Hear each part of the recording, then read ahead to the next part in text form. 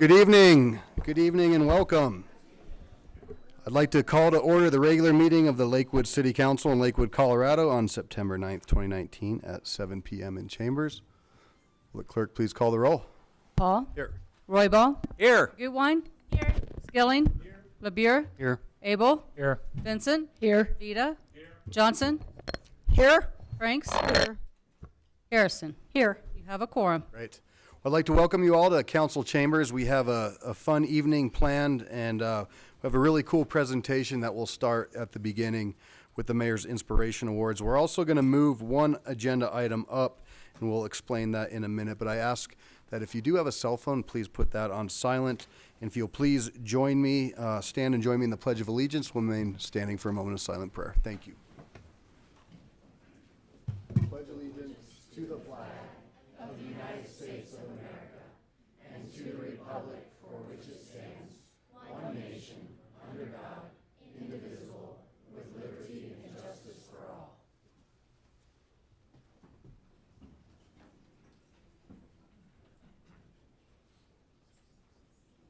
Thank you. Please be seated. So, Charlie, we're going to pull up that number.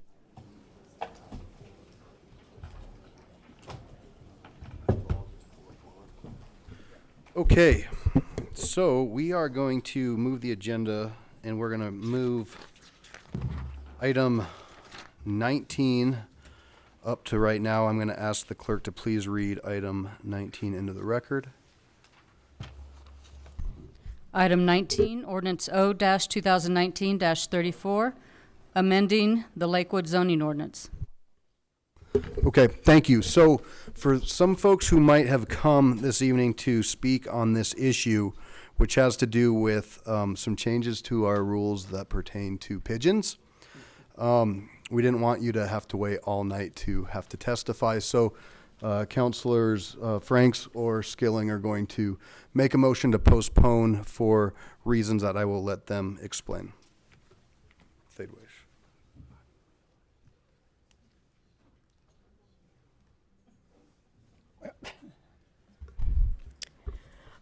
So I wanted to kind of explain, from council, we have council requests for action, and that's when we put together something that one of us wants to move forward. All of us can submit those, and then the council body as a whole decides to move something forward. And so this council decided to move the ordinance for small animals forward, and because it's a land use matter, it goes to the Planning Commission.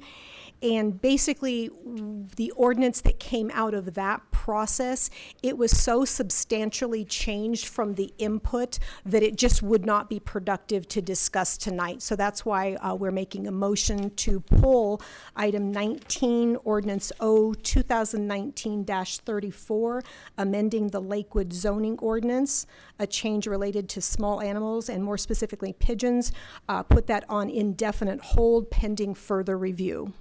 Second. Okay, we have a motion and a second. Is there any discussion from the council? Seeing none, please cast your votes.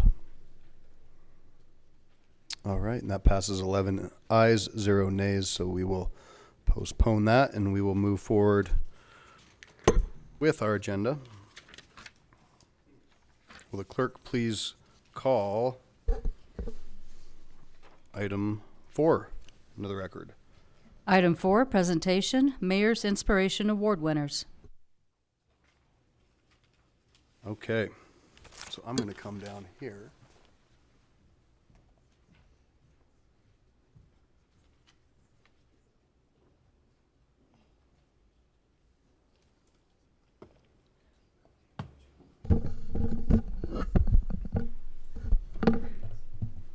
So this is, again, a special evening to celebrate what makes our community great. And that's the incredible individuals and organizations that do things day in and day out because they care about our community.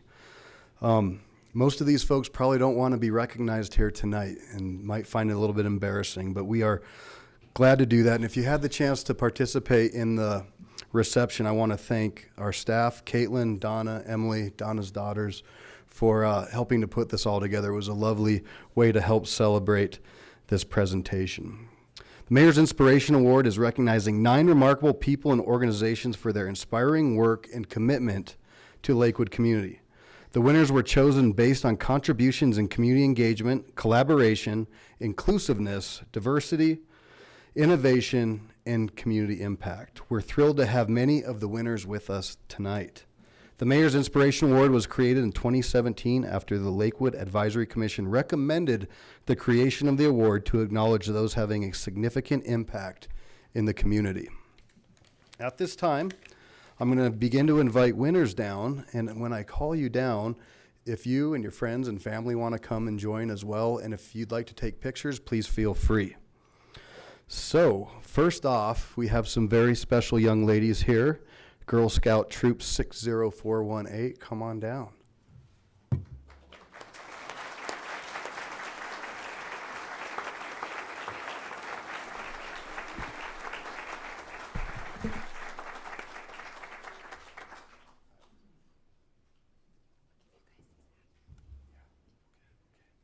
Okay, so Girl Scout Troop 60418 is hungry to learn about ways to impact their community. Once the troop finds practical ways to help, they spring into action by setting then implementing a goal. Troop 60418 use the income they earn from cookie sales to purchase items for people experiencing homelessness. They purchased the items, assembled the goodie bags, and organized deliver to the Lakewood Police Department for distribution. The goodie bags also contained a note from the troop explaining the gift and even included an empty trash bag to encourage the recipient to make their environment better than they found it. So let's give a special thank you to Abigail, Sophia, Daphne, Taylor, Kay, Micah, and Mika, and their adult helpers, Katie and Sable.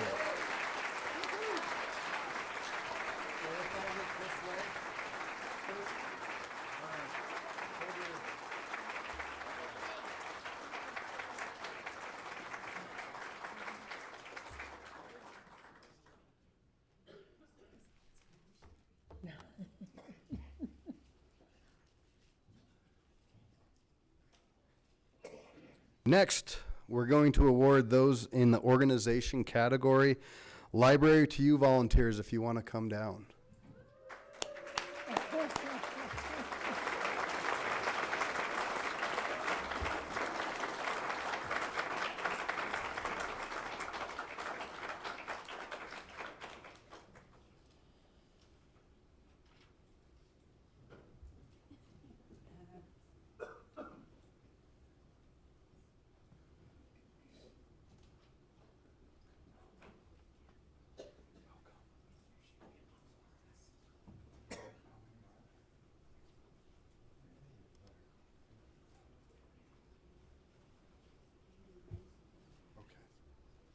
So it sounds like this is just a small portion. There's 50 of them. So nice representation tonight. Library to you volunteers bring access to the library to folks who cannot leave their home due to injury, age, or incarceration. Without these volunteers, the public library would struggle to meet the needs of the community for which they serve. Volunteers pick up prepackaged deliveries from Lakewood libraries to deliver to homebound residents in all seasons of weather. They also fill the technology gap by placing holds on publications for residents who lack computer skills so they can get the items they want most.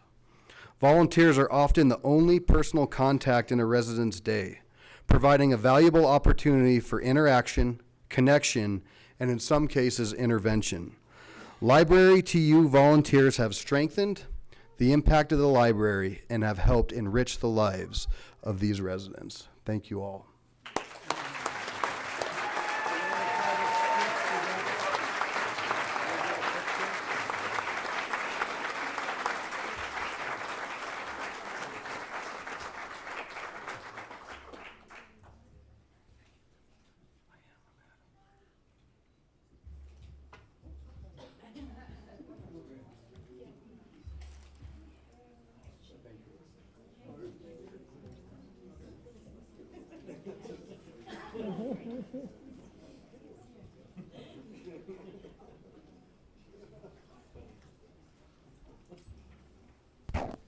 So next up we have Mommy Rocks.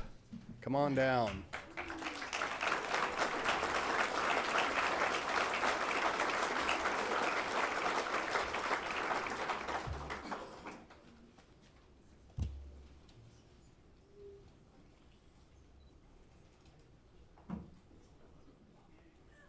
Well, you rock. Mommy Rocks has been serving new parents and their babies in the Lakewood community since 2002. Often when a baby enters the world, new parents don't know what they'll need to help nurture the bond with their child. Mommy Rocks strives to support the bonding experience by providing rocking chairs thanks to generous donations of supporters. The organization even fits the new parents to the perfect chair to address their needs. The rocking chair provides a safe place for the baby to nurse, to cuddle, to be soothed, to sleep, or to hear a story. Mommy Rocks is a bright light in Lakewood that helps new lives in our community shine. Thank you.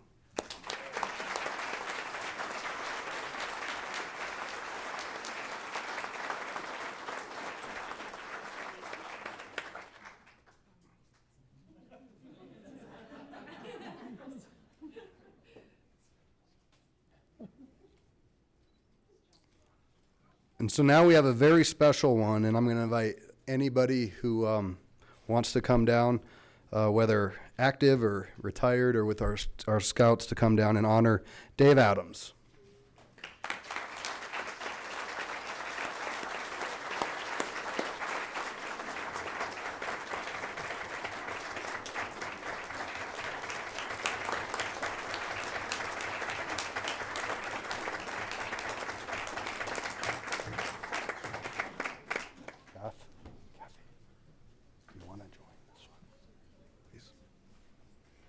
Well, this is really cool and very special for a lot of reasons.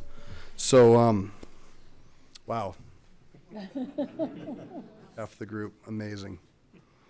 Dave Adams has been a volunteer leader for over 25 years with Boy Scout Troop 537. Mentoring and teaching Boy Scouts ages 11 through 18 years old, Dave's volunteerism doesn't stop at the Boy Scouts. He also served in other capacities in his community: Lakewood Junior Baseball Association, Boys and Girls Club, and the Lakewood United Church of Christ. He was also an active member of the Police Athletic League, but he always made time to work with the members of Boy Scouts 537, even after his own sons aged out of the pack. As a testament to the impact he made, as Scouts earn their Eagle Scout Award, they present a mentor pin to an adult who has helped them throughout the program. Dave has dozens of pins from grateful young men whose lives he has impacted. He has dedicated his life to the youth of our community. And not only has he dedicated his life to the youth of our community, but Dave was a Lakewood police agent who retired within the last couple of years, who could not join us tonight. He was a member of our honor guard, and you'd probably recognize him if you saw him today. So this is an incredible tribute from many of his colleagues and from the staff that love Dave Adams, and we want to thank you for everything that you've done for our incredible city.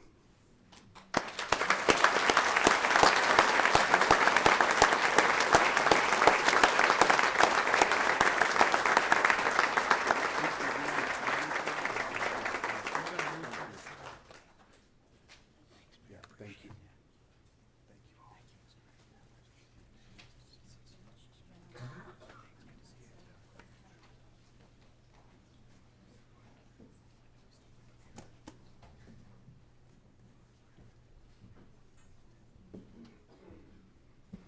All right.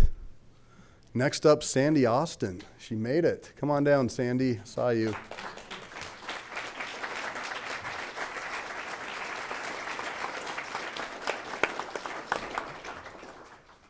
So I was just with Sandy. We were up celebrating the Believe It or Not, I Care special day today at Red Rocks Community College. So Sandy is a high-energy, retired Green Mountain High School counselor who created a team called Bionic, which stands for Believe It or Not, I Care. The team, comprised of high school students, was created to empower young people to reach out to students going through similar tough times, to let them know that they are seen, valued, and cared for, in hopes of preventing them from spiraling down into more serious issues, including suicide. In the past 6 months, Sandy launched Bionic as a nonprofit and is beginning to bring the team to many more schools, churches, businesses, and other organizations. Today, Red Rocks Community College announced that they would be participating. Sandy teaches our community how to truly care for others. Congratulations.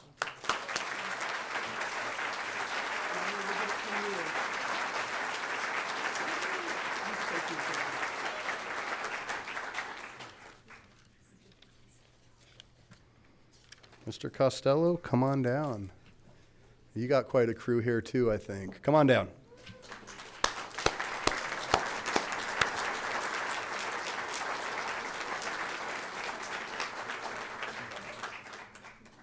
All right.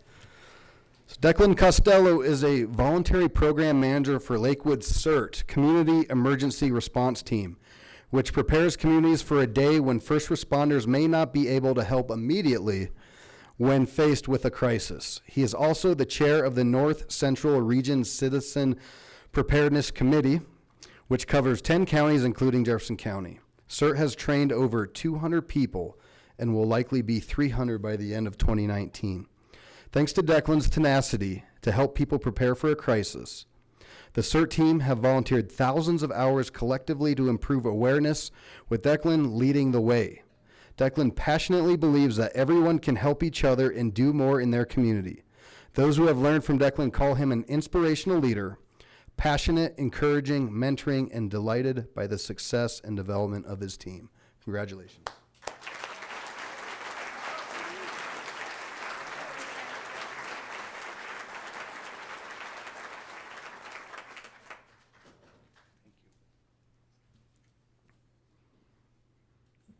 Kelly Cvanciger, come on down. I got the ger part. All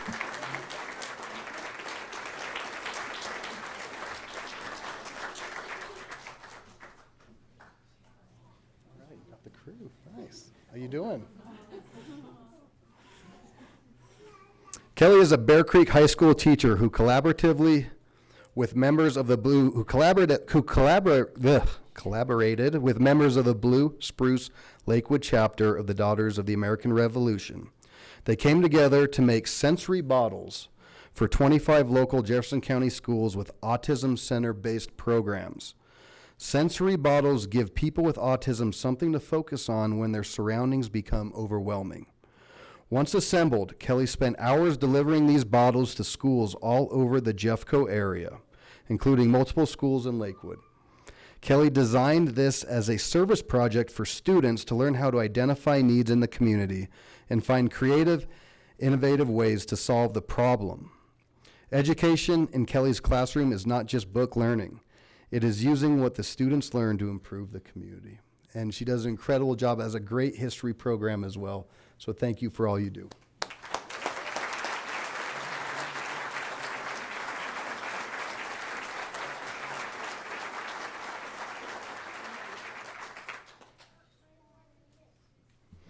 Tammy Fisher.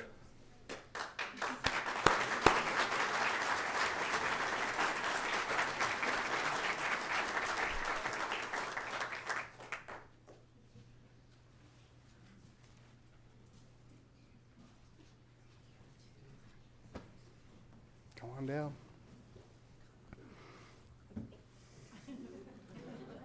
Uh-oh, somebody's get down here. I wouldn't mess with her. Right? Okay, we'll just wait a couple seconds.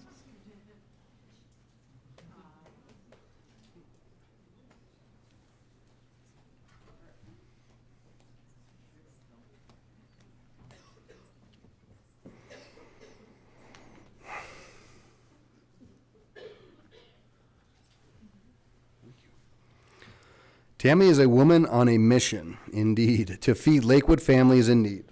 She supplies 1,000 pounds of food weekly to the veterans housed at 40 West Colfax, Harlan, in addition to her multiple visits to hotels along West Colfax to supply groceries.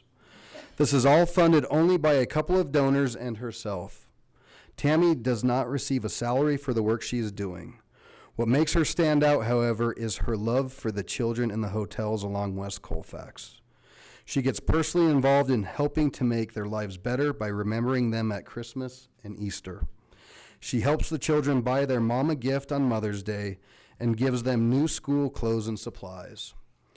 In the summer, on her day off, she loads the kids up in her van and takes them to a local swimming pool with passes that have been donated. Tammy truly loves these children who are living in rough conditions. She strives to make their lives better by giving them a chance to run, play, and swim. a day just to have fun, and a day just to be a kid. Thank you so much.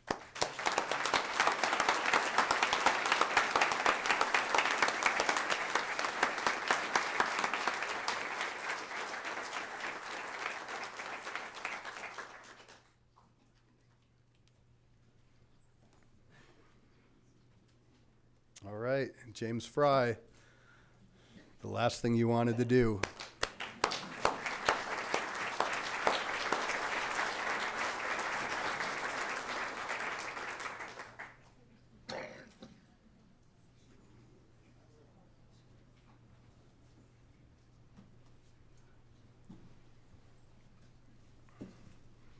James Fry is the founder of Mean Street Ministry.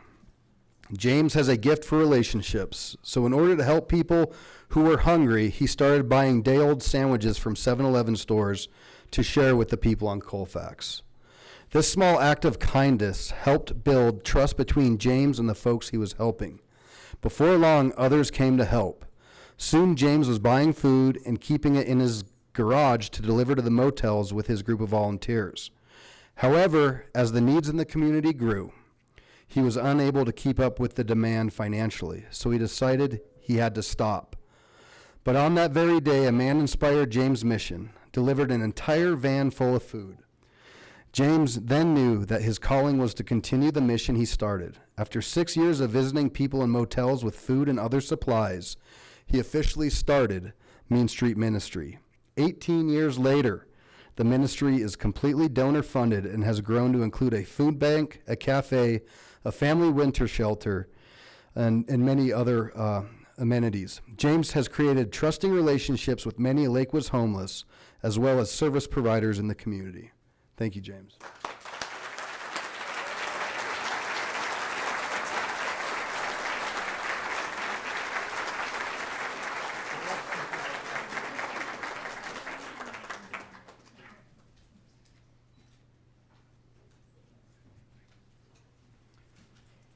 What a group. How about one more round of applause for all of our folks tonight?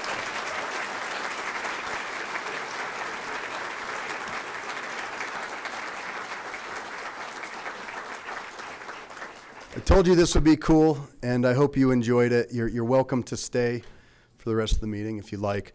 But I think what's inspiring is while we recognize these folks tonight, there are thousands of others out there doing things every day. And that's what makes Lakewood a great community. So again, thank you to them and thank you to you all for coming out tonight.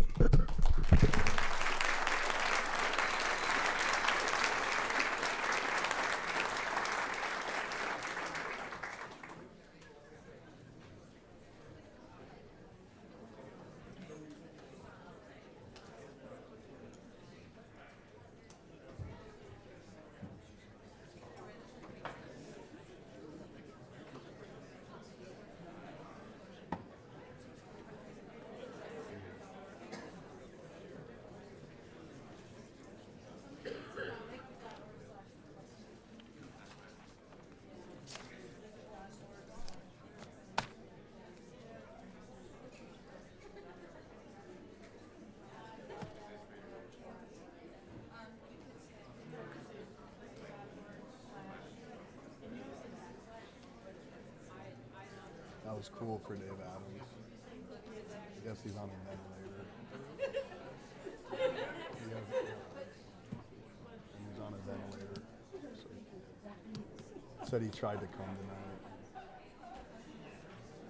But I saw him at the police award ceremony and he could still walk. He couldn't talk, but he could still walk. So as folks are leaving, if you'd like to come in from the back and find a place down here, that'd be fantastic.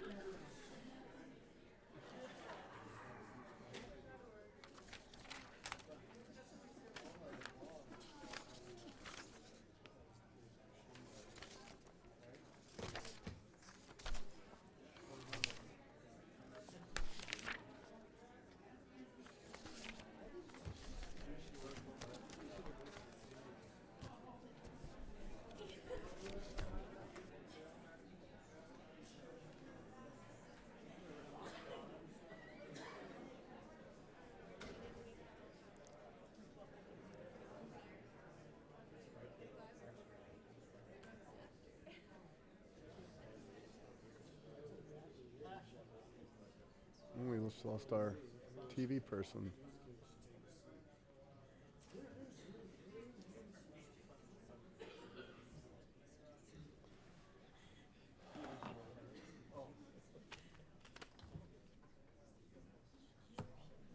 All right. Stace, are we good to go? Thank you. Madam Clerk, will you please read item 5 into the record?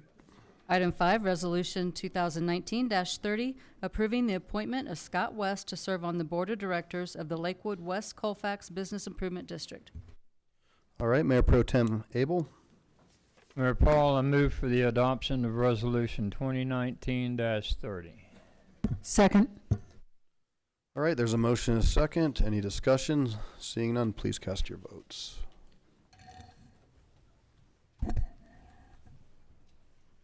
That passes 11 ayes, 0 nays.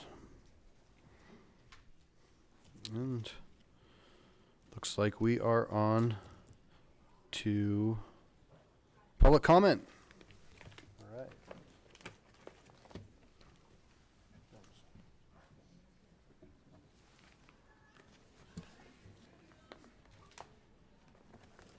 Charlie, do we have a script? No script.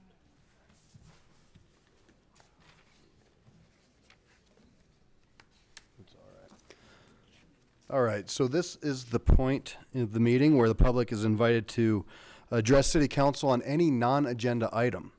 So general public comment will be 3 minutes per person. You'll have a timer right here, and the lights on the lectern will go green for 2.5, yellow for 30 seconds, and red when your time's up. And I will politely try to wrap you up if you go a little bit over. I ask that all in attendance respect the decorum of council chambers and refrain from audible applause or discourse with the speakers. So again, this is for non-agenda items, and we have a few folks who've asked to pool their time. And so I will start with Sandy Weathers, and looks like you're gonna pool your time with Mike Fletcher. Tracy, are you here? Yep, there's Tracy. And Nikki. Good evening. Welcome.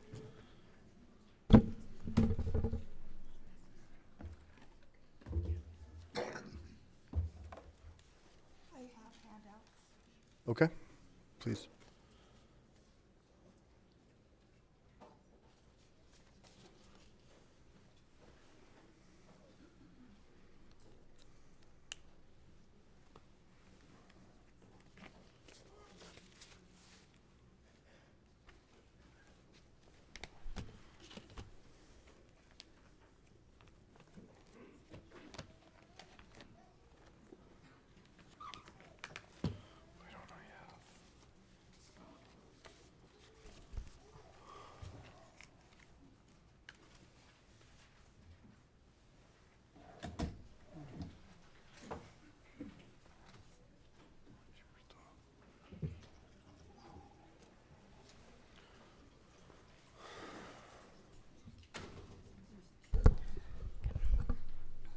Thank you. Good evening. On August 3rd, 2019, my hometown of El Paso, Texas, was the site of a domestic terrorist attack. My uncle, John Ogas, arrived at the Walmart 2 minutes before the shooting. My uncle was one of the fortunate ones. He survived, but his partner of over 10 years, Gloria Marquez, was one of the first ones to be killed that fateful day. The mass shooting in El Paso has shaken me to my core, not only because it happened in my hometown, but mostly because this was a racist attack on the Latino community. And I apologize for my voice, everyone, but it is what it is. Although I have spoken with about half of our city councilors offline regarding my concerns with diversity and inclusion in Lakewood, I feel in light of this recent event, it is imperative for me to make this public comment today.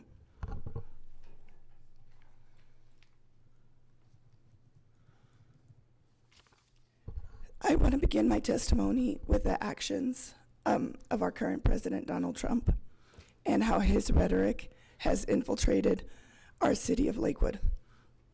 It began in 2015 when our president was running for office.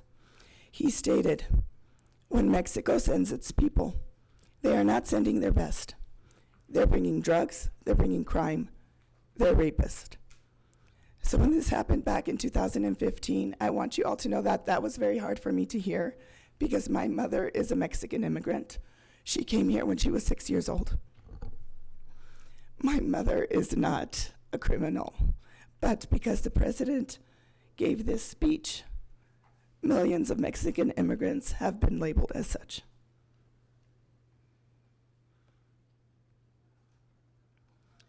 So some of you might think that these are just words that the president are saying. They're not hurting anyone.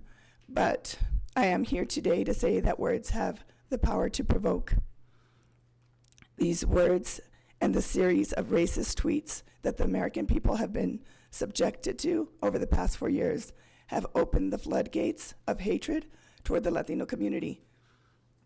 It is now socially acceptable to share racist comments online through social media. It is causing people to act, and this is what happened in El Paso. If you compare the manifesto of the El Paso shooter, you will see the second and third sentences spell out his motive. And I did attach the manifesto here in this document. It's a little small, I'm sorry. So what he says is, this attack is a result of the Hispanic invasion of Texas. They are the instigators, not me. I am simply defending my country from cultural and ethnic replacement brought on by an invasion. The word invasion has consistently been used by our president, so much so that he just purchased 2,000 Facebook ads using this terminology. Very shortly after I returned from El Paso, I logged into Nextdoor. I was back home in Lakewood, and I just saw something shocking on Nextdoor. So this was a post from one of our local residents here, and I have that post for you to see on the second page.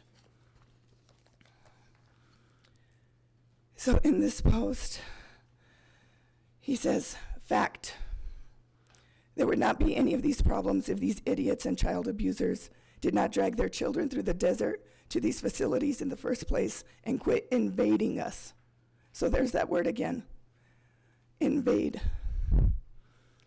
It's just become a trigger for me. Excuse me. So this word, if we're just looking at words, the word invade has provoked a man from Dallas to drive 800 miles to take 22 lives. Words have power, words have intention. And I know this is just social media, but people are so emboldened that these kinds of posts are even made to the Lakewood PD Facebook page. I do have a couple screenshots to show you from that as well. I do want to preface by saying I commend the Lakewood PD for taking down this post shortly after it was made. But the fact of the matter is it was made. So if you turn to page 3, you will see that there was a discussion made after the Belmar stabbing, which is very difficult. But what the poster says is, we didn't have this kind of stuff here until recently. Why do people ignore the cause? Maybe it's time to admit what it is and actually make some changes. Someone asked him, well, what do you mean by that? Then he says, criminals are the cause. Our police are not being allowed to do their jobs to eradicate our city of these criminals. Denver being a sanctuary to these criminals while disobeying federal laws, allowing them to spread into our surrounding cities. So there's another reference again of someone in Lakewood referring to immigrants as criminals. So those are just two examples of social media, but that's one form of media. We have something that I consider more dangerous in Lakewood, and I'm going to move on to the harder subject for me tonight, and that's of the Lakewood Watchdog. So I have a copy of it here. We don't know a lot about this publication, because we don't know who funds it. It doesn't have subscribers. It doesn't have advertisers. So what we do know, we have a name on the back, Dan Smith. Dan Smith is a former Ward 3 City Council candidate, and I have been following him because I like to know where news comes from. I think everyone who gets this and reads it should know where it's coming from. So what I've been able to find out is Mr. Smith has a long history of posting racial Facebook posts, and they are horrific. And I'd like to share them with you today, and it's hard and it's ugly, but I don't know how else to make this clear to everyone that we're living in a time where we need to stand up against this. So if I can put this here.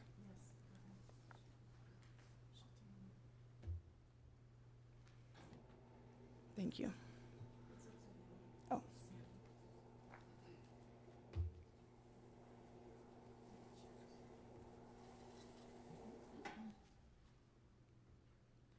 So the very first graphic, we have Facebook post by Mr. Smith. Just drove through Ferguson, didn't see any problems. That's a picture of a semi-truck with body parts hanging out. Mr. Smith's comment is, "This is how to get it right." That's provoking violence. I have a big issue with that. The second graphic that I have is a picture of an Asian man. "I'm Chinese. My people were slaves in California during the 1800s making railroads. You didn't know that because we never asked for handouts or blamed Whitey." This bothers me as well because I know a thing or two about history. The Chinese did have a labor movement. I mean, to just say that, they accepted this is just false. But I'll move on. I don't want to get into history. This next one, while Democrats fight for illegal aliens, millions of American children will go to bed tonight hungry tonight. DACA, Democrats Against Children of America. So we are in an awful situation right now where we have children in cages. We have children who have been separated from their parents. And I don't care where a child is from. This is not okay. I think as Americans, we need to take care of all children. So to make a comment like this saying that, oh, Democrats care about illegal immigrants, it's just not okay. And this is the last one I want to share. I have some more in your packet. There's a lot of them. I could go on all night, but I'm just going to keep this short. This is immigration, and this is a foreign invasion. So there's that word again. So he shares the same mentality that we're being invaded. So let me get back to, if you can give me a second to get back to my place.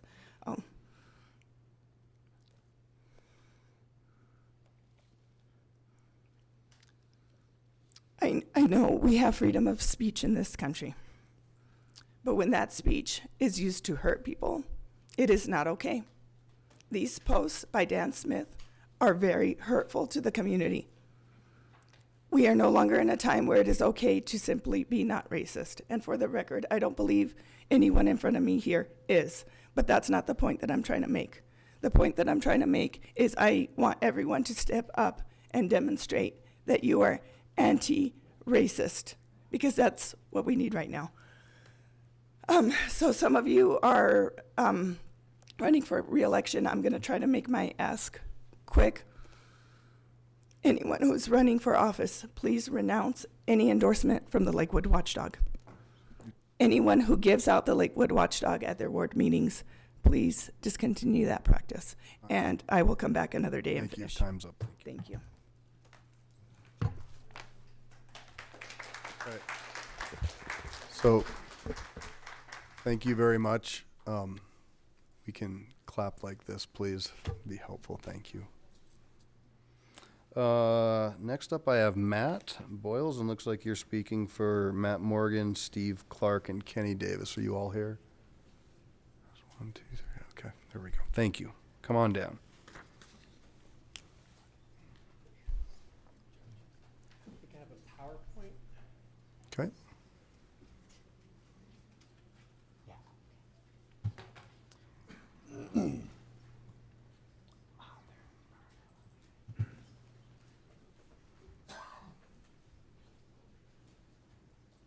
Then next up is going to be Bob Spawn. So this will be a 10-minute presentation, up to 10 minutes. All right, hello, thank you. My name is Matt Boyles, and I'm standing in front of you tonight representing a small but passionate group of people. We call ourselves Crash. They're sitting right over there. And the Civil Air Patrol, we have teachers and families are the people that we serve. So,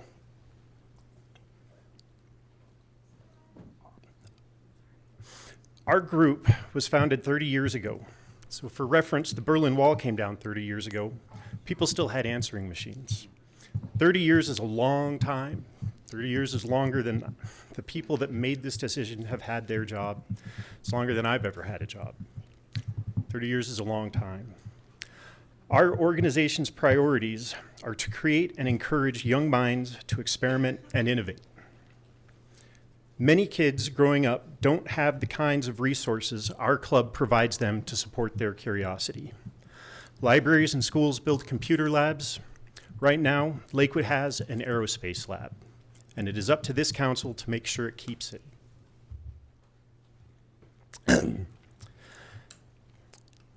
The city has, over the years, been the proud owner of an incubator of young scientists and engineers. These young, bright minds grow up to support the second largest aerospace economy in the country. That is what our group does and what we want. We want to provide at no cost, other than the price of entering the park, which seems to be getting to be a lot these days, a place where bright young minds and the families that support them can come out and explore those ideas free from a computer screen. They can see their simulations acted out in the real world. Parents and children can enjoy the park in a completely new way. There is something about seeing the joy on an 8-year-old's face running to get a rocket that he built so that he can fly it again that will change the way you see this world. Once you've seen this, then you will know why we do what we do and why this is important. Over the years, we have provided a safe and structured place to support the Scouts, high schools, university students, families. One of our members wanted to make it to this meeting, but is instead volunteering with a Cub Scout group, building them rockets so that they can come out and fly them with us later this year. Our group volunteers with high schools, mentoring students for the American Rocketry Challenge. It's a national contest, the winners of which go on to Europe to compete against the world. Without this site, we won't be able to do that anymore. University students won't have a place to test out their projects. More families will spend weekends inside watching TV. This is important. We provide a safe, structured environment with all of the equipment needed to fly. Our club members have the experience and knowledge to tell which rockets will fly safely and which rockets need to stay grounded. If Lakewood takes this height away, they will lose this pool of experience. The other suggestions were to find someplace else, and we did our best. There is nowhere else. As you can see from this map, people come from all over the state because this is the only place left. I know of a father that flies in from Boston on Friday nights so that he can launch rockets with his son. We have looked for a location that everyone could afford, that was close enough to where they lived, that would also be suitable, and there are none, especially none like this.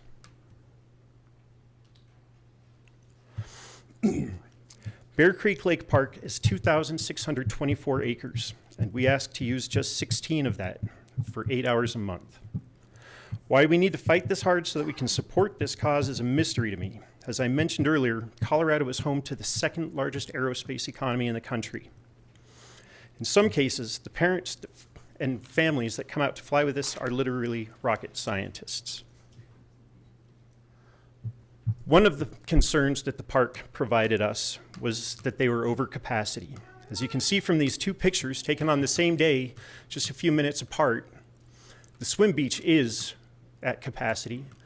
The area that we launch is empty.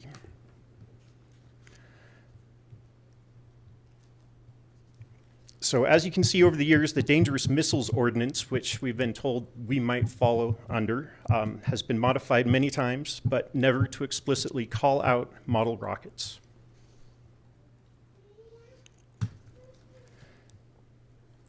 We feel that our activity is just as valid an activity as the others in the park, and that if the park was willing to work with us, we could manage this effectively. But so far, every compromise we have offered, they have declined. So we would like to ask the City Council to move forward on a study session for a new ordinance to define the term model rocket and designate our location at Bear Creek Lake Park as an official rocket launch site. In the meantime, we would like to be ensured that we will be able to continue using the launch site in 2020.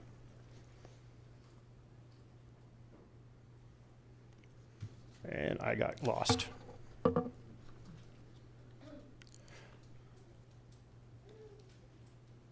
Oh, it's because I have a different version. So thank you for your time. I think there's a version of this PowerPoint that has the other information, but we would like to invite all of you to our next launch. It's on September 21st. I think we have the Civil Air Patrol there that day. And it's at Bear Creek Lake Park in the Mountain View part of the area. And yeah, I'm not sure which version of this PowerPoint you have, but we'll get you the most up-to-date one. Great. Thank you. Thank you. All right, Bob. And then I have Juanita Cordova. Pass, okay. And then Adriana Hannigan.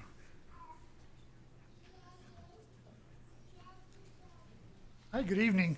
Good evening. Time. You bet, welcome. I'd like to follow up a little bit on Matt's talk. I'm Bob Spone. I live in Longmont.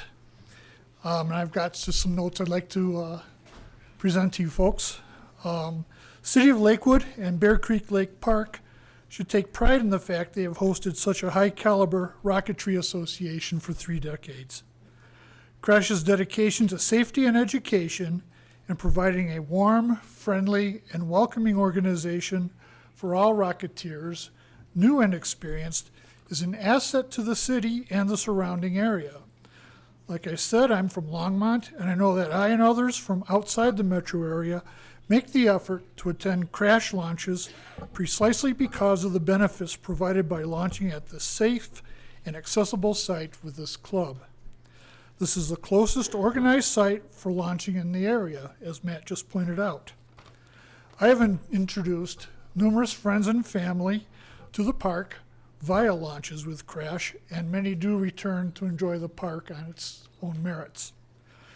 So I would suggest, instead of trying to close down an educational, safe, and extremely popular activity, I urge you to strive instead to embrace the mutual benefits of continuing this great partnership. Crash can continue to serve, inspire, and mentor hundreds of flyers each year, and the city and park will continue to receive the positive exposure and continued revenue Crash provides each year. Thanks for your time and consideration. Thank you. Adriana?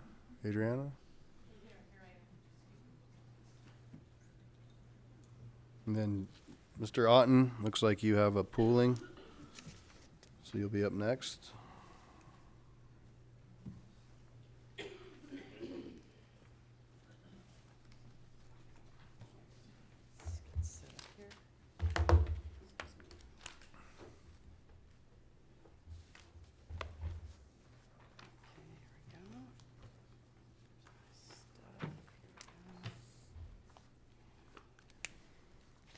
Sorry to keep you waiting.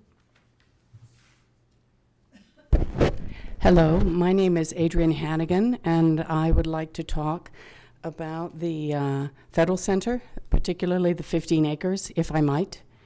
And what I would like to say is that there is going to be a presentation here by, I think it's Mr. Walker's slideshow. And in one of the slides, do you have the thing where I can show what I'm talking about? Sure. Where do I There you go? go. Where my phone is? Oh, Thank you. That helps a lot. Okay. So what we have is, I'd like to clarify what he's talking about in slide 9, and that is in particular, it says contaminants in soil are only harmful to humans if direct exposure or breathing dust. And my question is, if contaminants are in the soil at the Federal Center, then they will be inhaled into the lungs whenever the wind blows. And those contaminants, I think, are the polycyclic aromatic hydrocarbons, and they cause a lot of damage to young children, to fetuses in utero, and things like that. And then also in slide 9, if contaminants are in the soil, they will be inhaled into the lungs, as I said. And then it states that no one uses the water. Who doesn't use water? That's really very strange. Right here. It says here that no one uses the water, will not in future. How are you going to stop people from doing that? I think that that's very interesting. And then there's also something else. In slide 10, it says, there's also a letter Mr. Walker wrote on February 14th to Travis Parker. And he says that the GSA constructed short-term soil and vegetation cover over a portion of the landfill. If it is only temporary, who pays for the permanent solution? Does the public health, basically there was a public health document right here. Does this still apply? I'm just wondering about this. And then I have one more thing to present. I see I have 31 seconds and I need to wrap this up. I have 25 copies of this. Can people see this? No, nobody can see it. Okay. Oh, very good. Thank you. Okay. So what we have are the lists of polycyclic aromatic hydrocarbons, and they cause a number of problems. The PAH exposure lowers infant IQs, things like that, and I have lots of things to hand out. So anyway, I just wanted to point out the dangers of this. Thank you. Thank you. Mr. Otten, looks like you're speaking for Carol Baum, Lynn Judson, and Nancy Palazzi. Okay.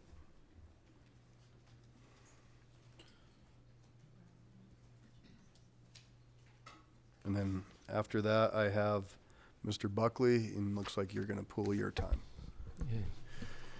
Good evening, Mayor and City Council members. My name is Jim Otten. I live at 1868 South Beach Street in Lakewood. I have some comments on the 59-acre parcel, again on the northwest corner of the Denver Federal Center.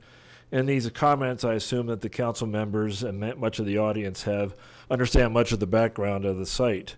I apologize that my slide presentation wasn't prepared in time enough to get approval for its presentation, but there may be an opportunity to do so later. I have substantial credentials, I believe, to talk on this subject, specifically by background. I'm a retired USGS employee. My area of expertise was uranium, radium, and radon and the environmental geology thereof. And I have extensive background and work in the environmental geology in both local, nationally, and internationally on all three of those radio elements. My comments here are my own. I do not currently represent the USGS or any other federal or state agency. I'll give you part of the bottom line first, and that is that the Colorado Department of Public Health and Environment has declared a specific status for both the 15-acre portion of the 59-acre site and the 44-acre portion of the 59-acre site.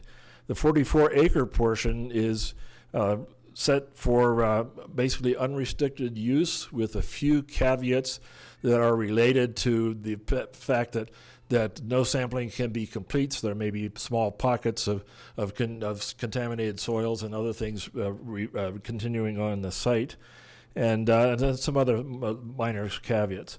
The 15-acre site is also set aside for unrestricted use, but with strong controls that would be basically supervised by the Colorado Department of Public Health and Environment. So the plans that might be made by a future user of the site would be reviewed, and then the precautions that they would be set by the Colorado Department of Public Health and Environment, depending on specifically what the plans would be. For example, if there was a deep invasion of the site for foundation of a structure, that would require probably at least localized cleanup, if not more extensive cleanup.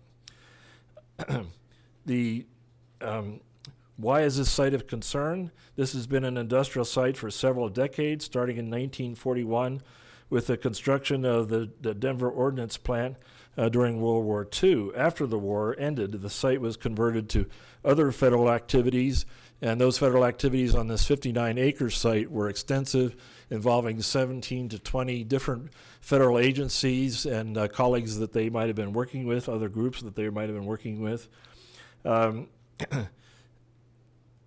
Aerial photos are an important indicator of these past activities, both during the Denver Ordnance Plant time frame and then during the Denver Federal Center time frame.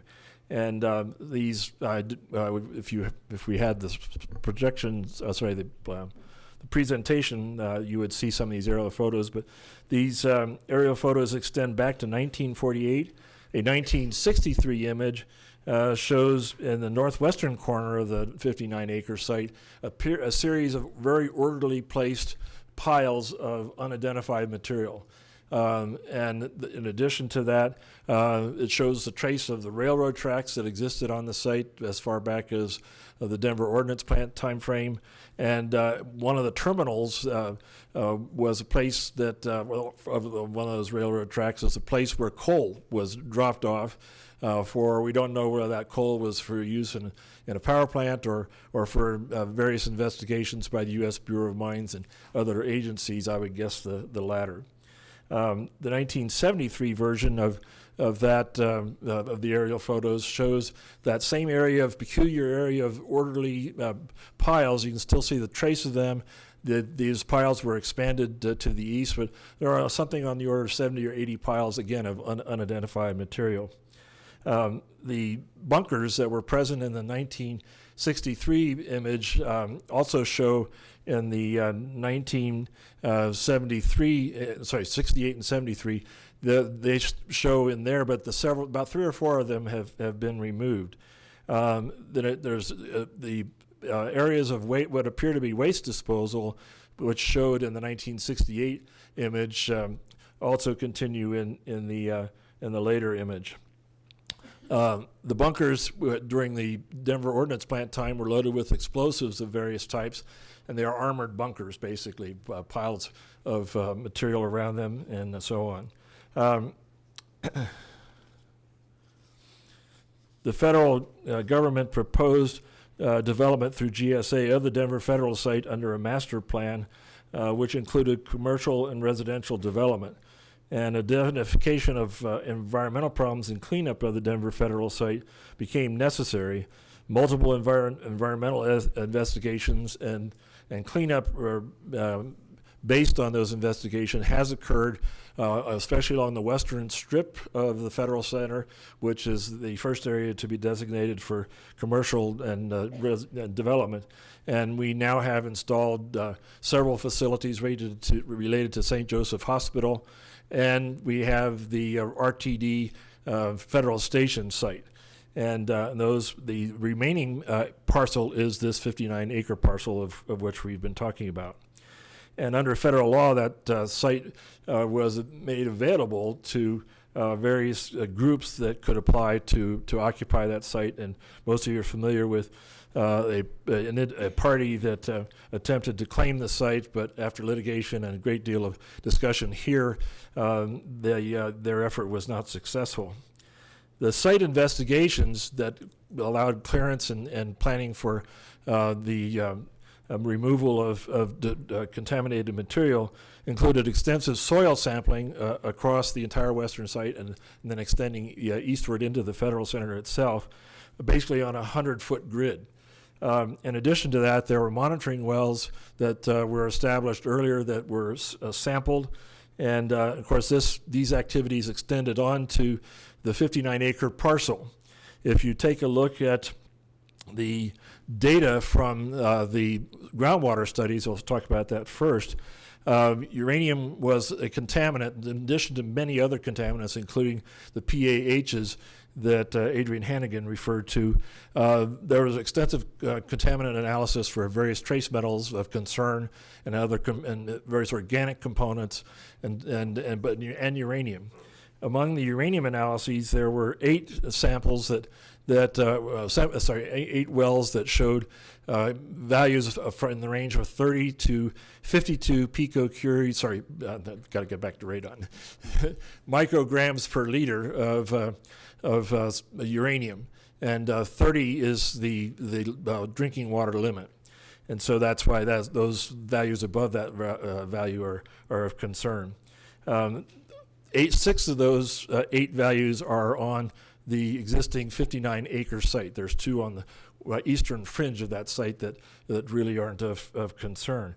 So we have uranium that appears to be present in the groundwater, and there was speculation that this groundwater uranium concentrations were from natural leaching of the soils.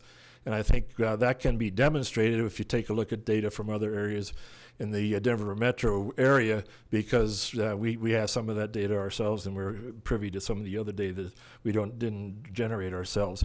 However, elevated values can also be caused by leaching of uraniferous materials that may be in the soil or were present in piles of radioactive rocks and other things that have been described in the various sites in the area. And speaking of those sites, the 59-acre site was divided into about 8 investigation areas, or IAs, based on the characteristics of the various areas that they investigated. And there were 3 areas in which radioactive materials were represented. And if I had the map, we could point those out. Soil sampling and ground monitoring were important aspects of the work on the site. One of the questions that, or the conclusion that I have reached, would be that uranium analyses of the soil samples, if they're still available, both surface grabs and so on, this can be done radiometrically if possible. And water samples need to be checked using uranium isotope analysis. One of the things that we can think about is what's the effect of using this site in various ways. And my own personal feeling is that opening this site up to commercial development and residential development and so on is one of the least preferable of the possibilities. Thank you very much. Thank you, sir. Buckley? Mr. Buckley, it looks like you're speaking for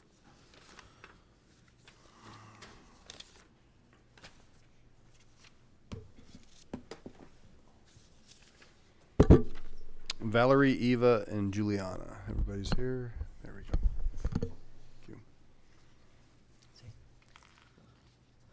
Good evening, Council. I'm here tonight to talk about campaign finance in Lakewood elections. It's an issue that I've taken great interest in and followed for a while. I do want to thank you for your efforts back in February to pass a updated and stricter campaign finance ordinance. I was following the some of the debate and the passage of that, and I was happy to see it. We've known for a long time that campaign finance is a big issue in Lakewood elections. In the election that we just had in July, there were record-setting amounts of money. A lot of people made a big deal about the fact that the Yes campaign had hundreds of thousands of dollars donated to that. Fortunately, we know basically who those groups were. We don't always have as much transparency as we like. Some of the groups that donated large sums of money, we don't know where they got all of their money from, but if you dig a little bit deeper in different reports at the state and federal level, you can in fact find where some of that money comes from. But beyond that, there is a lot of money in the elections that is never reported.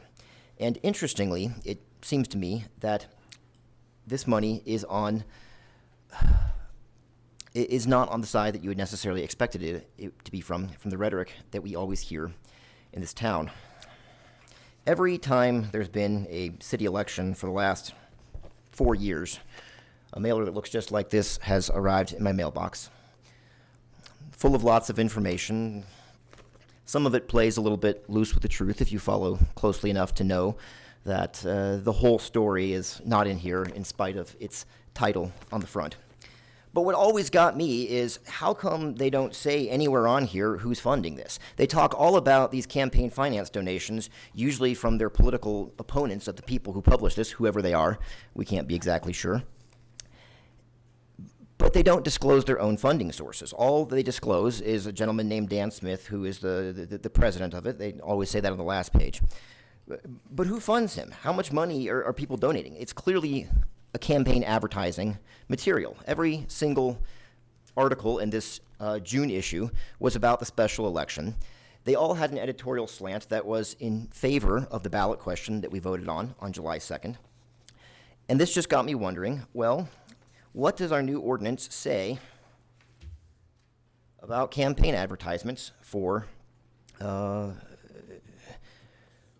issue elections?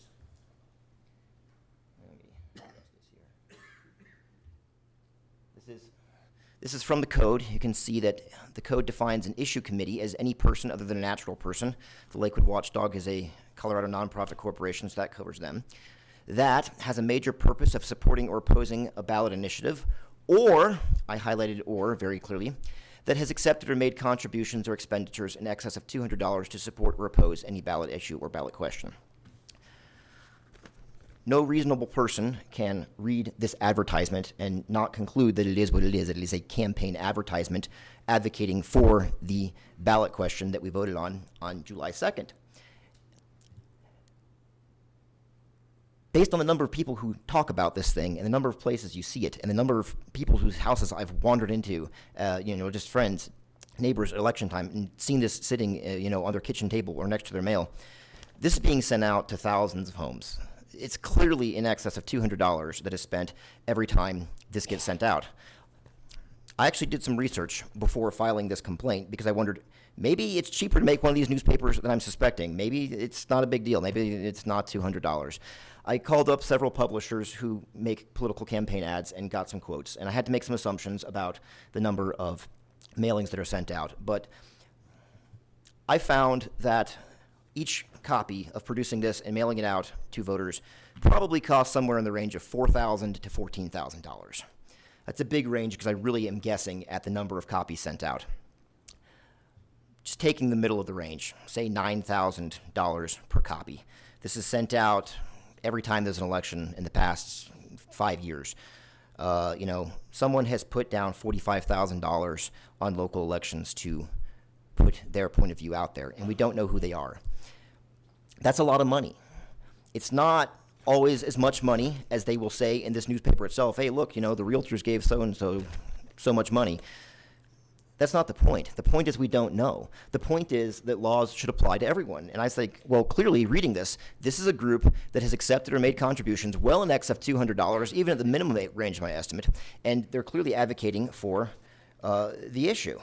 So I filed a campaign finance complaint with the clerk on June 24th. About a month later, the city clerk got back to me dismissing my complaint. Here's the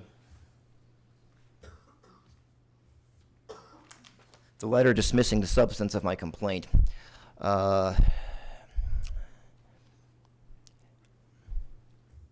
go. I'm trying to find this. If you read the bottom paragraph on that first page, it says that the test to be applied to find out if this section of the campaign finance ordinance has been broken is not just has the expenditure in excess of $200 been made for advocating for or against a ballot question. The group must also, it says there on the bottom paragraph on the first page, and whether the Lakewood Citizens Watchdog Group has a major purpose of supporting a ballot question. And, it clearly says and in the letter dismissing my complaint. Going back to the letter of the law, it says the group must have a major purpose or accept or make contributions in excess of $200. This greatly baffled me because when I read laws, I'm not a lawyer, but I tend to assume that words have their ordinary meaning, that or means something different than and. I write a lot of contracts in my job that do get reviewed by lawyers, but these lawyers have tutored me on the differences between and or, and I know what or and mean, and they are different words. Nevertheless, the clerk, in her wisdom, said that it must be an and. This confused me so greatly that I sought out some advice of some attorneys, which I wish I had done before I filed the complaint. But I figured I would never have the money to pay them, and it wasn't really that important to me. But I was assured that the Colorado Supreme Court and the 10th District Federal Court have interpreted in this exact wording the word or has to mean and. It's baffling, but the legal theory goes something along the lines of we're somehow impinging on people's federal First Amendment free speech rights if anyone who spends money in excess of $200 to advocate for something they care about has to go report it publicly. But I think that most citizens don't look at things that way. I think the point of campaign finance laws is that we want transparency. We want transparency from everybody. And using this loophole in the law that the clerk has defined for me and that at least one attorney said, yeah, probably has some merit, it's a wide open loophole in our campaign finance law that I would very much like counsel to see if there is anything that can be done, given existing court precedents, to close. You see, what this means, that this phrase is interpreted to mean and not or, as it was deliberately written to mean. What that must mean is that if you want to advocate for or against a ballot question, no matter what it is, no matter who you are, all you have to do is form a group that pre-exists the ballot question and use that group to advocate for lots of things. You might have opinion on more than just one issue, so advocate for as many issues as you feel like. And suddenly, you don't have to report who your donors are. You don't have to report who your expenditures are or what they're for, because now your major purpose is not to advocate for or against this one specific issue. Now your major purpose is to advocate for lots of issues, and the law doesn't literally say that that's not allowed. It has to be one specific narrow issue. Otherwise, you're not covered. Using that kind of logic that was in the clerk's dismissal, we can see that Citizens for a Sound Government, a conservative national advocacy organization that registered to oppose Question 200, didn't have to do that because they exist to oppose and support all sorts of things. They're a conservative national advocacy question. They've taken position on all sorts of things. The Hispanic Chamber of Commerce registered as an issue committee. They didn't have to. The Hispanic Chamber of Commerce cannot plausibly say that their major purpose was to oppose Question 200. They've been around for decades. Their purpose is obviously to support Hispanic businesses. They didn't know that. Probably what happened is that they just read the code as I did to mean or and not and. It is a problem that we need to fix in this city. And entities like the Lakewood Watchdog, who has a very clever lawyer, Alexander Hornaday, law partner of former Secretary of State Scott Gessler, they've found this loophole. We know that much. We know that those are their registered agents.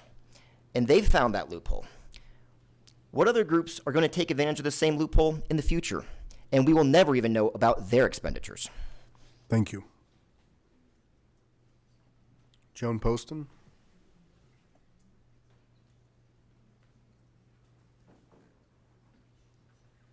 And then I have Brian Houghton and Bill Furman. Bill, did you wish to speak? Or does that say item 22? Okay. That'll be under public comment.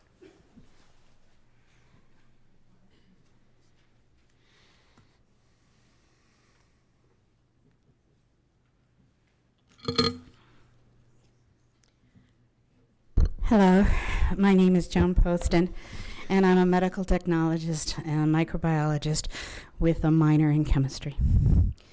And I've come today to speak to you in support of the proposal for the request for consideration of the use of the federal center lands to be removed from development and placed in open space forever. I was very passionate when this land came out to be made into an area for the homeless. And I did travel to Washington, D.C. in March of 2017 on my own dollar to talk to people about this. This land has an EPA restriction on a landfill, which is capped with cement in the northern 15 acres.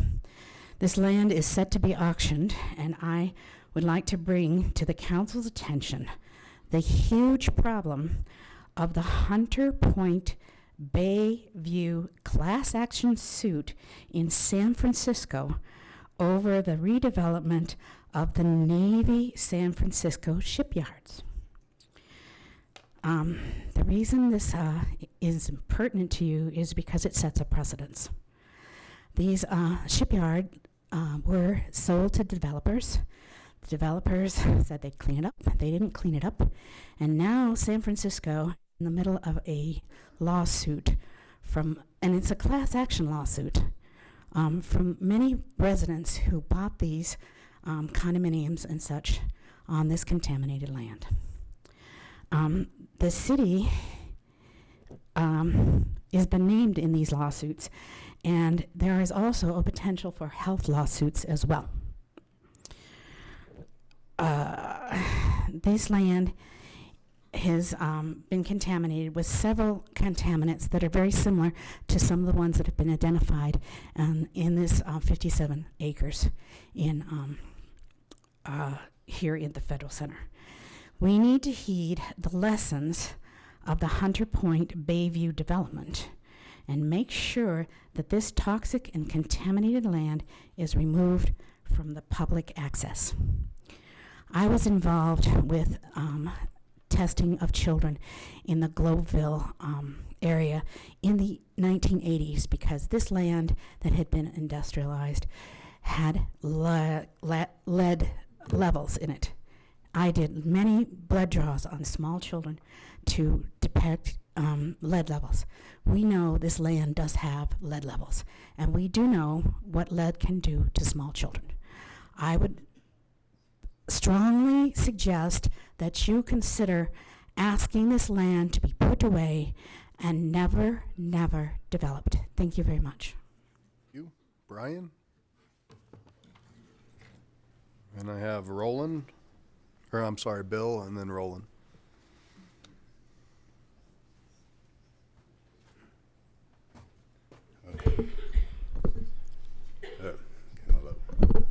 Guess that's as low as it goes. Thank you, City Council and Mr. Mayor, for taking this opportunity to hear our side of the story. As you can probably tell, I'm a rocket guy, and so I was here to speak to you about keeping Bear Creek Rockets site for everybody.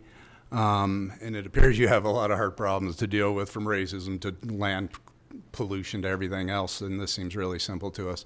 But what I want to do today for you guys is tell you a really quick story. I fly mostly at Northern Colorado Rocketry, which is the next closest site to what you guys have, and it's 3 hours away up by the Wyoming border. And for the past couple of years, I've been volunteering to give back to the community with the crash members that are here today with the Boy Scouts and everybody else. And one time I was launching the rockets actually at Bear Creek, and a gentleman walked up to me and he said, my son would like to fly his rockets here. And so I told him, everybody is welcome here. And so they got their rocket ready to go and everything, and when it was his turn to fly his rocket, his name was John, he came up and he stood next to me, and we have a special button for the kids so that they can actually fly their own rockets. And I told John, it was interesting, he was talking about the grass is green, chicken tacos, okay? And I told him what I tell everybody. I say, okay, I'm gonna count down from 5 to 1, and I'm gonna say launch, John, and when I say launch, you're gonna push that button, you're gonna hold it until your rocket goes off. And so I checked the range to make sure there's no hikers, bikers, people, birds in the air, anything, make sure it's safe. So I armed the system and I started counting. I said 5, and his rocket went off. I'm like, that's not supposed to happen. I didn't say launch yet. So I look at John, and he throws our button in the dirt, and he goes, whoo-hoo! And he takes off running across our closed range to get his rocket. And come to find out, John's an autistic kid. Okay? And so, with all the hard problems you people seem to have, if you're going to take something like that away from him, the joy in his face that shined like the sun was something. If you guys could have seen it, we wouldn't even be here talking about this right now. So I appreciate your time, and I pray you all choose wisely. Thank you. Thank you. Did somebody leave their glasses up here? Just FYI. All right.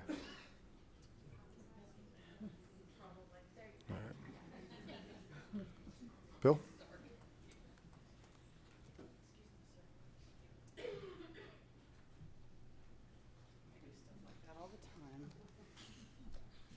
Is that your receipt as well? Good evening. Good evening, Mayor, Council. Thanks for letting me speak tonight. I know, as people have pointed out, you have on your agenda tonight to discuss the Federal Center land. I came here as a lifelong resident to talk about this property. I know that there's some councilors among you who are pushing to have this either lay fallow or be turned into a park. And while I understand there's a number of concerns about contamination at this site, I know people have talked about it. I think there's a variety of issues happening with that. One is I think they're conflating contamination that happens other places on that site, and also the contamination that is identified at that site, as we talk about, is most often the concern is lead, asbestos, and PAHs. And for those people who are here before me who probably know better than I do, PAHs are the byproduct essentially of burning almost anything, certainly of burning fossil fuels, of burning wood. And that's because that site was essentially a building burn site for a lot of years. Well, there's already been efforts to bury it under 18 feet of soil and an additional foot to haul soil away. There's been efforts to deal with it. Additionally, I think a point needs to be made. With our housing stock being primarily before 1980s, I think we'll find lead and asbestos are things that we know how to deal with and we have to deal with pretty much throughout this city and certainly throughout the metro area. So I do respect that those are issues and concerns, but I think it would be an extraordinary waste of one of the ideal sites for development. As this site is within walking distance to 3 of our major employers in the city, it's directly adjacent to 6th Avenue, it's directly adjacent to the light rail. It is a half mile away from the nearest residence. To make it a park, now I know one effort is to make it lay fallow, but to make it a park would be a waste because it would be a half mile from the nearest resident. This is not a walking distance for residential homeowners. So this is a site that might take some special care to develop, but the point is, even with the obvious appetite right now to slow growth, and I understand that's where we've ended up with the 200 vote, but even with that appetite, I think it would be almost a disgraceful waste to take one site that is ideally suited based on its opportunity for transit, its opportunity for jobs, to waste this site because either A, overzealous concerns about contamination, or that as an excuse to prevent any development in this city. So that's what I'm here to say. Thank you for your time. Thank you.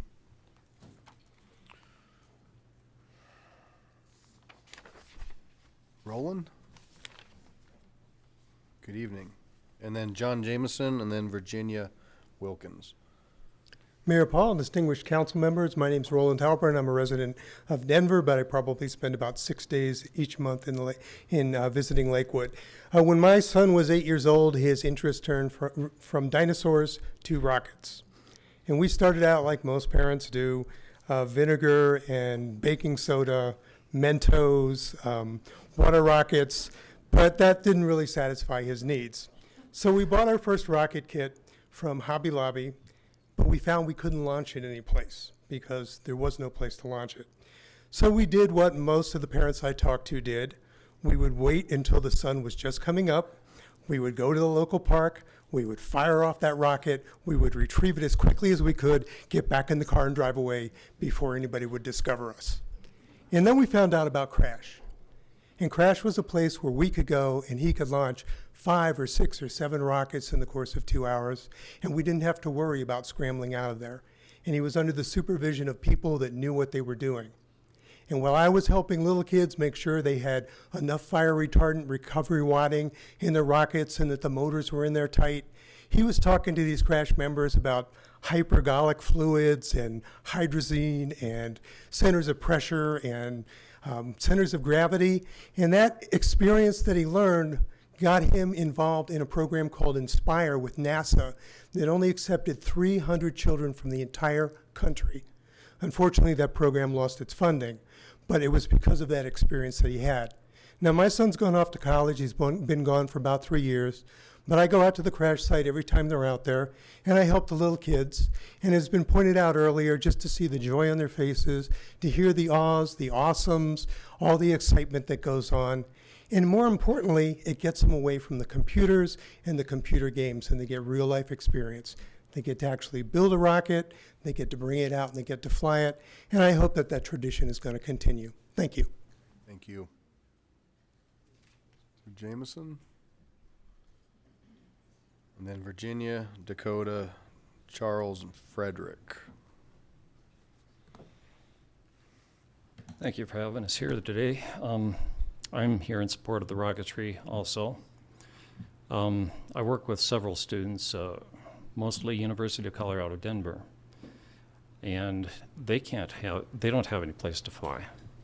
So we bring them to crash and where they can launch their first rockets. They haven't had the opportunity in childhood because things like shop classes were taken out of schools. Several things like that. And gradually we have lost area after area that we can launch in. The only place in Jefferson County, which is a big place, is Bear Creek Lake Park. That's the only place that's legal. And I think there is a safety issue that needs to be addressed, that we're the only safe place to launch. Otherwise you have people going off on their own, especially children, going off on their own, launching rockets, maybe starting a fire. And we're here to prevent that. We have safety rules. We have our own insurance. The city's not liable for what we do. And we are one of the safest hobbies in America. They claim the safest because of our rules and the way we've governed it. So that's a lot safer than bicycles or horseback, which do occur in Bear Creek Lake Park. Nothing against that activity, or fishing. Nothing against that activity either. We can all share, but they're all activities that need to be enjoyed. And actually, college students are reliant upon this park to. It's the only place convenient from downtown Denver to come and launch a rocket. They can, we require that they have a certain amount of experience before they launch bigger stuff, which is hours away from here where you can do that, which is fine. I don't mind going a long ways to launch a big rocket. But we require that people have some experience before they do that. And this is one of the few places where they can get that experience. I've worked with students who now have jobs at Ball Aerospace, ULA, Lockheed Martin, and I was going to mention one other, doesn't come to mind right now, but it is essential to education and providing employees for our aerospace economy, which is the second largest in the nation. Yeah, thank you. Thank you. Virginia?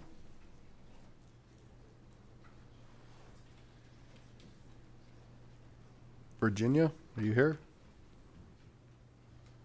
Dakota? Come on down. So, Virginia? No?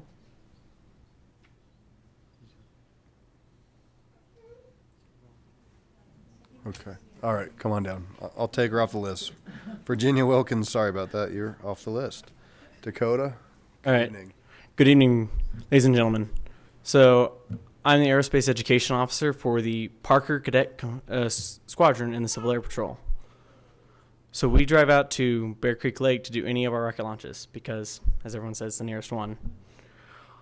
One of the pillars of Civil Air Patrol is aerospace education. We teach them everything from how to launch these small rockets to how to fly planes. And by taking these cadets through our stage of rocketry. We walk them through how to make the junk rockets, fizzy pops, all the way to single and then multi-stage rockets. And eventually we also have an advanced rocketry program, which I will be taking my cadets onto later. And Crash provides me the ability to teach my cadets to teach them the responsibilities of flying these rockets safely in a very controlled environment that is useful for them, not in just their current model rocketry lessons, but also in the future. These cadets will go on to become engineers, pilots, astronauts, some of them even.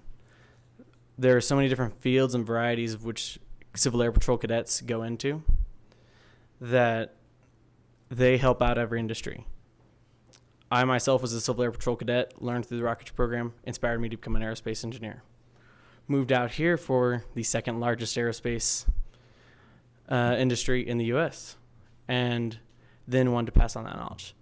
That is what I'm building, is I want to help these cadets learn and grow. And if Crash is not here, it very severely limits the ability to teach and to show what safety means in rocketry. Because not safety in model rocketry applies to full rocketry as well. So I want to point out the importance of Crash and the ability it provides to everyone, not just in Lakewood, but the Denver metro area, Colorado Springs, in the Rocky Mountains, out towards the plains. Crash is one of the few places where all these people can go to get these lessons and to fly safely. There are 8 Civil Air Patrol squadrons just in the Denver metro area. And as they said earlier, my squadron will be heading out there on the 21st, and we will be flying 25 to 30 rockets for my cadets. And it'll be in a safe manner. It'll be a nice, controlled, coordinated area. So please consider keeping the Crash organization alive. Thank you. Thank you. Charles Davis. Frederick Cobb, Jesse Ulibarri, Meg Boyles, Elena Morgan.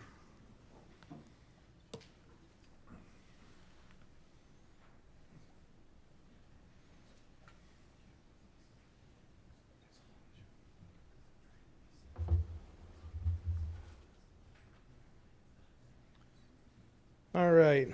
Thank you for giving me an opportunity to come up and chat with you for a second. First of all, I didn't know this Crash thing existed. This is totally awesome, and you guys need to keep it going because I have a lot of my youth was spent building model rockets, not missiles. So we definitely need to keep that going. I want to talk a little bit about this sign. This sign used to exist in Lakewood. When you came into Lakewood, you saw "Welcome. We are building an inclusive community." The signs don't exist anymore. And I think part of that is because ACIC is no longer ACIC. And when it was founded based off a diversity grant to build diversity in the city. And I think it's important that we continue to work towards a diverse community. And there's a lot of stuff going on in the city right now that seems to be moving away from it. Sandy talked about a lot of stuff in this country right now, which is moving away from diversity. And we need to fix that because our diversity is what makes us all great. I mean, I personally love margaritas, just so you know. And it's important that we have opportunities to have better and better margaritas. I think that's what it's all about. Anyway, ACIC recently changed its name to the Lakewood Advisory Commission. And about the same time it did that, this sign disappeared. And I would like the city to really think about renaming the ACIC back to ACIC, where it started and where it really belongs, and refocusing a concerted effort on bringing diversity into the city and into these commissions through outreach, through reaching into neighborhoods, into schools, into the organizations that are out there that can get some people to volunteer to be part of the city.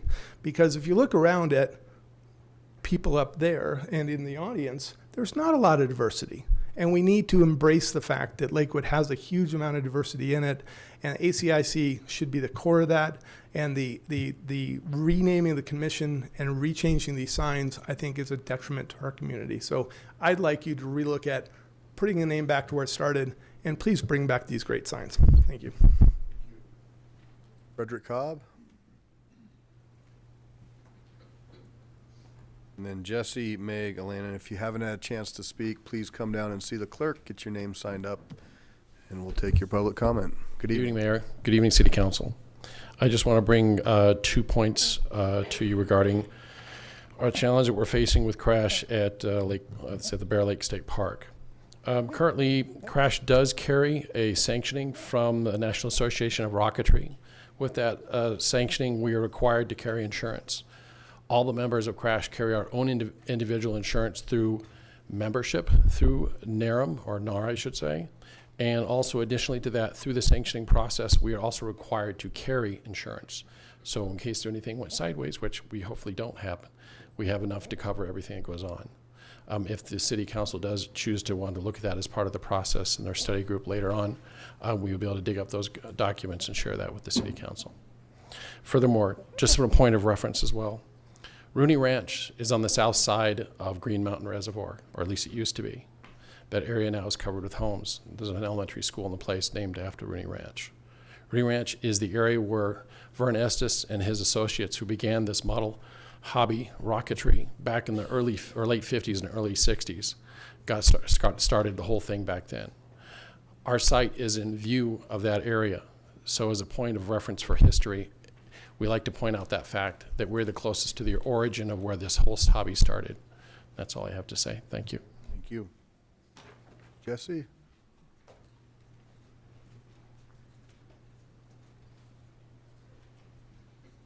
Good evening. Thank you, council members and Mayor Paul. I appreciate you listening to us. Once again, I'm talking here about CRASH, the Colorado Rocketry Association of Space Hobbyists, in case anybody was wondering. We do have a huge feed for social media, and in a positive manner, we do invite you guys to come and take a look at it and see all the participants from the Colorado region, as well as all the neighboring states, and all of our nationwide rocketeers who use CRASH, who have visited the site, and things of that nature. We do have an online petition that is also able to be viewed from that any one of those social media outlets, and you can basically just look up CRASH on Twitter, Instagram, Facebook, and you'll see that stuff on there. Let's talk a little bit about my typical day going to a launch at Bear Creek Lake, just to give you a quick rundown of how a rocketeer actually spends their day. We prep in the morning, get all our stuff ready, and get ready to take it out there. When we get there, we notice that there is a ton of Cub Scouts, a ton of people who are just visiting, and a ton of other rocketeers like myself who basically want to put their stuff in the air. So everybody in our club that helps run CRASH is a volunteer. We don't get paid for this. This is all time that we spend to make sure that everybody has a good time and is done safely and with all the proper precautions. So instead of me putting up my 15 different rockets that I took out there for the day, I will leave that stuff in the car and I'll go out there and make sure that Child A has the stuff prepped, that Parent B has the ability to have the child launch more during the day if they're able to do so. When we're done with that, we celebrate in the fact that all these kids were able to get the rockets in the air. And when we get a typical Cub Scout day, we have launched over 180 rockets in one day, which sets club records across the country at other clubs. CRASH is a very, very important part of the rocketry community, and we just want you to realize how big of a part the City of Lakewood and the parks have with this endeavor. We are petitioning that you folks investigate to allow us to keep the site. We feel that it does add a lot to the community from the people who go visit just even twice a year. That's, $20 a car that goes into the club. That goes into the park for the admin fees, as well as everything that happens around the City of Lakewood. We have Hobbytown, Colpar, which is located in Lakewood. On the days of launches, they're open on Saturday and Sunday. They actually will get declined business because of the people who aren't going in there to buy equipment and things of that nature for the club to do stuff on that day. the impact that it could add to the city of Lakewood by not having it, I think is pretty huge, and it's something I think everybody should consider. And thank you very much for your time, and thank you for everybody else who was here tonight for listening. Thank you very much. Meg?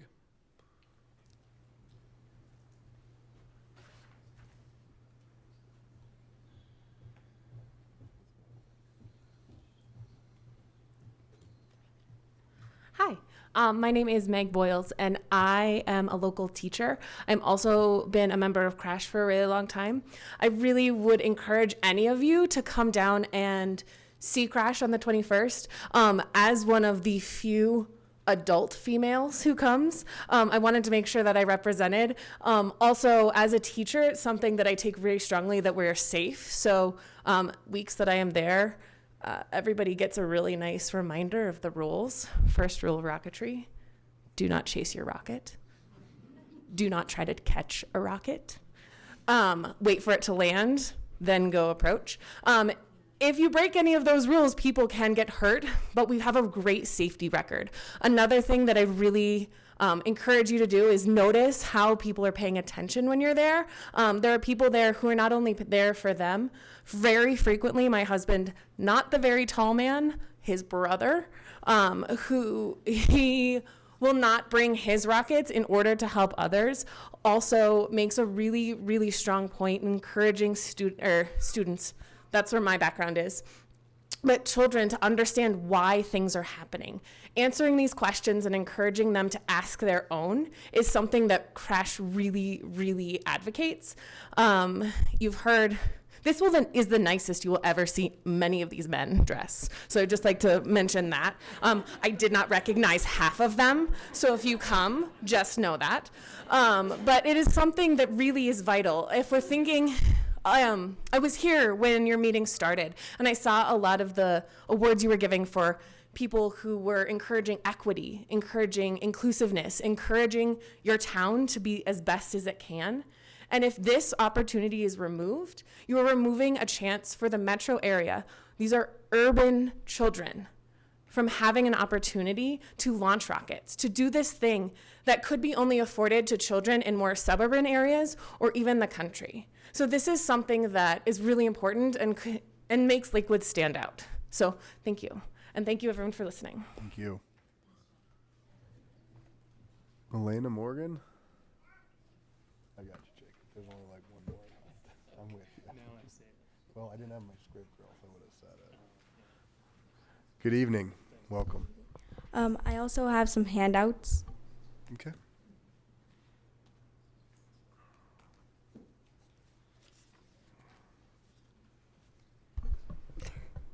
My name is Elena Morgan. I am in 8th grade, and I live in Lakewood, and I'm here on behalf of the Crash Club.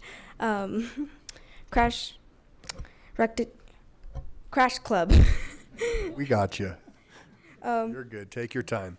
I just wanted to say to let us fly, because if the city takes away our model rockets, they're also taking away the dreams from kids like me who love doing this and would love to do it as a job for NASA. Without the model rockets, I wouldn't be dreaming of becoming a rocket scientist. Most of the kids in our club probably wouldn't be here today if the city hadn't allowed us to fly our model rockets. If the city takes this away from us, we have no place nearby to go and launch safely. Please reconsider and let us fly. Thank you for your time. Thank you. All right, Madam Clerk. If you want to just call who's on that list, it's fine. Mike Mueller.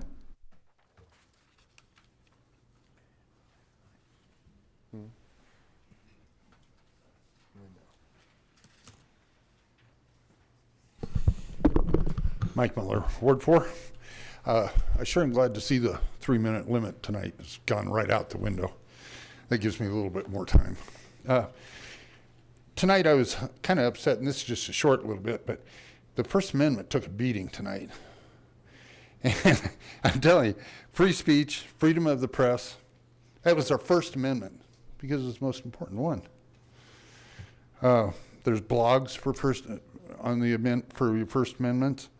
You have YouTube, Facebook, and the Denver Post. All are First Amendment protected. and free speech. I don't like anything, a lot of things the left says. I don't like anything the right says, far right says.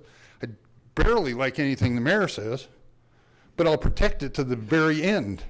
I'll fight you for freedom of speech. Okay, getting back to the Federal Center. Federal Center has been a real mess for a long time. And the elephant behind the curtain is who's going to pay for the cleanup of this monster? This is huge. Everybody says, well, it'd be nice to have a park. It'd be nice to build some housing. It'd be nice to have commercial. Yada, yada, yada. Who's going to pay for the cleanup? Do they even know what to clean? I had one company estimate that it was going to cost over $25 million to clean that mess. And if you don't believe me, look at the sediment ponds they have on the east side of the Federal Center. They had to build those to catch the contaminants that were floating down past Ramey's house. That is a mess. The government in 48, condemned the whole property. So nobody, they took it, they bought it, they put a fence around it, so nobody would step on it. I don't want kids walking on it. I don't want people walking on it. I don't even want animals walking on it. I don't want them digging in it. I don't want them playing in it. Have you ever seen a rabbit bounce around through there? No. There's not a critter alive that can live on that, unless they glow green. So think about that. Who is going to pay up that mess? Who is going to pay for it? Is it going to be the city of Lakewood? With the financial problems the city's got right now, I don't think so. No, not a chance. Is it going to be the federal government? No, they don't have anything to do with that mess. So what do? Somebody's got to be responsible for it. Is it a developer? The developer's not going to pay for that. He'll build right over it. He'll pave it. Somebody's got to clean it up to our specifications. Not to the cities, not to the feds, not to the developer, to our specifications. And that's going deep. And it's going to cost a lot of money. Thank you for your time. Thank you. Michelle?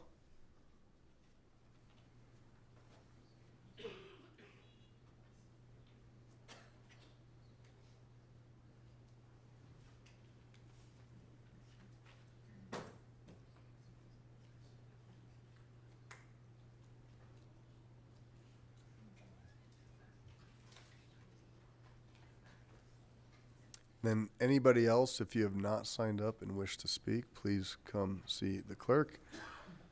And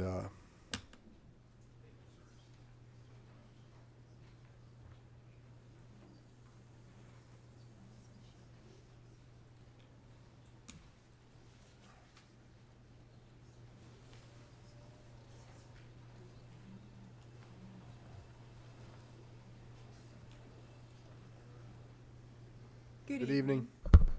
Mayor, Council. We wanted to bring this to you guys' attention. This is Connie Reddick, and she is disabled and in a wheelchair. And you'd like him to have a copy? Oh, and we'd like you to have a copy. We give it to Michelle. Okay. Thank you, guys. This is Connie Reddick. She lives in Cityscape Apartment Complex in Lakewood, Colorado. Cityscape is a tax credit building and government funded.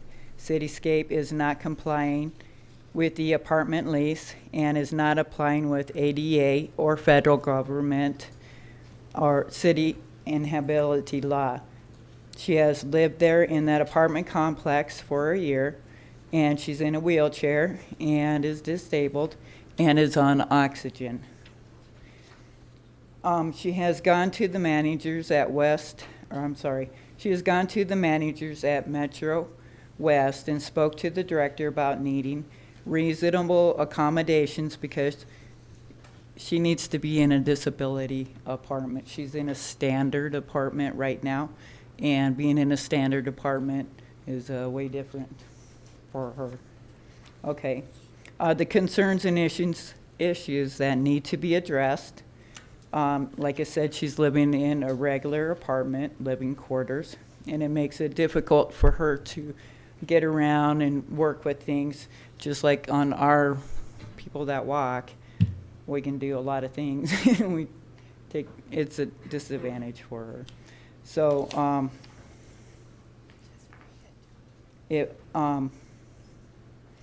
that makes it difficult for her on all levels because she's in a wheelchair and the apartment living is not accessible when you're in the wheelchair. If her aides are not with her, she should be able to access things herself.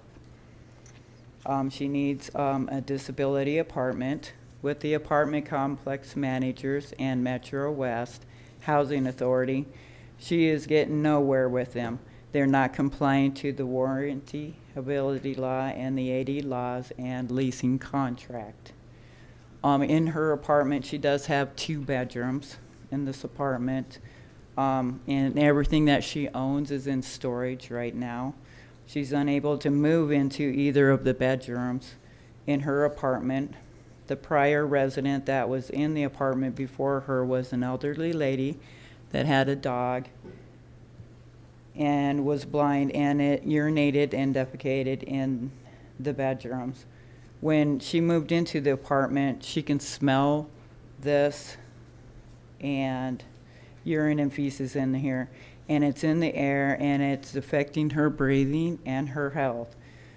She has brought this to the apartment complex manager's attention the day that she moved in, and she also was with a federal agent named Joe, and that he told Michelle and Joyce, the managers at Cityscape, that they needed to give her reasonable accommodations and replace the carpet. So your time's up, ma'am. Okay. Okay. On the 2 bedrooms. Okay, so I'll get to, Can you grab the mic, or you can put it up on the table there? That one's probably easier, yeah. so the issues are that I have not been given reasonable accommodations, and they don't have anybody to answer to. I'm in a place that the doctor has sent them several letters telling them that because of the air being contaminated while I'm in there, it's depleting my health. They've sent several letters. They haven't done anything about it. They said that according to our lease, anybody that's living in a disabled apartment, actually they signed a lease saying that they would get out of the apartment for somebody that was in a wheelchair, which hasn't been done. And so instead of getting, we have office women that are going in there and inspecting, and they don't have the background to be doing that. And what inspector puts their nose to the carpet and says, oh, I don't smell anything. But the thing is, they don't have anybody to answer to. And I'm asking City Council to oversee what's going on, because this is tax money, this is government money, and we need to have somebody observing what they're doing, because I am not the only one. There are several people in there that need reasonable accommodation, and they say all they do is a lot of paperwork just to back up their selves, and they're not doing the work. They'll say, oh, we will do this, and they just do a paper trail, but nothing has been done. And I brought this to your attention, and I know that you're going to do something about it.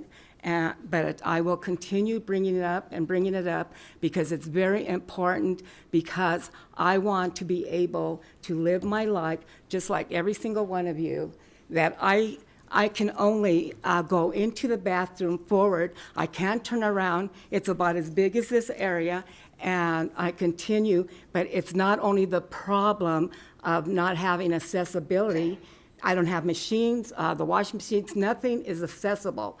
The counters, I can't even, they wanted me to get some kind of, what are those handles called? To turn on the stove, and I would burn my arm because it's not accessible.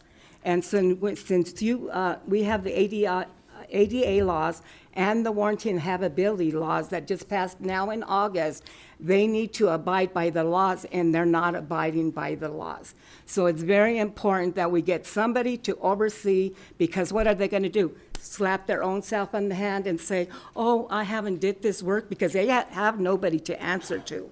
So I'm bringing this matter up to you to see how you can help me, but not only help me, because there are several people in the apartment building, and it's not only this apartment building, it's all tax credit and everything that's being built. They're not taking into consideration people with the ADA laws, that they need accessibility and reasonable accommodations.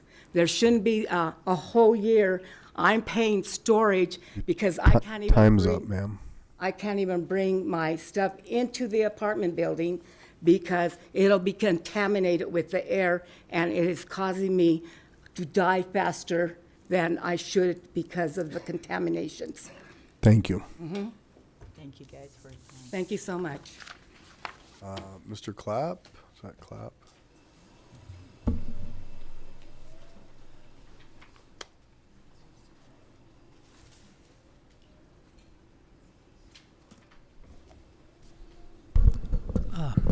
Hello. Good afternoon. My name's Steve Clapp. I'm here with Crash. I'm probably one of the oldest members of Crash. I started in 1999, and I was president from 2001 to 2010, and I'm currently secretary with our treasurer with Crash. I've seen 4 generations of kids come through Crash and go off and pursue careers. And I've been a little separated from Crash because of health issues.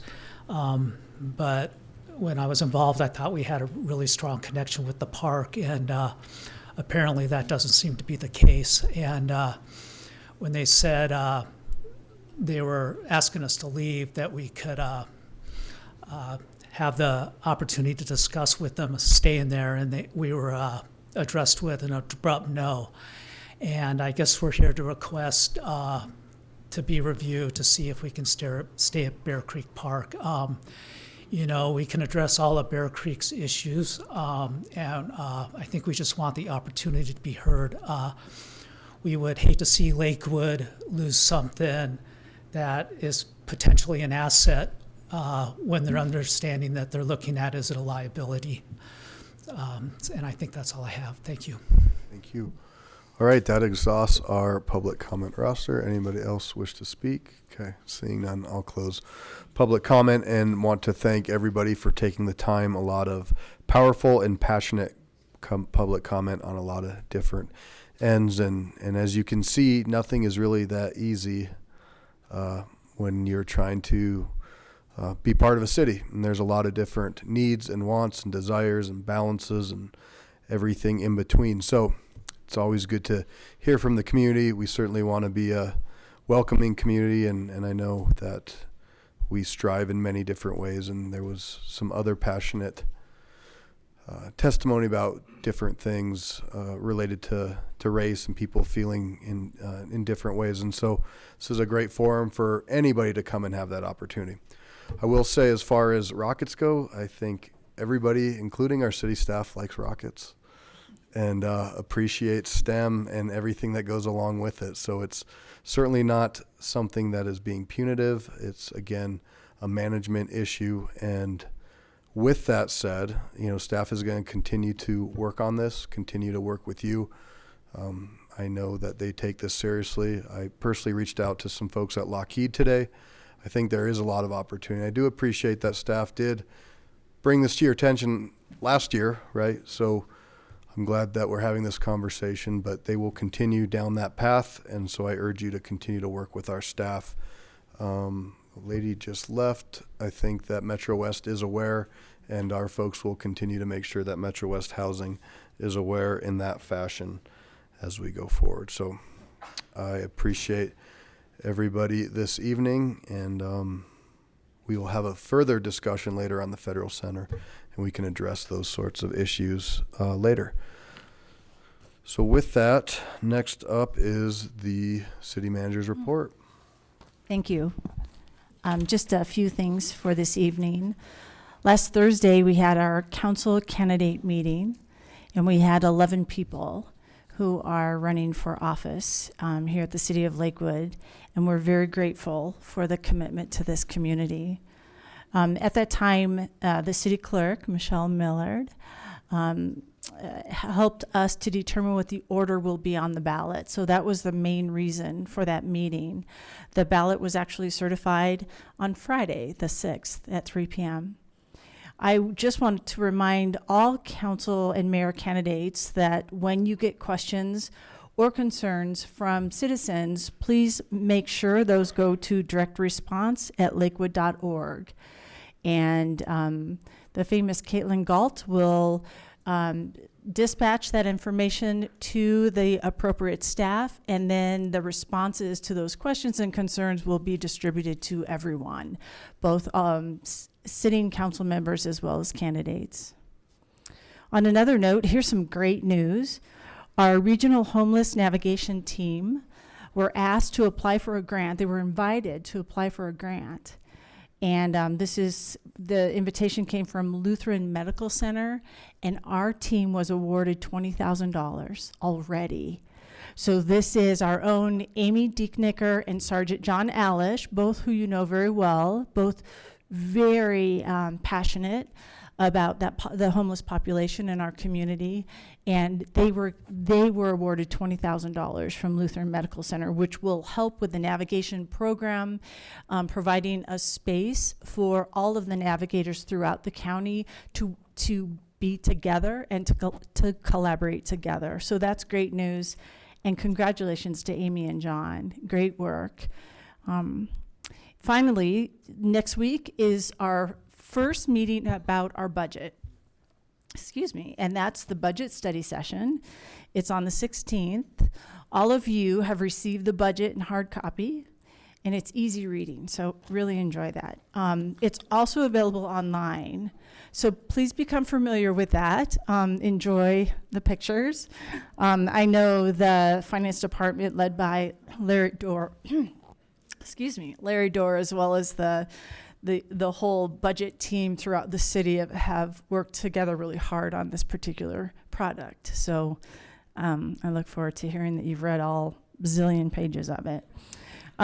So that'll be something we can look forward to, and that really just begins the conversation. So the study session is next week at 7 o'clock, and then we have 2 public hearings. This is one of the rare occasions where the first reading is also a public hearing, as well as the second reading is a public hearing. So that's by charter. One more time, if you have questions or concerns or comments, please direct those to direct response at lakewood.org. Thank you. That concludes my report. Ms. Hodson, thank you very much. Very thorough. Okay, we're going to bust through our consent agenda. Then we have a non-consent agenda resolution, and then I'd like to take a quick recess, and then we'll move into our second reading ordinances.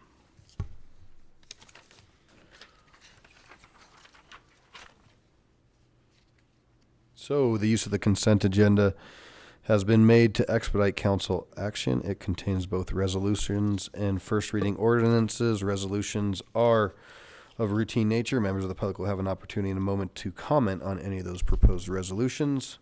First reading ordinances appear on the agenda only for the purpose of setting future public hearing dates and ordering the newspaper publication of the proposed ordinance. No public comments will be heard this evening on first reading ordinances. The public will have an opportunity to comment on the proposed ordinances during the scheduled public hearings on the dates set tonight by City Council. Any council member may request an item on the consent agenda be removed for separate discussion and action under general business. Will the clerk please read the consent agenda into the record?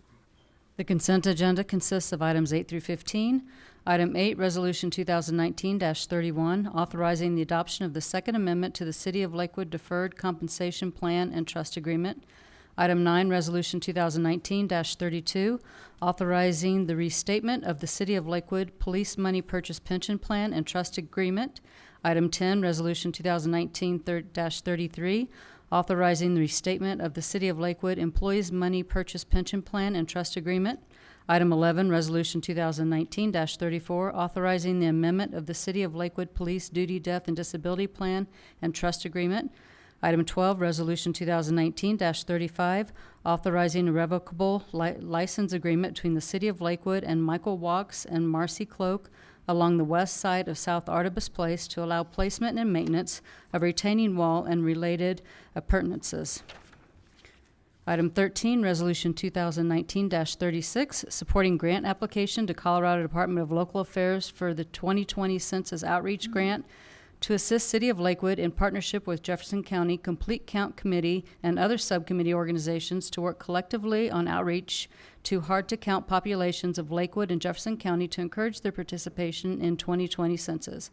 Item 4, Ordinance O-2019-36, amending Section 10.33.075 of the Municipal Code relating to the parking of recreational vehicles within city right-of-ways. Item 15, approving minutes of City Council meetings, City Council regular meeting, June 10, 2019. Nicely done. Thank you. I will now open the public hearing on the consent agenda, items 8 through 14. Nobody's signed up. Anybody wish to speak? Seeing none, I'll close public comment and ask for a motion. Mayor Paul, I move for approval of the council minutes, order all ordinances introduced on first reading to be published in the Denver Post with public hearings set for the date included in the ordinance, and for adoption of resolutions, all of which are included in the consent agenda items introduced into the record by the city clerk. Second. Okay, motion and a second. Any discussion? Please cast your votes. And that passes 11 ayes, 0 nays. Will the clerk please read item 16?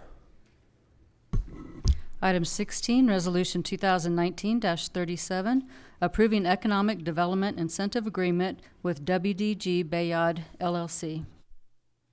All right, I'll now invite Mr. Robert Smith, Director of Economic Development, to the lectern for a lively presentation, I'm sure. We hope so. Wake us up. Don't tell us the Broncos score. Don't ask. Mm-hmm. Whoa.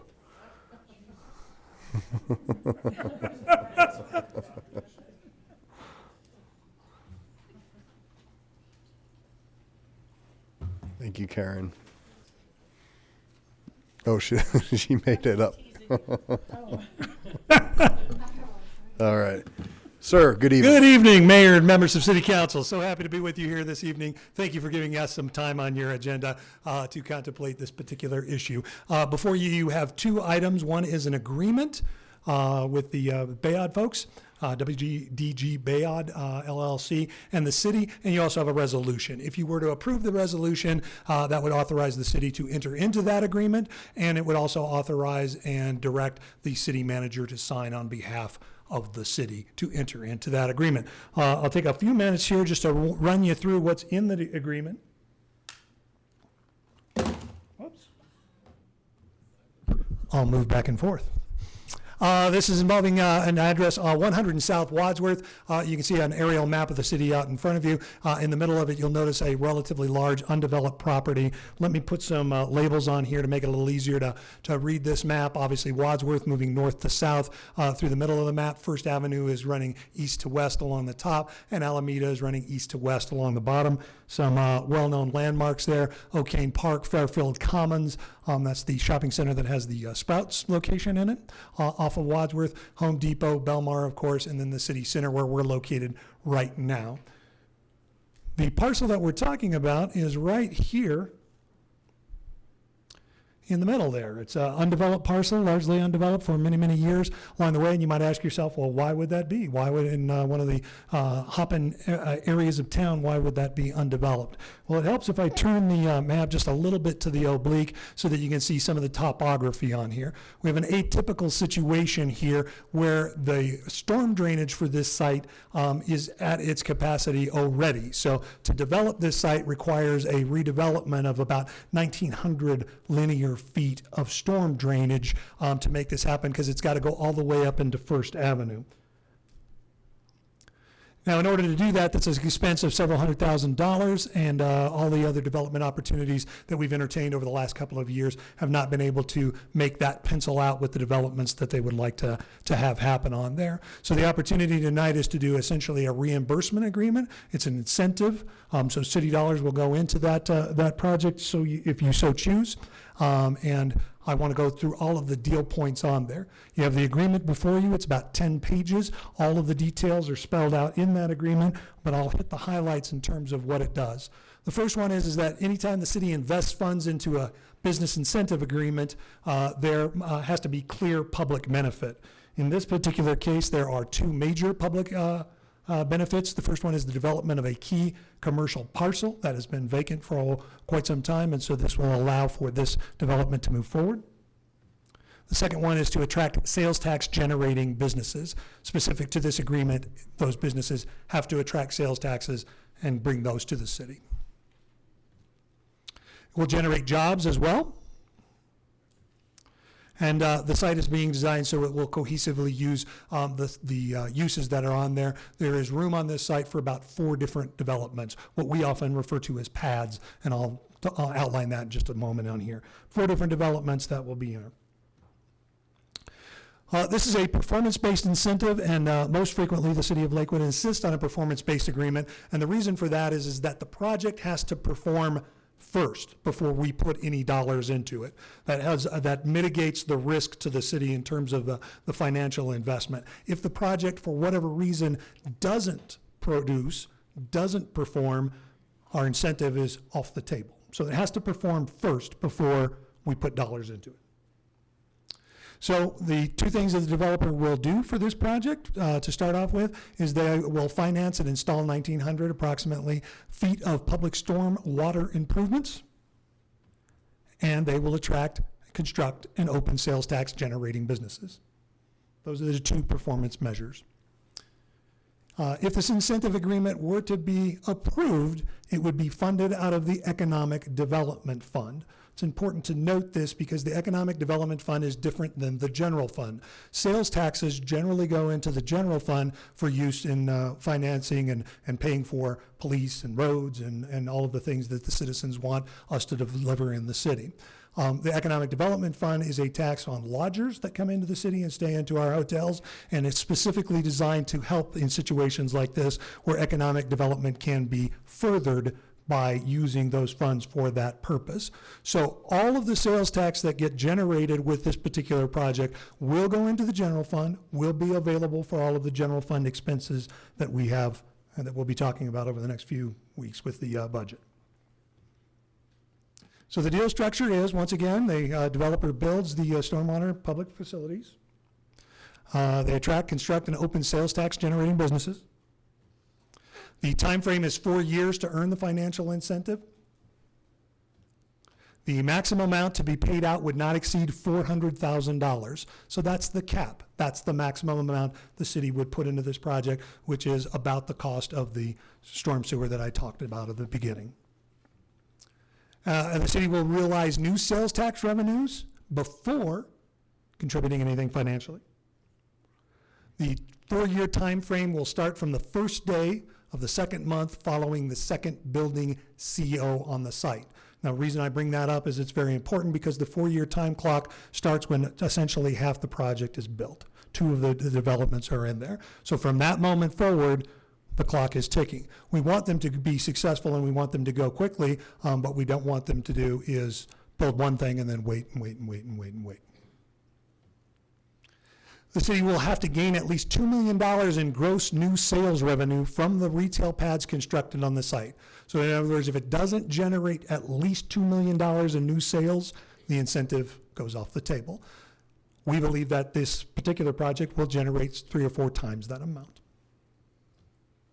The Economic Development Fund would share back an amount equal to 50% of the sales taxes generated by the project. Again, all of the sales taxes go into the general fund, and then 50% of those would be reimbursed to the developer for the cost of the storm sewer.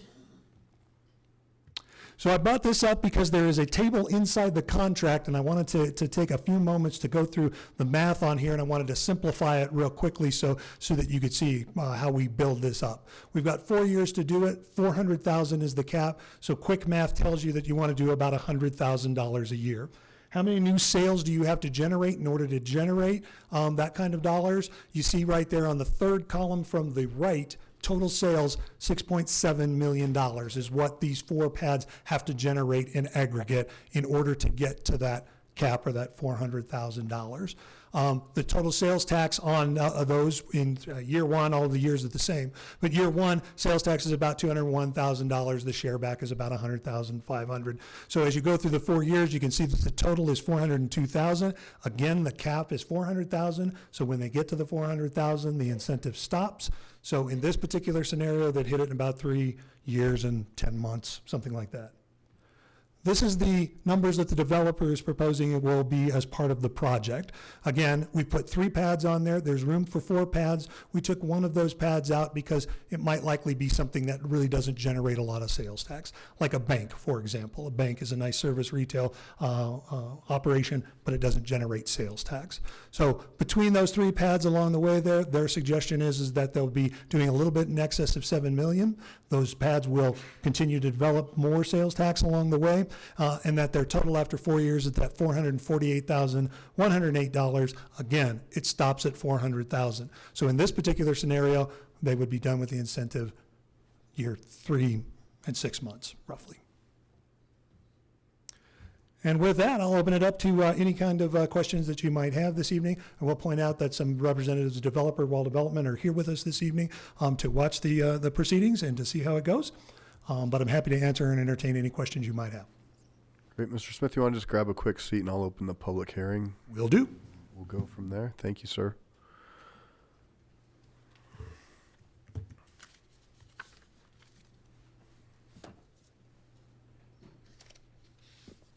So I'll now open the public hearing on this item.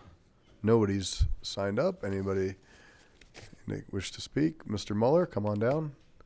Anybody else, please stop by the clerk and sign up. 3 minutes, 2.5 green, 2.5 green, 30 seconds yellow, 3 minutes red. I went through this with with Belmar. We had economic development. The sales never came close to the guesstimate that they were making. That stretched on forever. Forever. Why aren't we collecting some interest on this $400,000? If they're going to pay it back, we should be collecting interest. I think 5% would be just a wonderful thing for the city. If they can't support a guarantee of $100,000 a year, I don't think we should do it, plus interest. It's economic sense. The city has done a lot of stupid things, and we're hurting right now for money. It's time to make some sense, and no more economic bullshit. Thank you. Family-friendly environment. Thank you. I was family-friendly.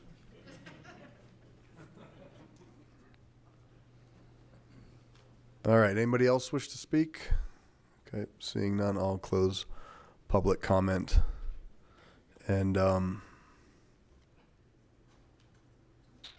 Councilor Franks.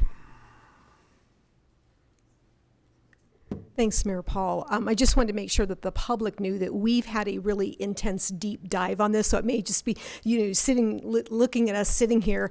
We did do a really deep dive on this already, have gone into great detail, asked a ton of questions. But what I wanted Mr. Smith to restate is that there is no risk. They are literally improving a storm water issue that is really preventing that land from being developed, and the risk is all on them, and really our funds don't kick in until they have demonstrated that. So I want to review that, because I think that's an important piece for the public to know, that is a safeguard that we all talked about and we're passionate about. Is we understand understand we are responsible for being fiscally careful with all those dollars. This deal seems to be constructed in just the way to achieve the development with no risk on our part, and really puts that onus on them. But maybe restate that real quickly just to help everyone understand. Certainly, you're exactly right in that regard. Our dollars don't kick in until they actually do generate those sales taxes. The reason there's no interest in it is that we're not lending them money. They're, in effect, putting money into the project, and we're reimbursing it thereafter. So there are no dollars from the city involved with this until they meet all of those thresholds that I mentioned before. So $2 million in new sales at least, and the payment of those sales taxes, and we would reimburse 50% of those sales taxes as they came in. If they don't come in, there's no incentive. Councilor Bida. Yes, I would like to share the comments of my co-counsel here. We did go into a study session on this earlier in the year, and went into very detail on it. I think that, economic development is an important thing for our city, especially if it's going to generate sales, new revenue of sales tax, new sources of sales tax. There's no guarantees in life, but this is about as close as it comes. So I'm going to be supporting this. Thank you. I'm going to ask Mayor Pro Tem to make a motion, get that going. Thank you. I move for the adoption of Resolution 2019-37. I second. Okay, motion and second. Any more discussion? Please cast your votes. Passes 11 ayes, 0 nays. Thank you. Thank you, Mr. Smith. Vanessa, thank you. Okay, it is 9:22. Let's take a quick 10-minute break, and we'll be back 10 minutes. Thanks.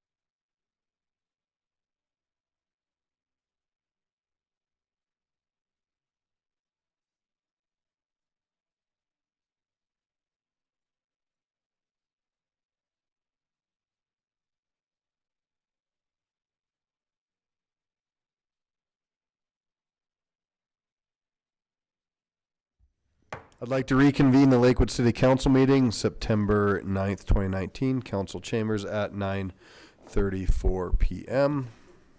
And we will,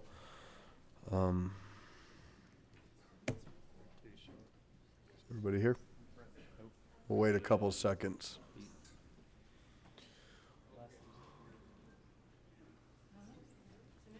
All in favor? Aye. You got voted off the island. I object.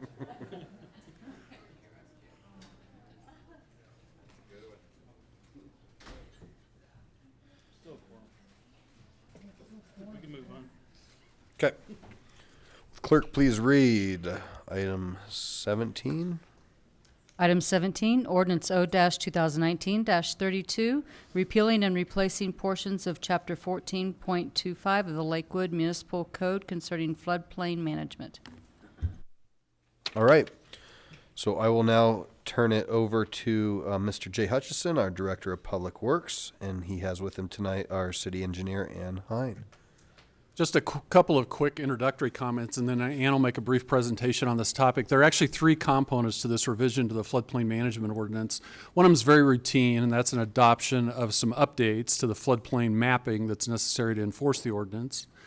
The second is a conformance, really, with other provisions that you have within the municipal code for violations, so that this makes these violations consistent with other parts of the municipal code. And then the third part is a regulatory change that FEMA has now approved that will make reinvestment in existing buildings that are within floodplains a little easier than it is currently. And you may recall that all of these obligations are associated with the availability of flood insurance for any property in Lakewood, so it's all kind of wrapped under that rubric, and I'd like to introduce City Engineer Ann Hine. Great, thank you. Good evening. Good evening, Mayor and City Council. My name is Ann Hine. I am the City Engineer in the Public Works Department. I am also the Floodplain Administrator, and that's the capacity I join you tonight.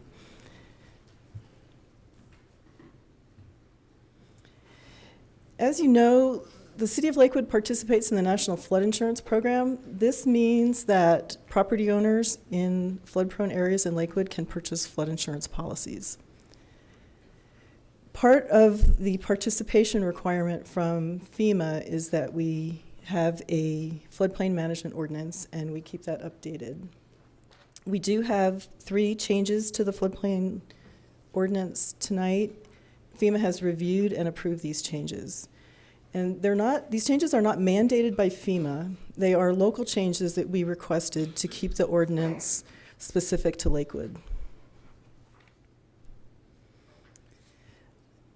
As Mr. Hutchison mentioned, the 3 things are to change the definition of substantial improvement, to adopt some updated flood studies, and to change the penalty section to be consistent with other chapters of the municipal code. I'll start off with the definition of substantial improvement. This is a FEMA definition that any proposed improvements to existing buildings are limited to 50% of the value of the building before any work begins. If the proposed improvements are over that 50% of the value, they're called substantial improvements, and the building needs to be brought up to current floodplain standards. This is to limit the future flood insurance liability, and also it conforms with FEMA's goal to bring non-conforming buildings up to current standards. It's quite difficult to do this on an existing building. The current standards are that the lowest floor in the building has to be a foot above the base flood elevation. So you can imagine on an existing building it's difficult to meet that. On a non-commercial building, you can flood-proof to that same level. That's sometimes slightly more doable, but with doorways and windows, low windows, it's sometimes difficult to meet that standard. So typically owners are trying to keep below that threshold. The calculation of the valuation for the substantial improvements includes past improvements. That goes back to the life of the building or to city incorporation. So that look back period could be 50 years now. And we're hearing from the community that that's too restrictive and is limiting normal reinvestment in the building.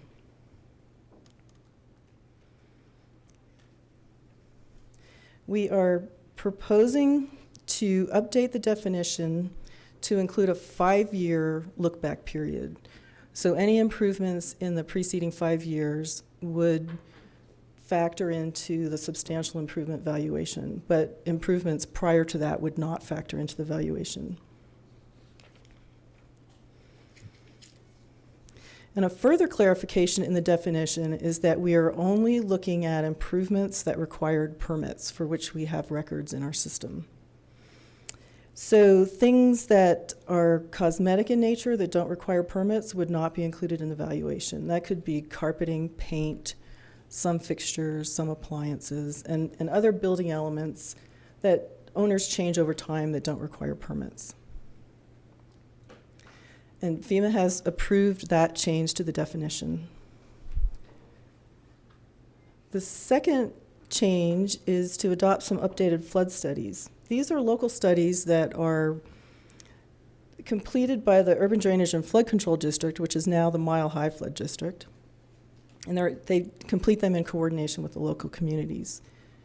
The first two are changes to the Green Mountain drainage ways. The first one is Fox Run Gulch. Now, it used to be called Green Mountain Drainage Way B, now Fox Run Gulch. It's a floodplain from south of Frameway and West Ohio Drive to West Ohio Ave, just north of West Mississippi Court.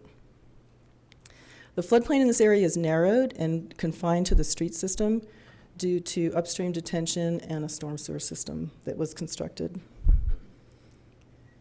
The second is a change to Green Mountain Drainage Way G and Indiana Street Overflow. This was completed in partnership with Jefferson County and affects a portion of Lakewood along Denver West, Colorado Mills Parkway, and Indiana Street from 6th Avenue to Old Golden Road. This update redefines the floodplain based on detention that was constructed in the Jefferson County Fairgrounds upstream and a storm sewer system that was constructed in Indiana. So these two updates are local updates, and they change parts of the Green Mountain Drainage Way. The rest of the study remains as is. The third study is a complete update of Sanderson Gulch, North Sanderson Gulch. This completely replaces the 2013 study and was completed in cooperation with Mile High Flood District and City and County of Denver. The area in Lakewood that is affected is from Kipling Parkway to Sheridan Boulevard along Jewell Avenue. After the 2013 study was completed, the Mile High Flood District discovered an error in the computer model that they had been using for that generation of studies. So not just this study, but several other studies they had done. They recalibrated the model, it reduced the flow rate, and it narrowed the floodplain. So this update actually narrows the floodplain from the 2013 study. The third change is a modification of the penalty section. In 2018, other penalty sections in the municipal code were updated, and the penalty section in the floodplain management ordinance was not updated at that time. So this update is consistent with other chapters of the municipal code and actually just refers back to Title I. So as you change maximum penalties in Title I, it will also it'll affect the floodplain management ordinance. As I said before, FEMA has reviewed and approved the changes, and we're recommending that council approves the ordinance. If you have amendments or other changes you'd like to make, they will need to go through FEMA approval. And that concludes my presentation. Thank you. Great, thank you very much. So now open the public hearing on item 17, ordinance 2019-32. Nobody's indicated a wish to speak. Seeing none, I'll close public comment. And I'll just start with a quick comment. Thank you for your hard work on this. We've heard from a lot of folks, especially along West Colfax, who've wanted to do some new investment into their properties and just were not able to because of the previous rules. So I think there would be a lot of excitement in some regards. This will help move the needle forward a little bit more, but we still have other huge drainage issues along the fact. So thanks. Councilor Vincent? That's exactly, excuse me, what I was going to echo also. West Colfax is, we've spent a lot of time in meetings with landlords who have had this huge look back and haven't been able to do anything with their property, and it's been very frustrating. So just having the 5-year, I think, will help tremendously. And then they were making improvements that had nothing to do with permits, but was getting counted against the cap. And that was terribly messy. So thank you for that. I appreciate it. Mayor Pro Tem Abel? Nice job. My only concern or question has to do with 14.25240. We've added that violations for noncompliance be subject to the penalties set forth in section 1.6.020 of the Lakewood Municipal Code. Then we struck the following language that describes the punishment: punishable by a fine of not more than $1,000 or by imprisonment for not more than 365 days, both or by both such fine and imprisonment. Have we changed those penalties, or are we just putting them in a different place? The penalty section in Title I is actually has a higher maximum fine, $2,350, I believe. And so we struck the maximum fine in here so that it's consistent with Title I. And as you change the maximum fine or penalty in Title I, it will apply to the floodplain management ordinance. Okay, so we're being asked to also increase the fine. Consistent with the maximum fine in Title I, yes. Thank you. Councilor Roybal? Thank you, Mayor. Just wanted to bring to your attention Sanderson Gulch. Thank you very much for minimizing or restricting or bringing down the footprint. And I'm here to say from our constituents, thank you, because that is now allowing us not to be in the floodplain. And if anybody doesn't know that when you're in a floodplain, there's mandatory floodplain insurance. So thank you again. Mayor Pro Tem, I would welcome a motion, please. This is item 16. 18. 18. Oh, 17. Are we all correct? 17? 17, please. Okay. I move for adoption of ordinance O-2019-32 on second and final reading. Second. All right, motion is second. Any other discussion? Seeing none, please cast your votes. Passes 11 ayes, 0 nays. Thank you very much. The clerk, please read. So,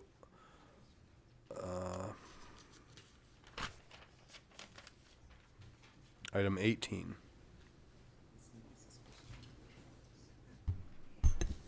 Item 18, ordinance O-2019-33, to rezone a portion of land located at 6045 West Mississippi Avenue, Lakewood, Colorado 80226, County of Jefferson, State of Colorado. Thank you. I'll now open the public hearing on ordinance 2019-33, and I will turn it over to Ms. Kara Mueller, Senior Planner, who I believe, or will the applicant be starting? The applicant will start. Okay.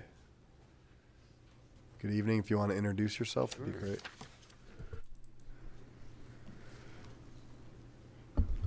Okay.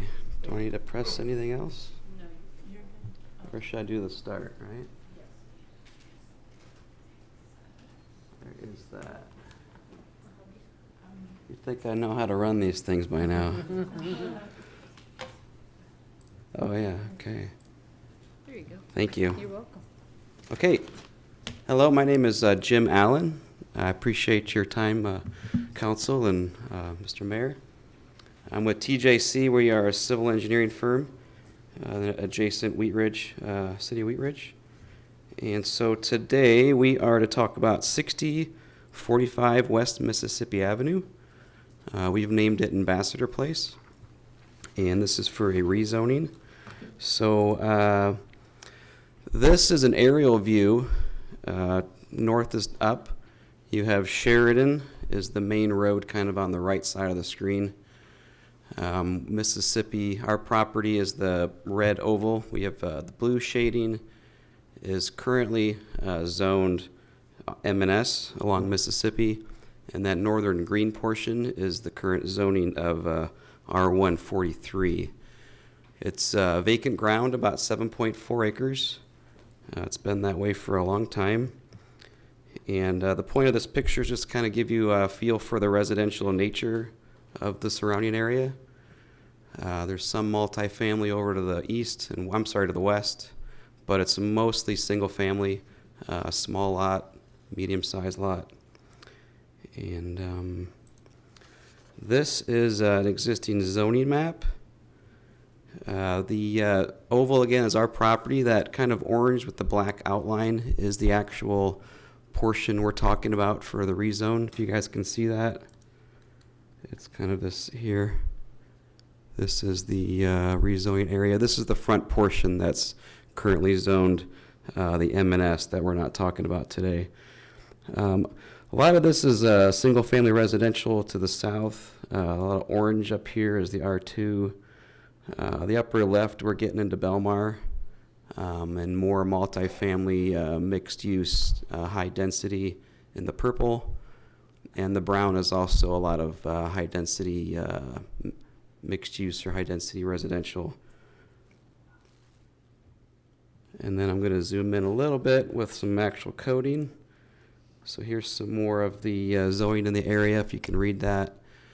Some R2, some R16. All this pink along Mississippi here is the M&S.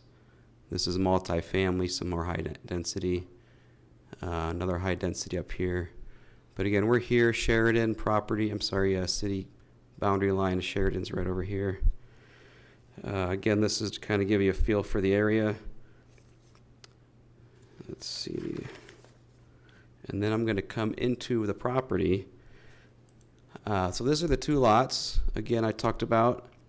I try to keep the same color coding from the first slide, which was the green and the, I think I did, right? Yeah, green and blue. So we're talking about the rezoning of lot 1, which is the northern lot. So now north is to the north. Can you guys follow that okay? So Mississippi, whoops, I hit the wrong button. He was under right there. Slideshow from beginning. I'm getting really good now. Okay, so here's the property again. Mississippi is on the right side of the screen. North is to the left. We have some R1 zoning to R1, R16 to the north of us, which is that Harlan Way. And then we're talking about lot 1, converting that R143 to R2 zoning, which is about 6.24 acres.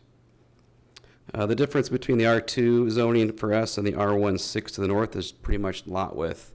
They're 6,000 square foot minimum, 60 foot wide, and for us we're a 50 foot wide or 5,000 square foot. So really it increases the lot count by about, my guesstimate's like 4 to 5, and that's just to help share the cost of all the infrastructure that has to go in.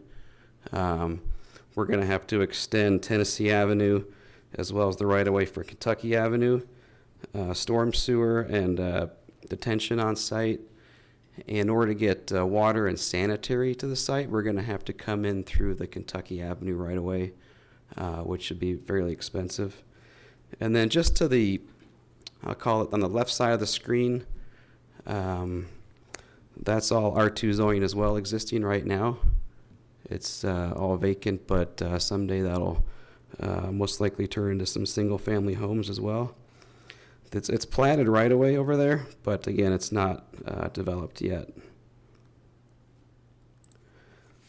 So this is a concept plan that we used for kind of a lot density study to get a feel for how many lots could fit in the R2 and R16 zoning. This is showing the R2 zoning. And then there's also a larger tract on the left side of the screen, which is where we're reserving for water detention, water quality. It also shows the right-of-way extensions again for Tennessee and Kentucky. So up here we have on the north side of the street, we have about 16 lots abutting the existing 13 lots. And again, that difference is the 51 foot that we have versus the 60 foot wide lot widths. Let's see. So when we started this project, this was a natural fit for residential. We've met with a lot of the adjacent neighborhoods. We've had 3 meetings so far, and we're required to have 1. We slowed the process down quite a bit to kind of talk to the neighbors, get a feel for their concerns. One of the biggest ones is, it's been open fields for a long time. Now I'm going to have these homes in my backyard. And so one of the things that deed restriction came out of that, and that was part of the delay, was to put together a deed restriction on the northern lots, which is shown here on this slide. So basically everything in the blue is deed restricted to 1-story maximum height of 28 feet. It could still be a 2-story house, but probably not. It's probably going to be a ranch with a walkout. This has a long, not really 2-story, I said that wrong. This will be more of a ranch. This has a grade issue coming from south to north. And so these lots are going to be stepped individually. But the 28 feet is going to force those to be ranch. I'm sorry, the 2-story be on the south side of the street. I'm sorry, I got that backwards. So the deed restriction is 1-story, maximum base height 28 feet on the northern lots along the existing residential family. The other piece is everything in lot 1 has to be a residential single-family dwelling. And that's because in an R2 zoning, you could do a duplex, but a lot of the neighbors were afraid that 2 units together would just be too big. And so we said we would put a deed restriction, single-family structures, and not do the duplexes. And I think the next slide, this is actually the deed restriction. It's kind of hard to read, but number 2 says, I don't know if I can zoom in or not, but it says, all structures shall be limited to a height to 1 story and shall have a setback of 20 feet. Yeah, I missed that part. Actually, we also increased the setback along the existing single family. Thank you, Kara. We actually increased the setback requirement from 15 feet to 20 feet along that north property line. And that also pushes those homes a little further back, and by pushing the height down, it helps that view corridor for those neighbors to hopefully continue to see the mountains that they've enjoyed for as long as they've lived those in their homes. So the deed restriction says all residential structures to be constructed or reconstructed along the east property line of Lot 1 as depicted on Exhibit A1 shall be limited in height to 1 story and shall have a rear setback of 20 feet. The maximum base height of the residential structure will not exceed 28 feet as measured from the first finished floor to the highest point of the roof of the structure. I'm going to come back to that in a second. Let me finish this. When walkout garages and or walkout basements exist, the overall height of the residential structure shall not exceed 35 feet. And one reason why we put that in there is because of the grade of the land is about 4 or 5%. And so there's a possibility that on the one side there might be a walkout. Now, granted, it might not really work. We don't have a builder identified yet. And so that's also one of the things that came up in the neighborhood. Everybody wants to see what the homes look like.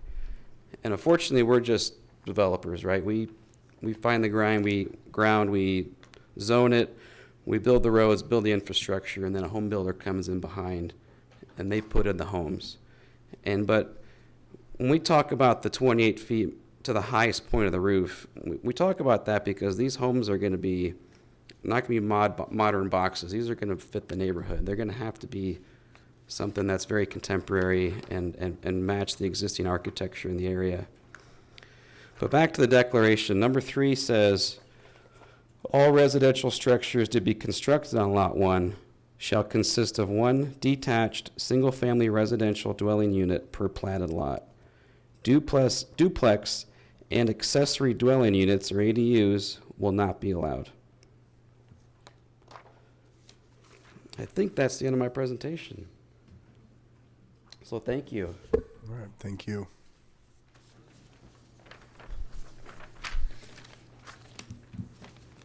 Ms. Mueller?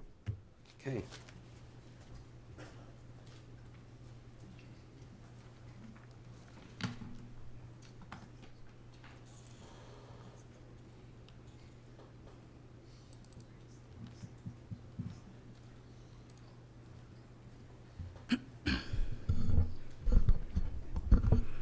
I don't know if I can do this in 3 minutes, but I'll try. Hello, my name is Kara Mueller, and with the Planning and Development Assistance Division. This presentation this evening is for the rezoning case at 6045 West Mississippi Avenue, case RZ 18004. It is important to note that this is the northern portion of the site, and the southern portion of the site, directly adjacent to and parallel to West Mississippi Avenue, is not a part of this rezoning and currently is zoned mixed-use neighborhood suburban.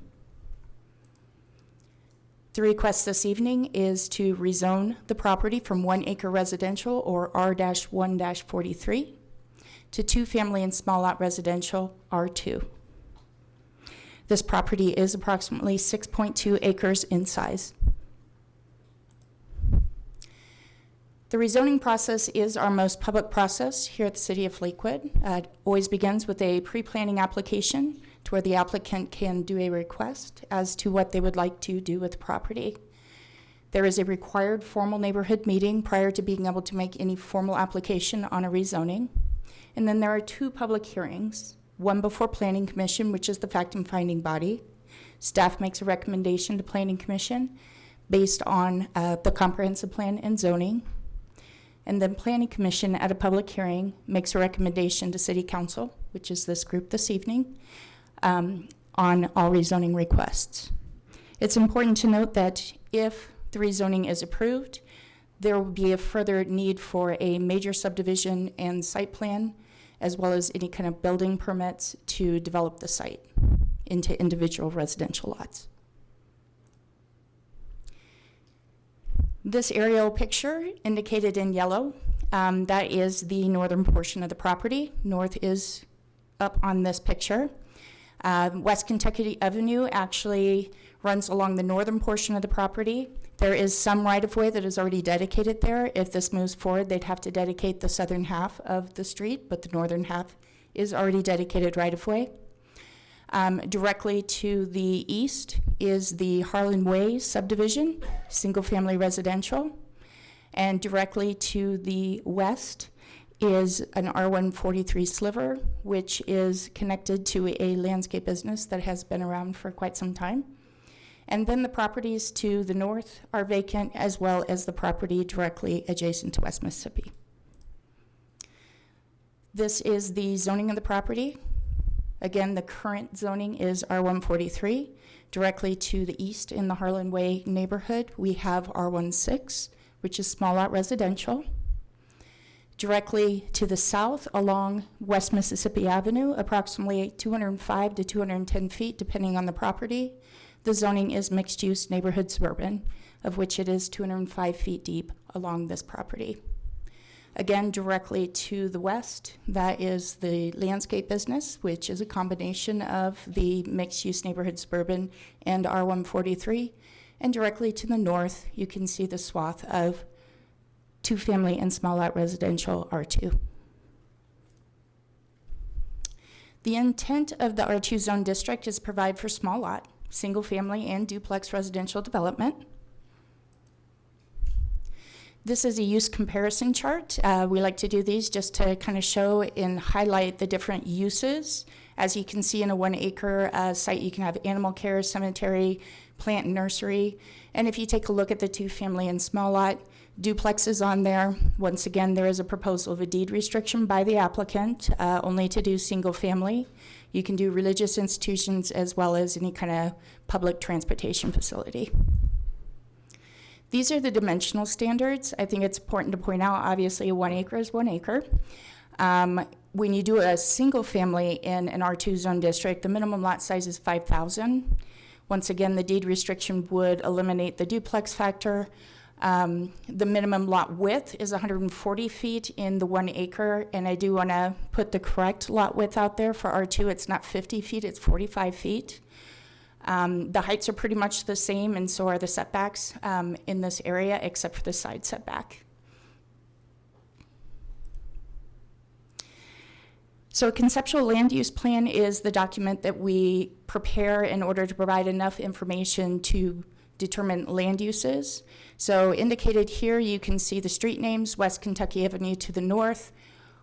Over to the far east, we have South Harlan Street, which is a collector as well, and then West Mississippi Avenue to the far south. The area in pink, again, is the M&S zone district that runs along the northern side of West Mississippi Avenue in this area. And the area indicated in the red dashed line, that is the Harlan Way neighborhood where there is existing R16 and single-family detached residential. The gray area generally shows where a roadway would connect through Tennessee into this site with a connection out to Kentucky, providing that loop that would be necessary for any development for fire access, emergency vehicles, et cetera. And the area shown in yellow would be the areas where any lots, water quality, or detention could then be constructed. Public improvements and access, that's pedestrian connectivity, street connections, detention, water quality. All of those items would be worked out with any final platting as well as site planning that would occur if the rezoning was approved. There were 3 neighborhood meetings, the first held before the formal application, and those happened last year, February, April, and then again in November. Some of the concerns and questions really had to do with the choice of zone district. If there were private deed restrictions, what would that mean? What would they be? The height of the homes, the views that currently exist for the residents that are directly to the east, privacy for those residents, concerned that they didn't want to have any homes looming over them or have any balconies too close to the property line, and traffic generation. The applicant did describe at the neighborhood meetings that the housing type they were looking at was going to be low-maintenance single-family lots with a deed restriction to eliminate duplexes and allow only for single-family units. After the first 2 meetings, they went door to door because it became apparent that there were some concerns with those elements, such as privacy, height of homes, and density. The applicant then scheduled the 3rd neighborhood meeting and went over some of those deed restrictions as they had pointed out. Among those would be to limit only to single-family homes. Instead of a 15-foot rear setback along the eastern side, the lots that would be back directly adjacent, they would increase that to 20 feet, and that the height would be limited to 1 story with potential of either walkout basements or garages, depending on how it was built into the topography.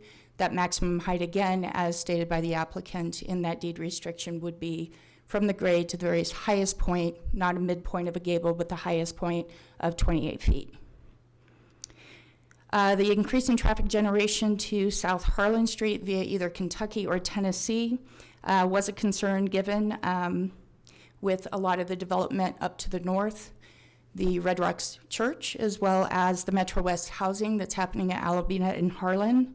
A lot of that traffic can come down that direction toward Mississippi. The traffic generated after speaking with transportation engineering from approximately 38 single-family homes, give or take, would be minimal during peak hour.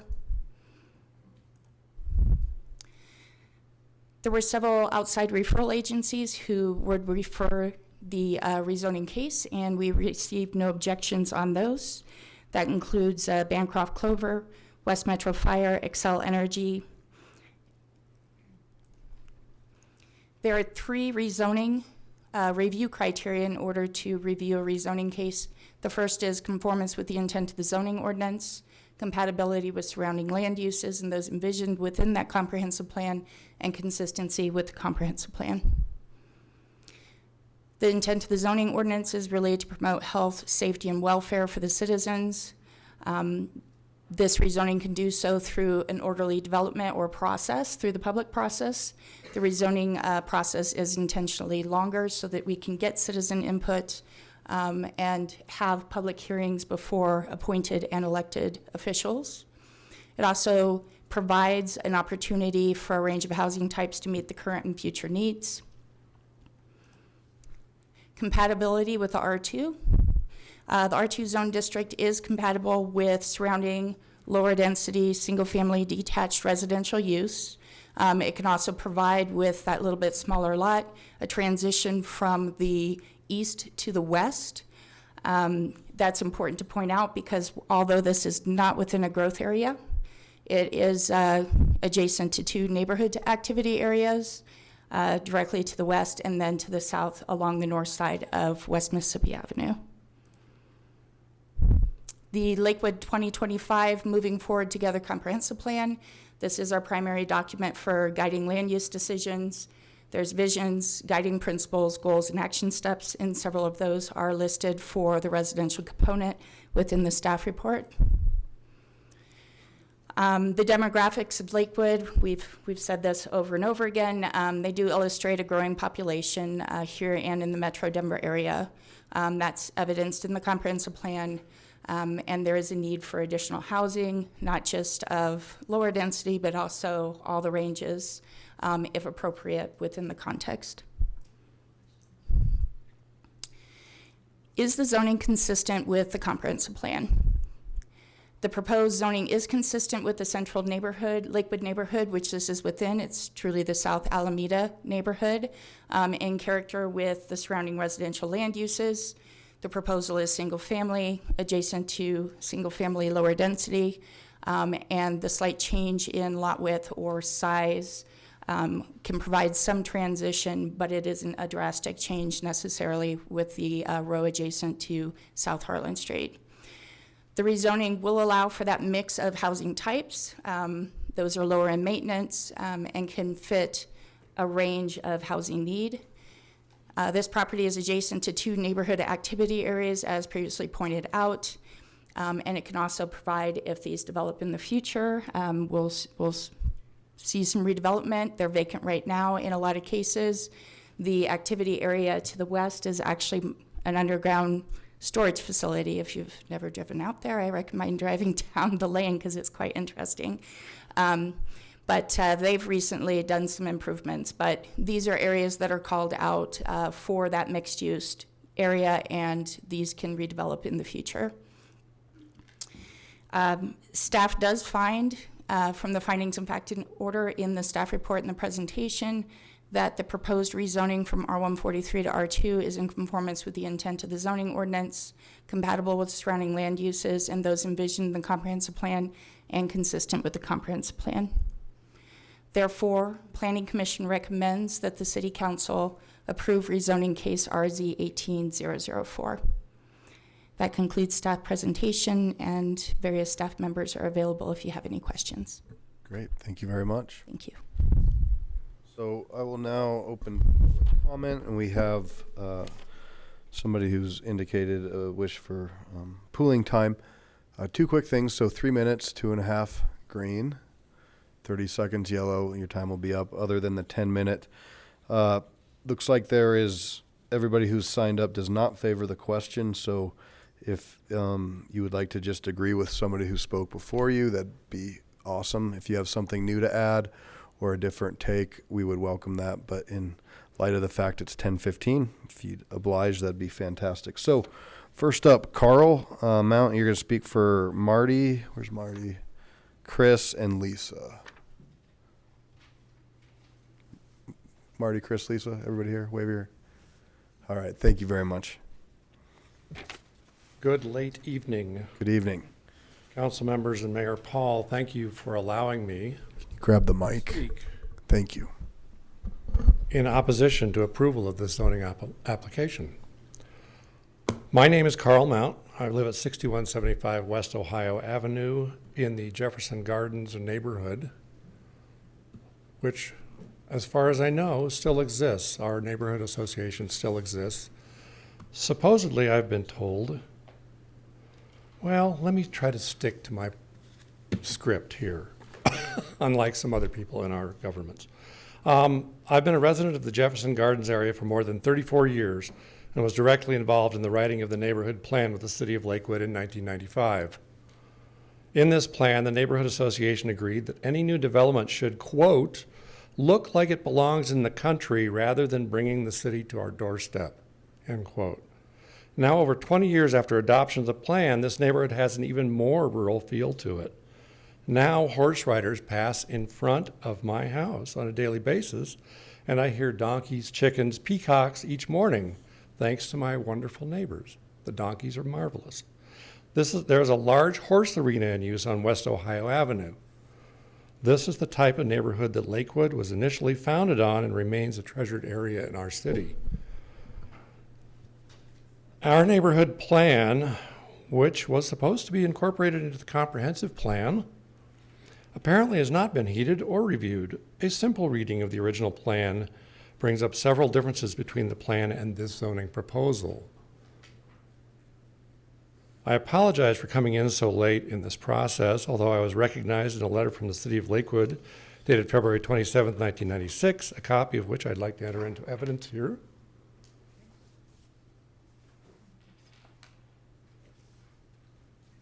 I was recognized at that time as a president and or contact person for the Jefferson Gardens Neighborhood Association.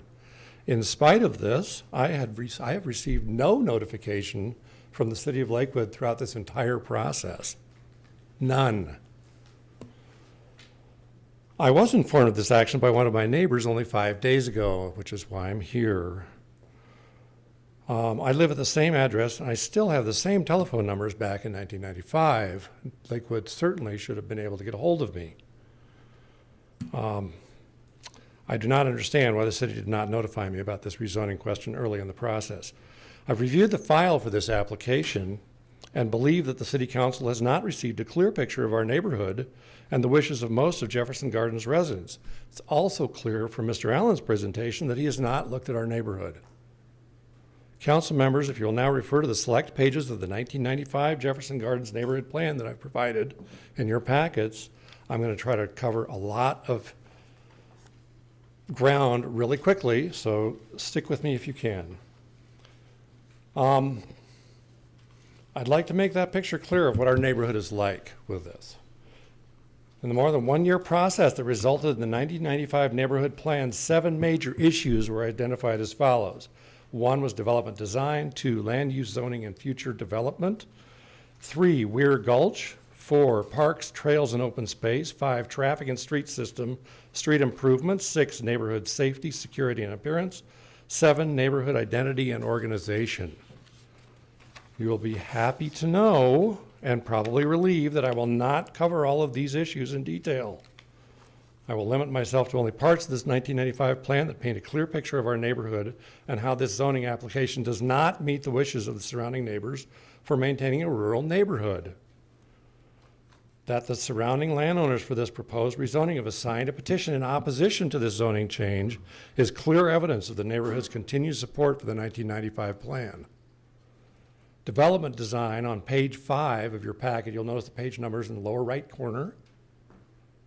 I did not include all the pages because I thought that would be harder to follow along. Anyway, development design, page 5, goal number 1, protection of Weir Gulch.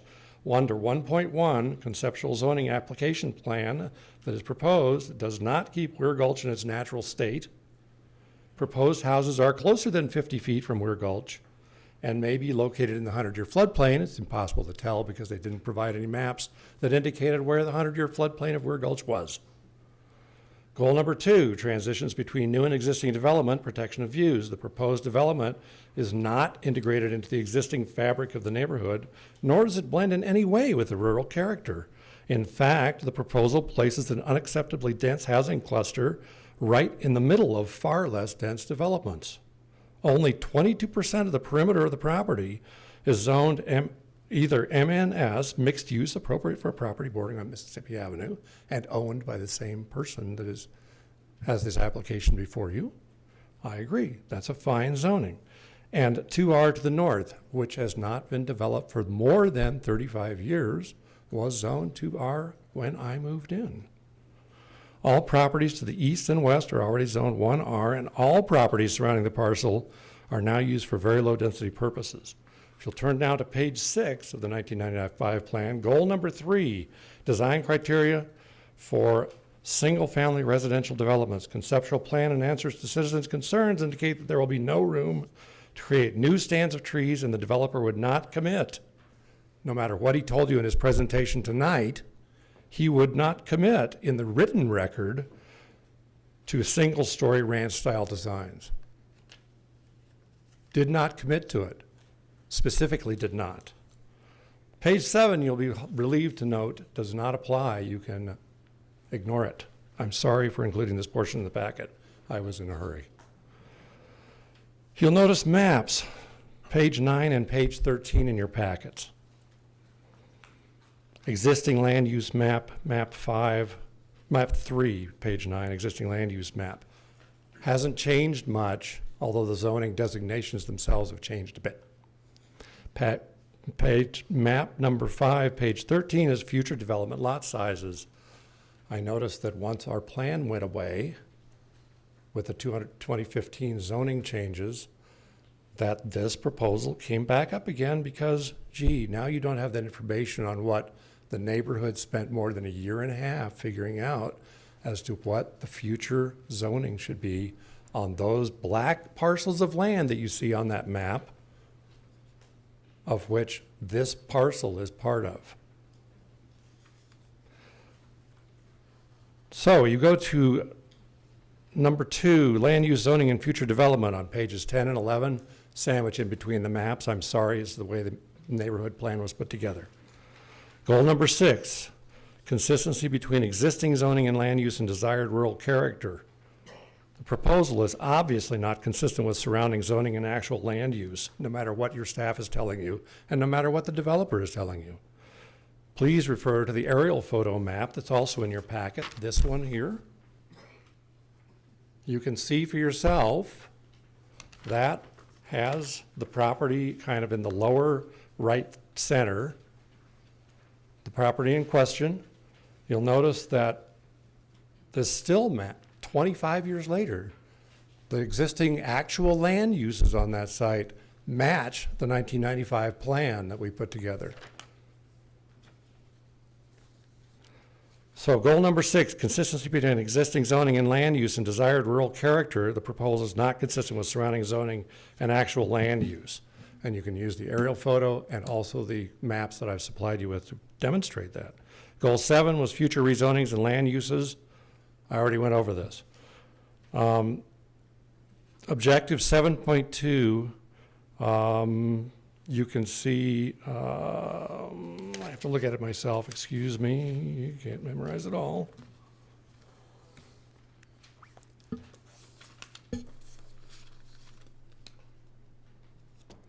(7.2) was use the lot sizes and density shown on map number 5.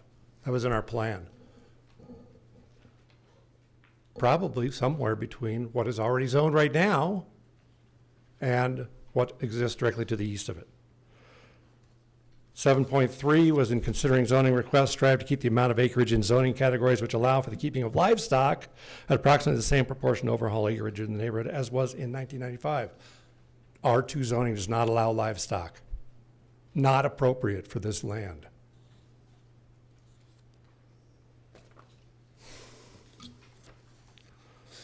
Is after 7.4 is future zonings are to comply with this plan. Weir Gulch, page 16 in your packet. Goal 10, preservation of natural state. This does not preserve the natural state of Weir Gulch. Parks, trails, and open space, page 16 as well. Goal 13. I'd like to say that according to the plan, we now have an arena that works. We have a horse arena there. We also have a trail connection under Wadsworth based on our plan that allows horses to pass into Belmar Park. 2 goals that we identified. Right. Traffic and street system, others already covered this. All I'd like to say in the matter of safety, if you add more traffic to Harlan, the horse riders cross Harlan frequently, and it's a safety concern. Neighborhood safety, security, and appearance. Not cover this except to say that neighbors regularly contact city zoning and police. I'm sure you've heard of us. Neighborhood identity and organization. Neighborhood identity, explored many options, most too expensive. To wrap, again, I'd strongly urge you to vote against this zoning proposal and encourage the property owner to appropriately develop this land to a 1R type zoning, compatible with our neighborhood, compatible with surrounding housing. Time's up. Thank you. Please do not bring the city to our doorstep. Thank you for your time and patience. Linda Shepherd.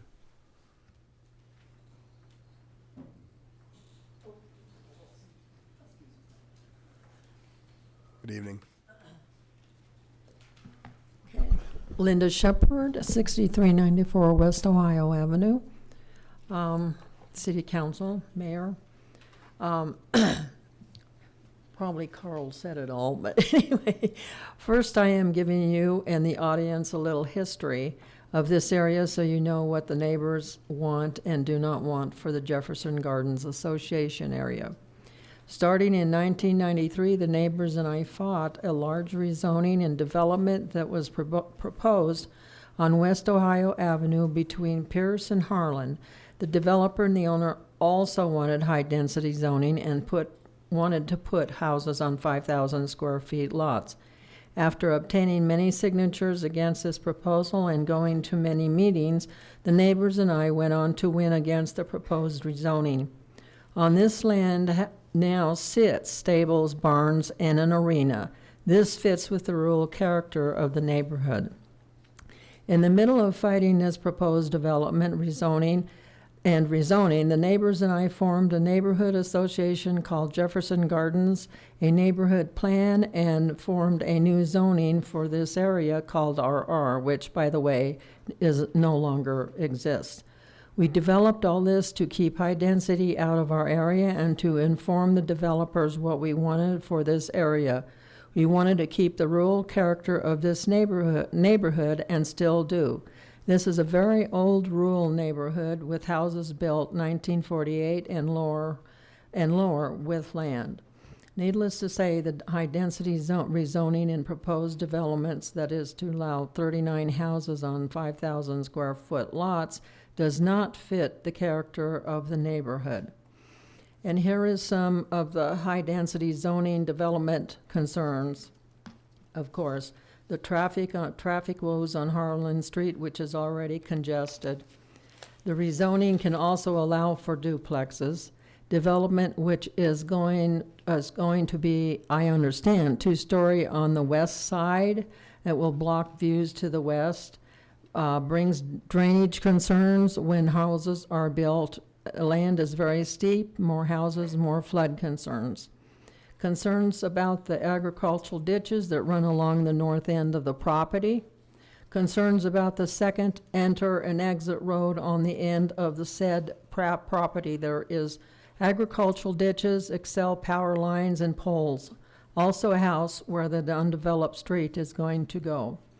In closing, this high density will allow for high density development and destroy the rural character of our neighborhood. Please vote no on this proposed rezoning. Thank you. Lisa? And again, if you want to just agree with the speaker, that's fine. Lisa Greenbaum? Come on down. And then I'll just have you start lining up Calvin, and then Rennie, and Tom, and then Anna.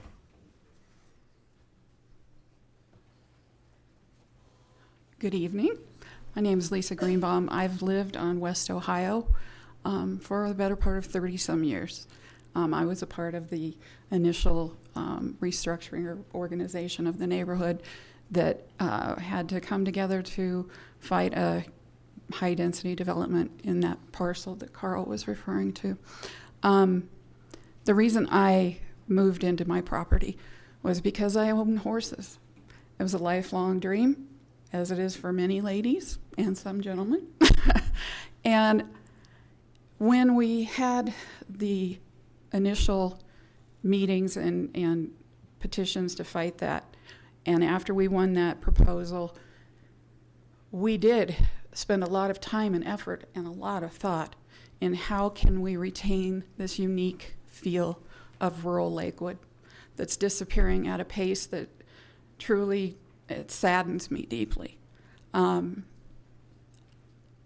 zoning that we came up with, the RR, which no longer exists, I don't know how it got changed. I was never notified. I just went and looked at zoning one day and surprised, I now am R128 or some silly thing.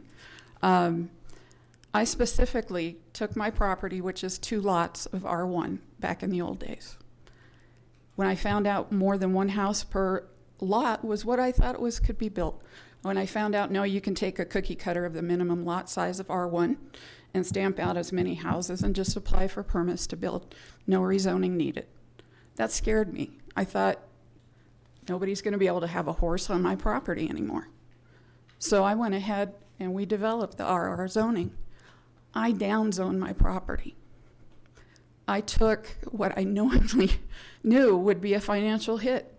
Is my property worth more when you can build less houses? No, of course not. It's worth less. And I knowingly did that to preserve my property for the next girl who wants to have a horse, because the RR lot size was specific enough that you could have a horse or a goat or a cow or whatever your little hobby is. But now that no longer exists. And this is just a continuing a deterioration, in my opinion, of kids that come, people drive by our houses and slow down and watch and they point and they see the horses. That's disappearing. I don't think we're asking too much to preserve this little piece of Lakewood for this unique neighborhood. And I hope you guys give us a break and see what we're trying to preserve. Thank you. Thank you. Calvin, Rennie, Tom, Anna.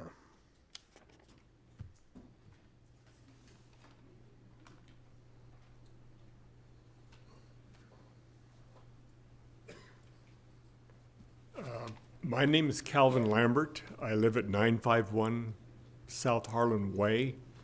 My home property is right up against the proposed development. I have the only non-privacy fence along that area. It's down. I've watched Sam Zackham's property for years. I've been there 25. I've called the police when kids goofed off back there. I've had horses and everything else. Our dogs, our 2 dogs, consider that their watch area. They let me know when anything goes on back there also. I'm against the rezoning, the density of it, sheer density. I'm concerned about the placement of the house. I'm standing about maybe not 20 feet from you. And if the house is very tall, they're going to see over an 8-foot fence, look directly over into our backyards, directly over into our houses. And the privacy is the primary concern. The other concern, the developer has never shown what the houses are going to look like on the back side. In other words, what am I going to get up and look at every morning? The windows, well, I want to find out what the house is actually going to be. 2, next thing is they're going to take away our view of the mountains. It doesn't matter if they're directly in back of our house, but the 2-story ones on the far side are going to be taken away. The extra space storage that we have, that storage, rental storage in back, they look like a bunker. I found out that our neighborhood, before I moved there previously, my neighbor told me 35 years ago, who lives next door to me, that they organized the neighborhood to get the developer who put that extra space storage in, to put it in that low area, to preserve our view. In other words, and the other concern I had was our traffic. Harlan is a raceway right now. If a policeman set it down at the bottom of West Kentucky,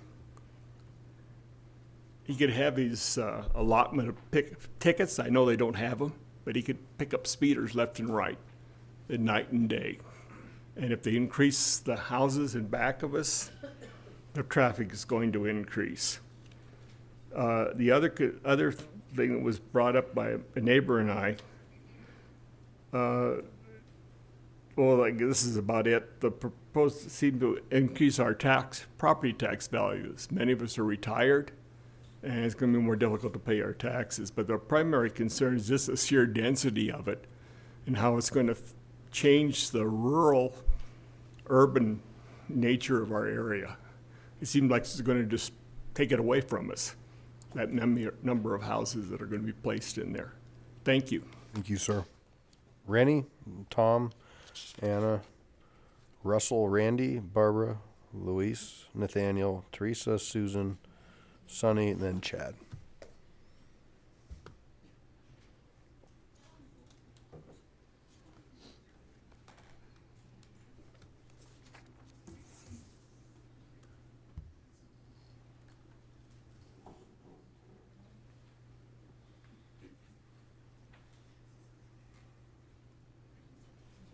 Good evening, Mayor Paul, council members. Thank you for allowing me to speak tonight.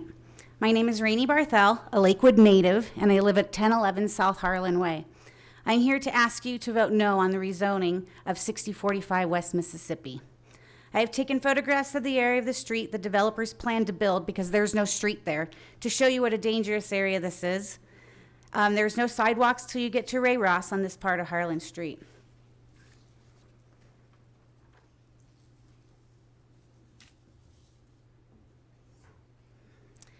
As you can see, there are access issues to the new proposed development, and I have taken measurements to show you that they do not match the plat that was presented. If Kentucky Avenue was to be extended west, the movement of large utility poles, phone poles, and outbuildings would have to be moved, not to mention it goes through one of my neighbor's yards.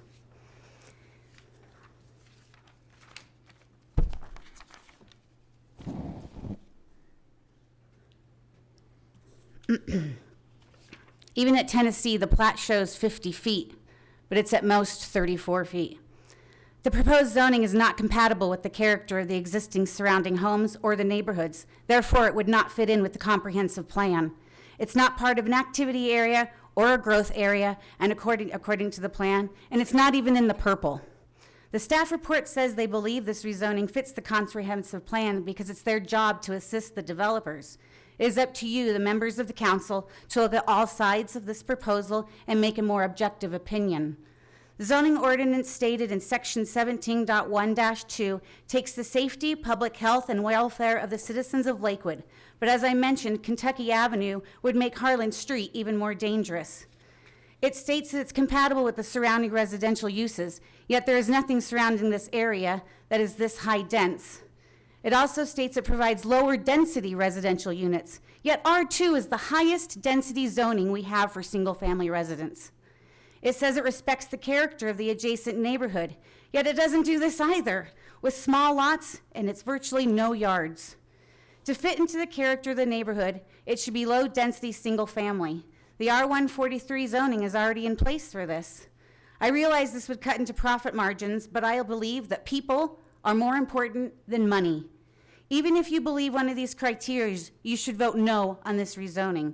It is the city council's responsibility to the neighborhood and to the developers who have worked very hard on these plans to stop the rezoning of this area where they have been promised a project that they cannot actually build because of access issues and not staying within the comprehensive plan. The neighbors in this area do not want this kind of development. Please hear us. Thank you. Thank you. Tom?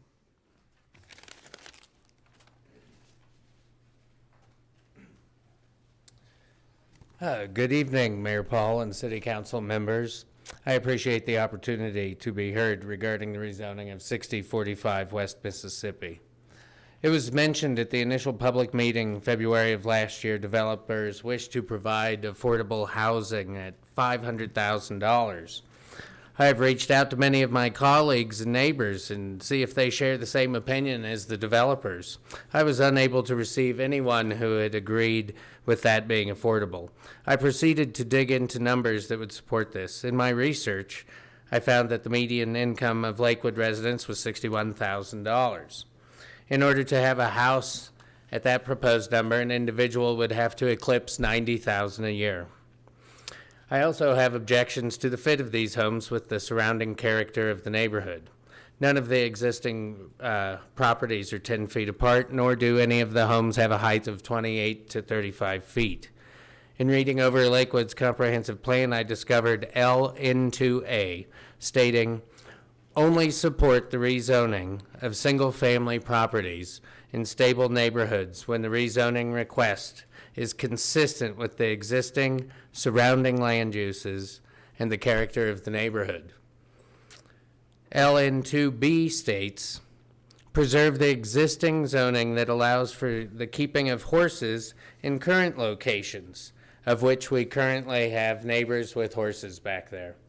I do not believe that the rezoning request supports what is outlined in the comprehensive plan that was created by the City of Lakewood. My final concern is that of increased crime.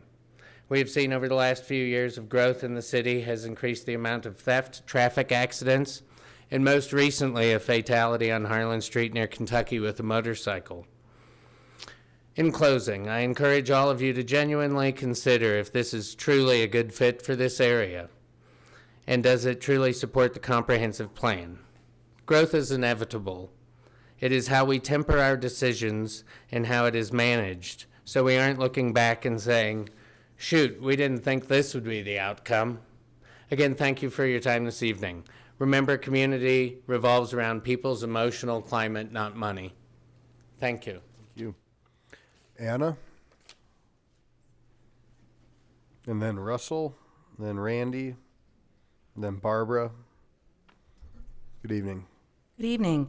Hello, Mayor Paul and members of the council. My name is Anna Hannell, address 905 South Otis. I'm the vice president of the newly formed Ware Gulch Gardens Neighborhood Association. We formed in May. This has been discussed a lot at our meetings, and we did submit comment to you. I won't repeat all of that.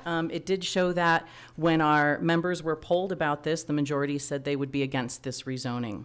There are many traffic safety concerns. I did want to bring up one issue that hasn't been talked about yet. Along Harlan, we do notice that this plan does not call for access to Mississippi. There already is that land is owned by the landowner, but it is zoned differently, and it sounds like there are plans to put an apartment building there.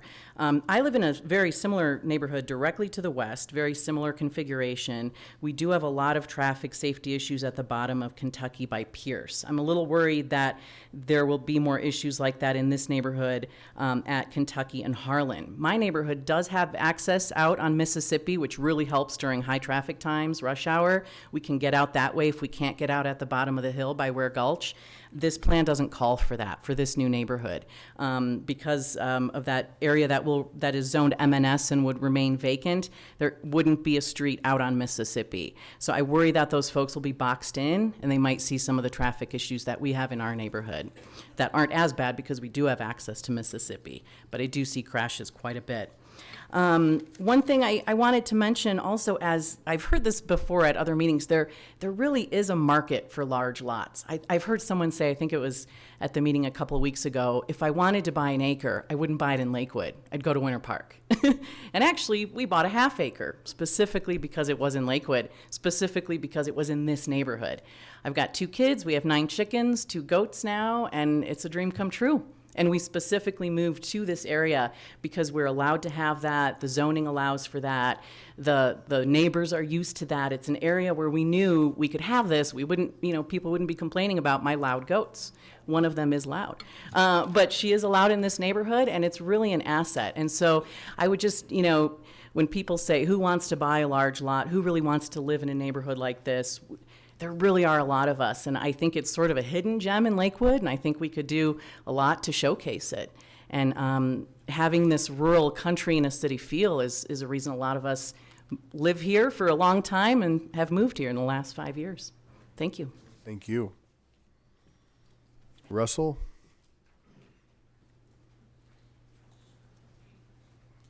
Russell Rendler, 941 South Harlem Way. And I agree with all the previous speakers so far, but I'd just like to add to it. The influx of residents in the development alone, 80-plus cars. There is already too much traffic on South Harlem and West Mississippi most of the day. The proposed West Kentucky street extension will make an already dangerous intersection less safe. The lack of sidewalks and isolation of the development will prevent anyone from choosing to walk instead of driving to their destination. There isn't any shopping or in close proximity. These are just a few reasons the zoning change shouldn't be allowed. The zoning should stay as is. Thank you. Thank you.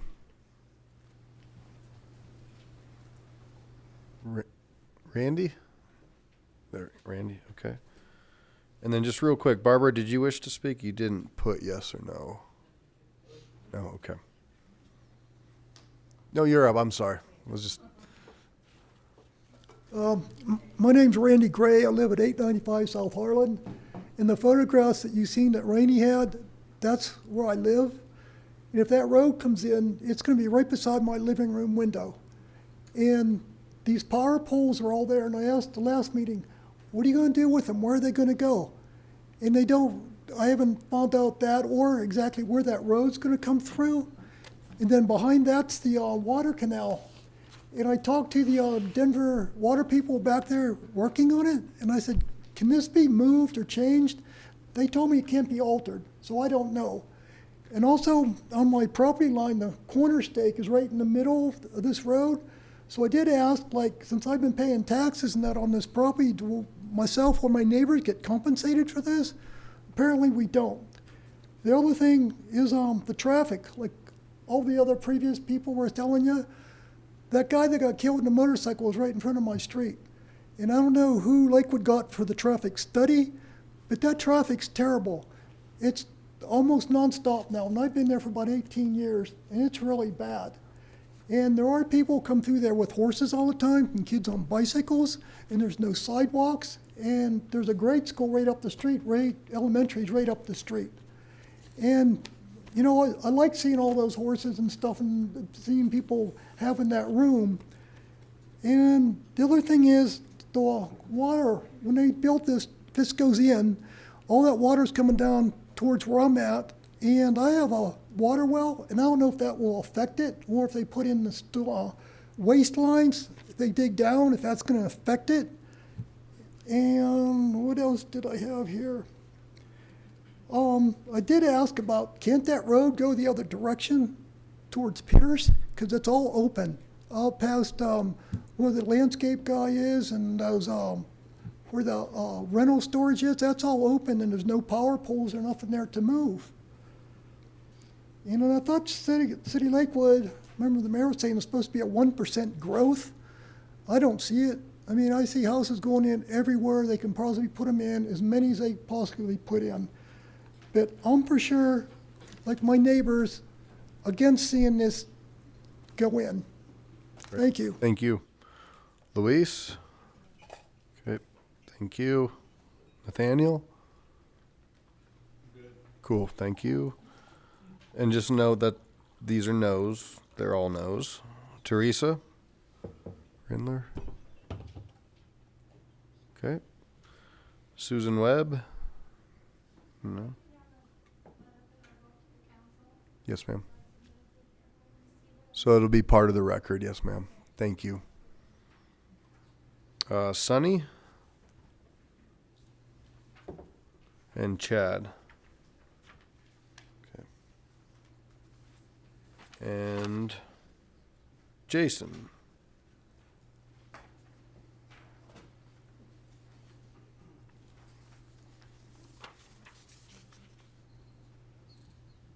And then Jim.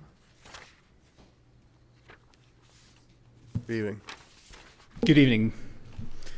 Mayor Paul, City Council members, my name is Jason Smoker, 6060 West Tennessee Avenue. If you look at that map that was shown, I would be the neighbor to the extreme southeast of that property. Really, the one thing that I would point out where they were showing the additional setback, it's interesting that that never did extend the whole way down that property to the south side. So there is no additional setback next to my property, which I was a little disappointed about as we've had so many conversations about this over the months that this has been going on. I will say I've only been in the neighborhood for 5 years. One of the reasons that I chose to purchase the lot, which we did in the house, which definitely needs some help, was because there was the R143 zoning on the adjacent property. So I hate to see that go down to an R2. Would also like to point out that I've said all along in all these meetings that I would oppose changing this to an R2, and I think there's an appropriate nature. If it is going to be rezoned, even within the R1 zoning codes, that, you know, if they want to keep it like our neighborhood is, I would say R143. I realize it does reduce the lot size, the number of lots they could have because of the increased lot size.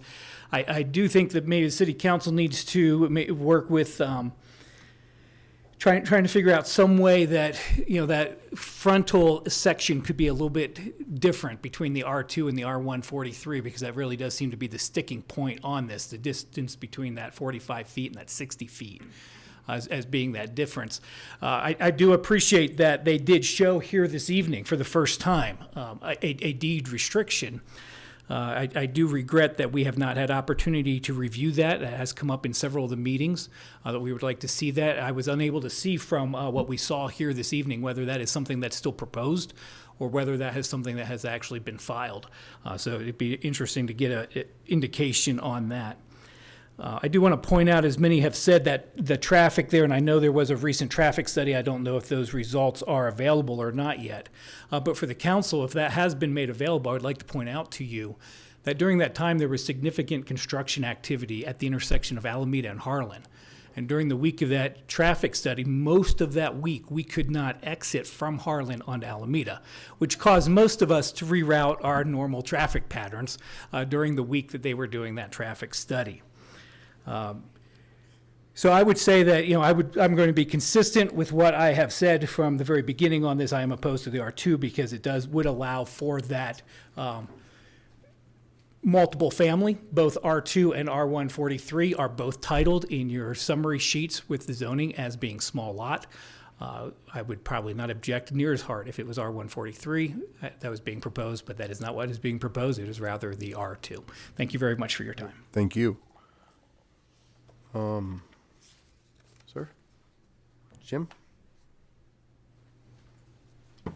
Then anybody else, if you want to please come and see the clerk, that'd be great. Good evening. Distinguished Mayor, City Council, I'm very thankful for this opportunity to speak to you. It is a delight to be in a democratic nation where my family has not always been in that fortunate of a circumstance. I live at 911 South Harlan Way, which is at the north end of Harlan Way. So my house is about 2 houses away from where the construction is planned.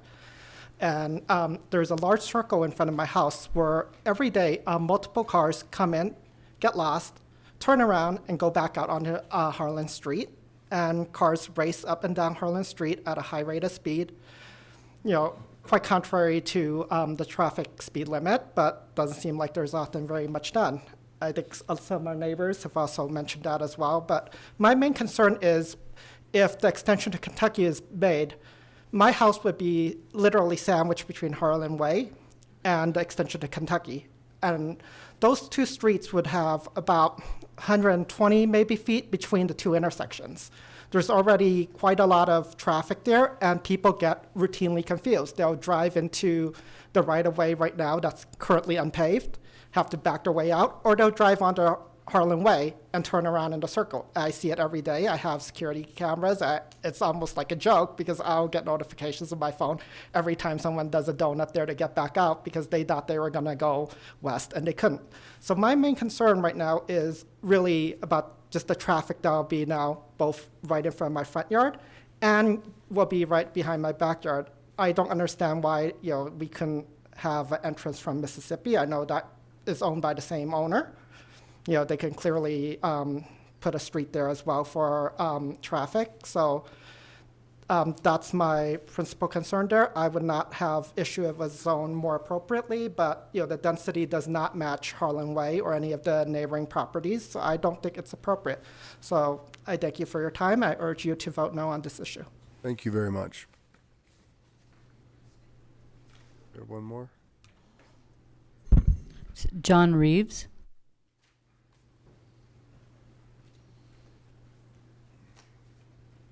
Good evening. My name is John Reeves. I reside at 1001 South Harlan Way, and I'd like to echo my neighbor's concerns about the neighborhood character being changed, and I'm against this rezoning. Thank you. Great, thank you. All right, anybody else?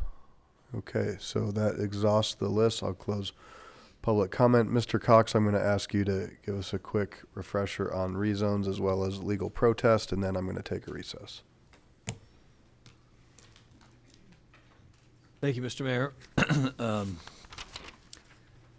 Ms. Mueller reviewed the criteria for zoning approval from her. It's in her staff report, and she went over those criteria, as is the usual case, but we'd like to reiterate the criteria for rezonings. These are the things that you must find in order to approve the rezoning that's proposed. One, that the proposed zoning promotes the purposes of the zoning ordinance. Two, that the proposed zoning is compatible with the existing surrounding land uses or the land uses envisioned in the comprehensive plan.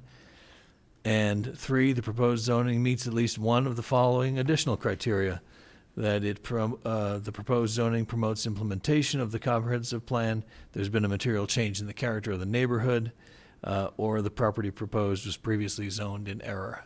So those are the criteria that must be found. Please keep those in mind as you're considering your vote. The mayor mentioned the legal protest. That's a procedure that we have outlined in section 9.2 of the city's charter under the heading of zoning changes and legal protests, and it allows owners of property in the vicinity of the subject property to collect signatures from the surrounding neighbors and submit that to the council at least 24 hours before the hearing that we're holding now. And once that's done, and I'm not going to review the math that was done by the property management people in the finance department to determine that the correct number of owners and the correct percentage of land was represented by that protest. But the significance of that is, of course, that with the protest on file, no change to the zoning can become effective unless there's a favorable vote of 2/3 of all members of the city council. So I'll reiterate that last phrase: 2/3 of all members of the city council.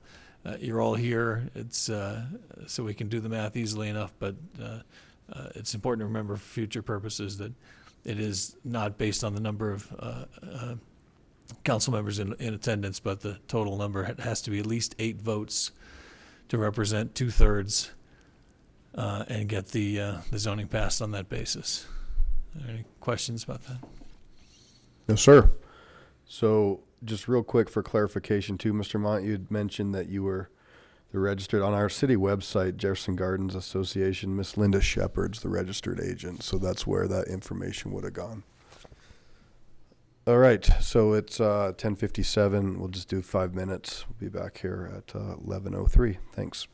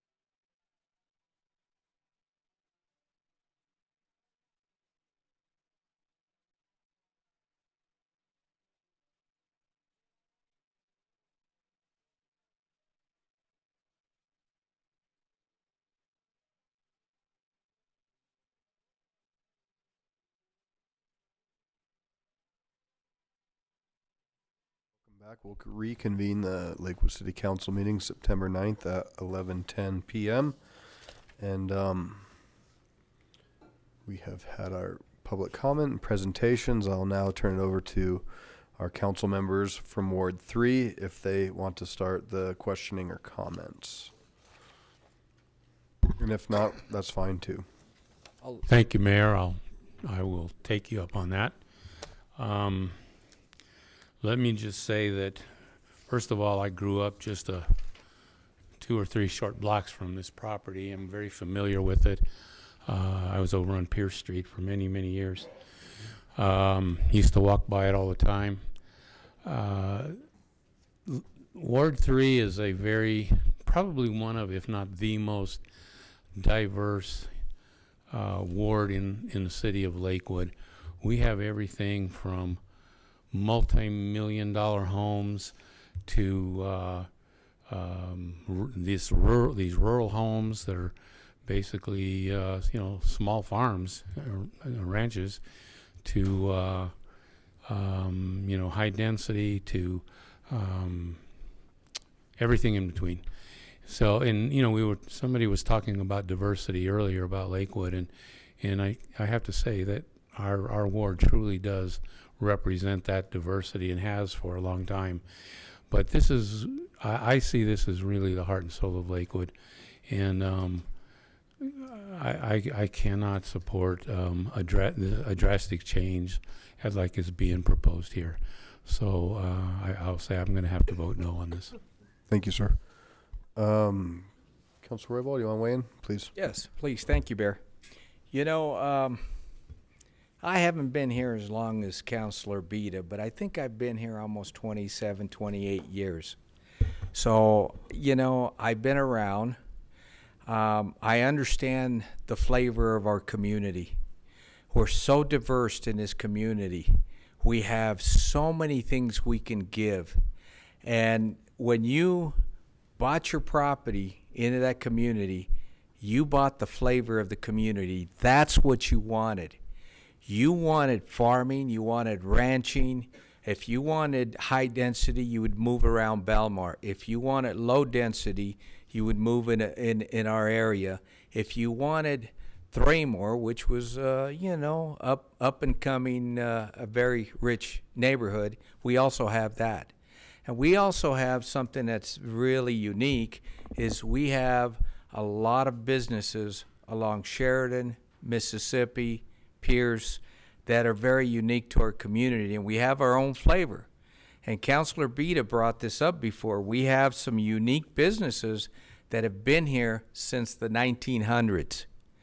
So we do the flavor, and please forgive me, but a cliche. When you buy into this house, into this area, we are now Lakewoodians, and this is what we believe in. So that being said, and understanding the flavor, I hear you. I'm not going to be in support of this either. Thank you. Thank you. Mayor Pro Tem Abel. I have a couple of questions. Can you put attachment B back up, please?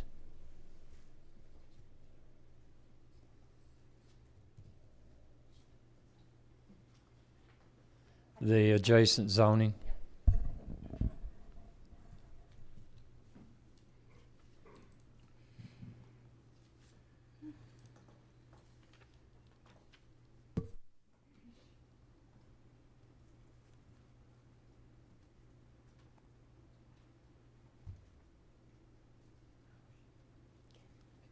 Thank you. The presentation said that the mixed-use general suburban was immediately to the west of the site.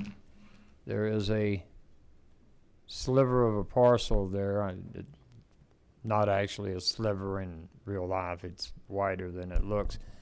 What is the zoning on that property? Thank you for the question, Councilor Abel.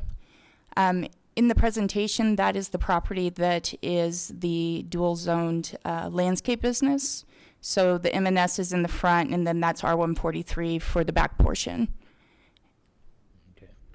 So the western edge is bordered by 143. Yes. And this is not in the purple cloud that the comprehensive plan uses as a growth area, is that correct? It is not within a growth area.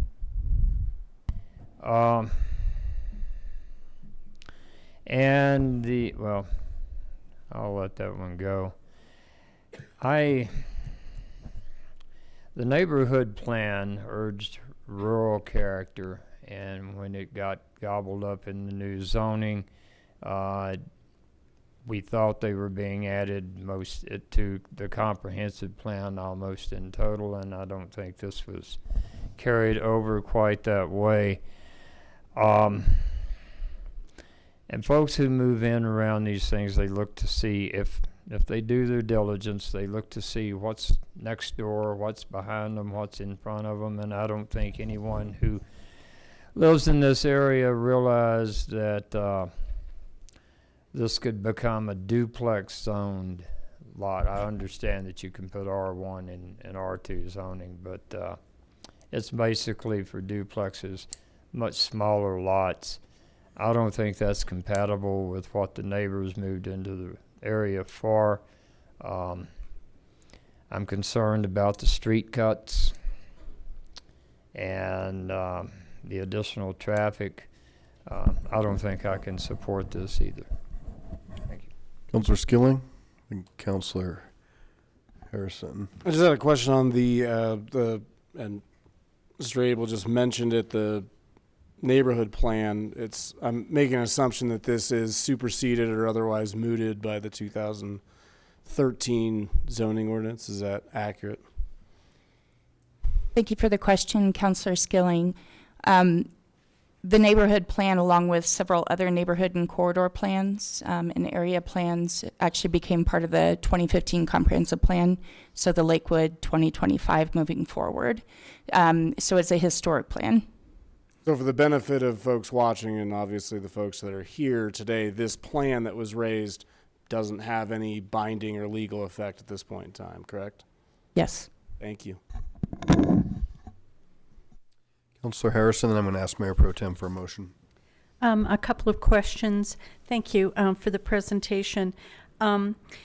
One question that I had is on the site, and this probably needs to go to the developer. I know when one of the things that was discussed is that on the east side of the site you would have single-story houses, but on the west side of the site you potentially would have two-story. That's still gonna. Is that still kind of the idea at this point? Say yes to that one here, I guess, right? Yeah. Everybody can hear me? Yeah. Thanks for the question. Yes, the deed restriction for the east side would be single story, and the west side of the property would not be deed restricted, so it could be two-story. I kind of have a problem with that because I think that's still going to affect the view. I mean, I appreciate your attempt to do that, but I think if you're going to deed restrict on the east side, you probably need to do the same on the west side if you're going to try to protect the view for those people. Oh, yeah. So we were looking at the view corridor is usually like a 30 to 45 degree angle. And so by the time you get 150 feet away from that residence, you're well above 50, 60 feet in the air. And that's where that came from. Okay, thank you. I appreciate that very much. Another concern that I heard from a lot of people, and I just want to make sure that this site would not be approved at all for any kind of horse property, but at the same point, the existing rights that people have in that area that currently do have horse property would not be affected whatsoever by this project going in. So they could still have their horses, you could still have chickens and fun things like that, and I'm a farm girl, so I understand, but it wouldn't take away that right. It might not make it quite as fun, but it wouldn't take that right away. The other question I have is, what is there a final number of 39 units? Is that what you had kind of landed on? 38. So it's going to be under the 40 unit allocation question. So I will pass on that. I'm still hedging my bet on this one. I'm not sure I can support or oppose at this point. Mayor Pro Tem, let's get a motion in so we can. Mayor Paul, I move for the adoption of ordinance O-2019-33 on second and final reading based on the findings of fact of the Planning Commission July 17, 2019. Second. Okay, motion and second. Councilor Franks. Thanks, Mayor Paul. I just had a quick question. The MGS, what was the historic zoning on that before the rewrite, the overlay?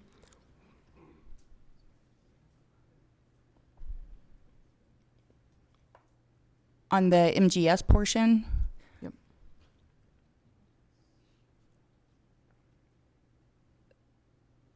Don't guess. I don't want to guess. So I'm trying to think if I can imagine what it is, but along the frontage in the MS, it was 1C. More than likely to go to the MG, it probably was a little higher, 2 or 3, but I really don't know because I don't have the map. Thank you. Okay, we have a motion and a second. Any more discussion? Seeing none. Please cast your votes.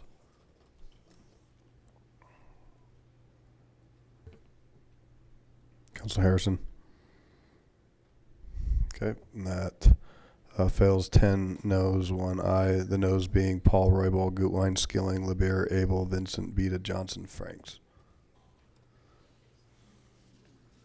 The clerk, please read item 20 into the record. Item 20, continuance, ordinance O-2019-27, adding a new chapter 5.57 to the Lakewood Municipal Code concerning the licensing of commercial micromobility companies. Okay, I'll now open the public hearing. Sam, you're the only one that's indicated a wish to speak. So come on down.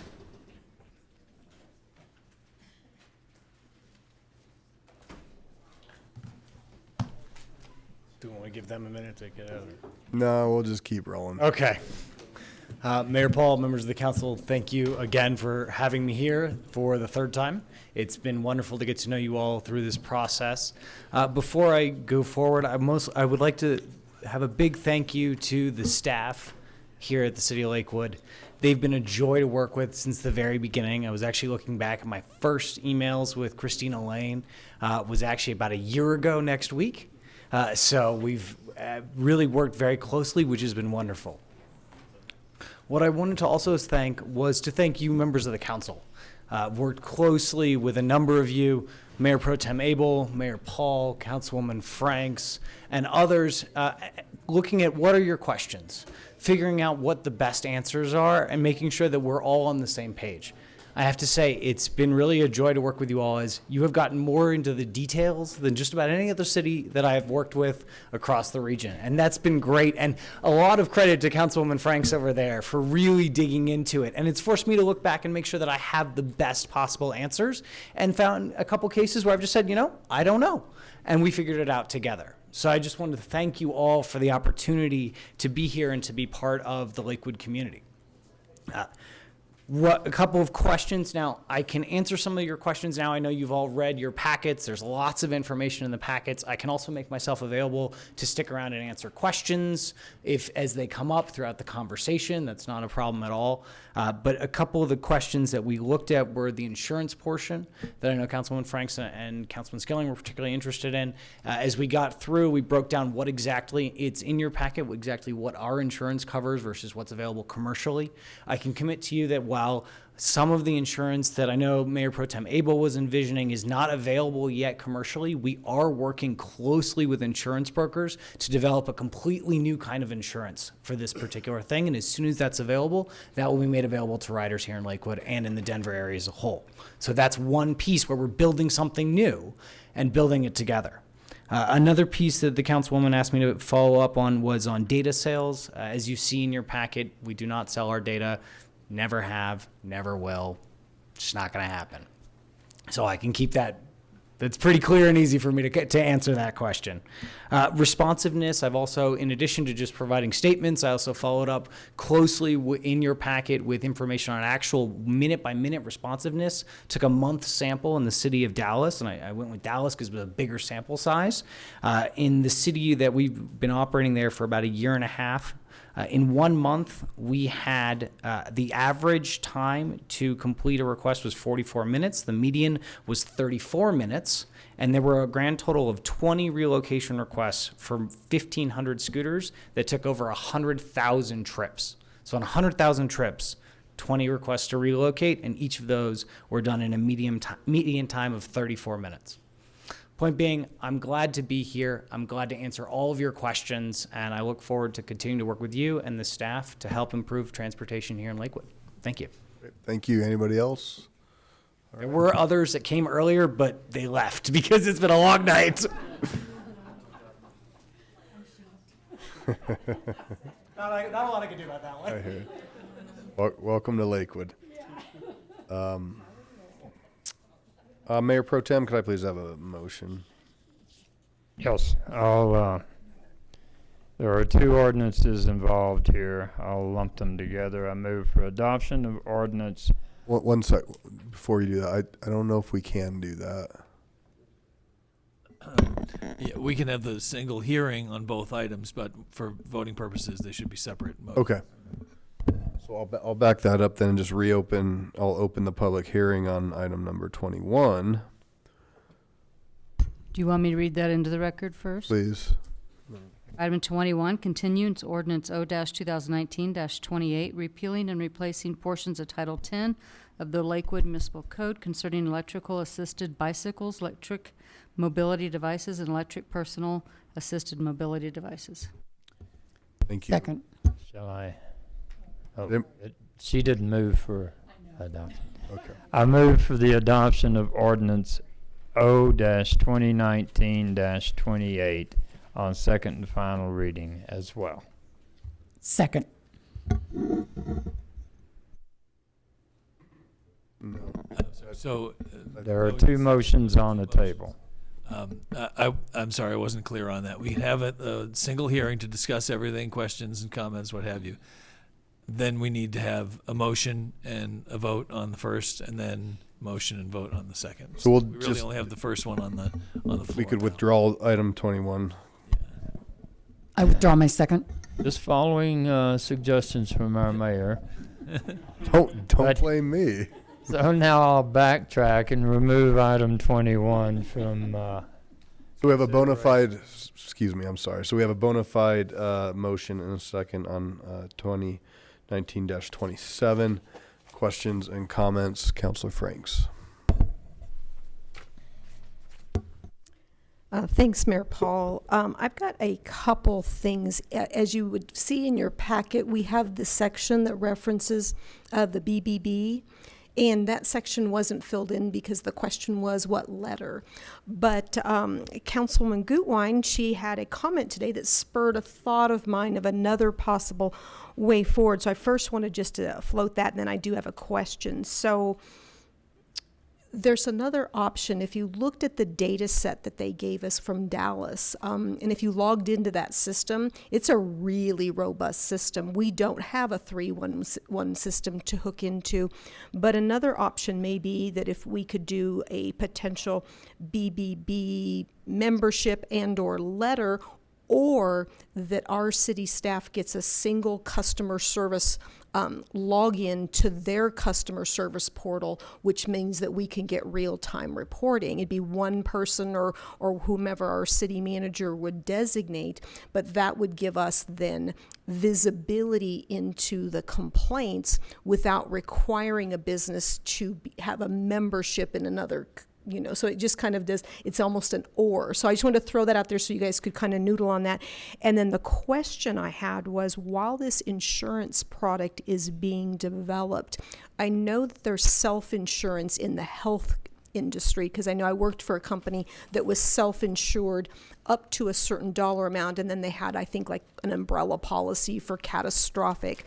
So again, it's important for me to figure out how we can make sure that if we start to see injuries from this, that folks who may be injured through no fault of their own have some funds to draw against in order to, make themselves whole. So I don't know, and that would maybe be a question, I don't know for the industry or for staff, but is self-insurance an option until that insurance product is available? And had I thought of it earlier, I would have asked it earlier, but it did just bubble to mind today. Thank you. Councilor Skilling? I just wanted to clarify that the two main amendments that I saw was discussing Belmar and then the insurance issue. And just to clarify, is the Belmar issue still to be inserted in this if we so choose? I know that I think it was one of Jay's maybe not recommendations, but it was certainly on the list of keeping them specifically off the sidewalks in Belmar and then a dismount zone. We had talked about that last time. My understanding is that as of right now, that piece is not in the proposed ordinance unless we propose an amendment to put it in the ordinance. Or it could be that it's 1130 and it's a 600-page packet. I just want to clarify that that's accurate. You're correct. It's not specifically addressed.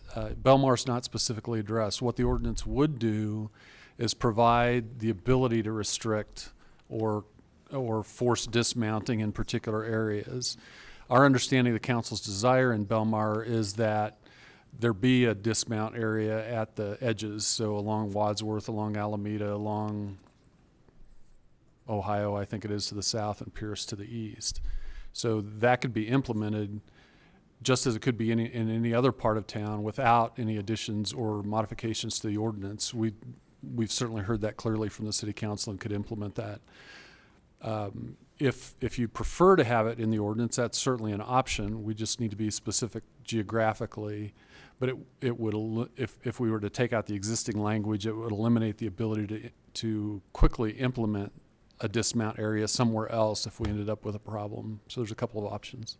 Well, I just want to make sure Belmar's addressed. I mean, there was a pretty substantial discussion about that, as Yes. well as in the packet that, there's not enough room there for them to be operating on the sidewalks. So I know I think Denver just outlawed scooters on sidewalks.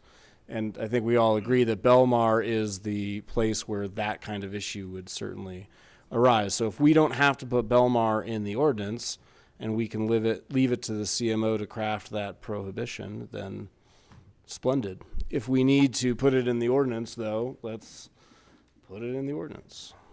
Well, it sounds like we're splendid, so it can be okay. Mayor Pro Tem. My concern kind of follows along with that. In Belmar,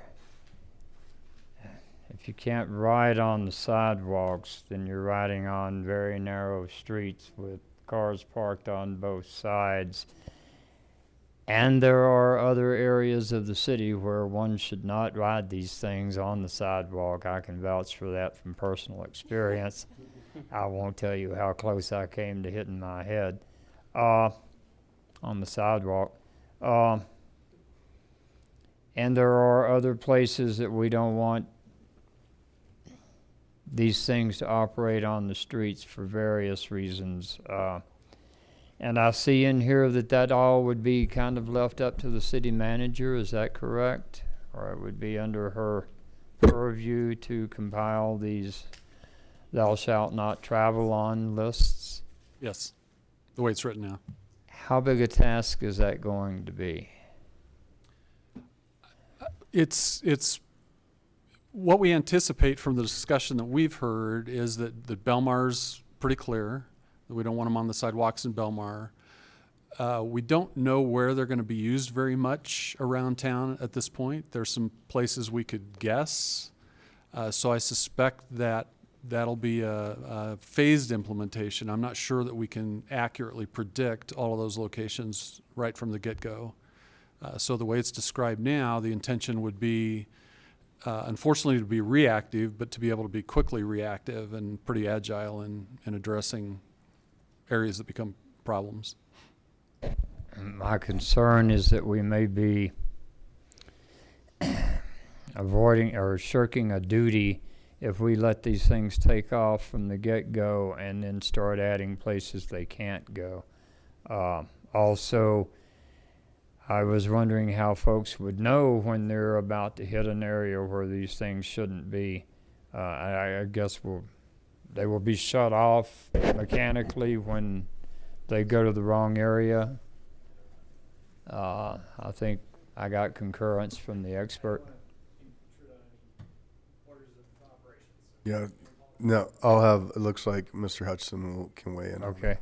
I think there will be a couple of things. One is those areas will have to be signed so that people can actually see that they're not supposed to be riding them. But the providers generally have some geofencing capability to carve out areas that where they're not allowed to be used. And I think they'll be pretty cooperative on that. That can't be refined down to very, very small areas, but the kinds of areas I think we're talking about, full streets, the Belmar area, I think those are certainly manageable. Okay. My colleague Jacob here showed me on his app that he could see where not to ride, but I'll tell you, I'm not going to be going down the street with my phone in my hand looking at an app on an electric scooter. So I think it would be good to be able to provide folks with a map, much like we do with our bicycle routes. Eventually, when we get it pretty well honed out, that so there would be something available for people to look at as they plan their trip. But I think y'all have covered everything else very thoroughly, and a lot of thought went into this, a lot of research with what other cities are doing and what's best for Lakewood. So thank you for that. Thank you. And just a reminder, just a quick time check. It's 11:35 and we still have 5 more items tonight. So this is the 3rd time we've seen this. So we'll just keep quick reminder. Councilor Vincent. Thank you for the reminder. Okay. But I think I have a process question maybe, because some people have said, why don't we trial this in certain areas? Would we have to pass the ordinance and then look at a trial area? Because some people are concerned about it having all over the city all at once.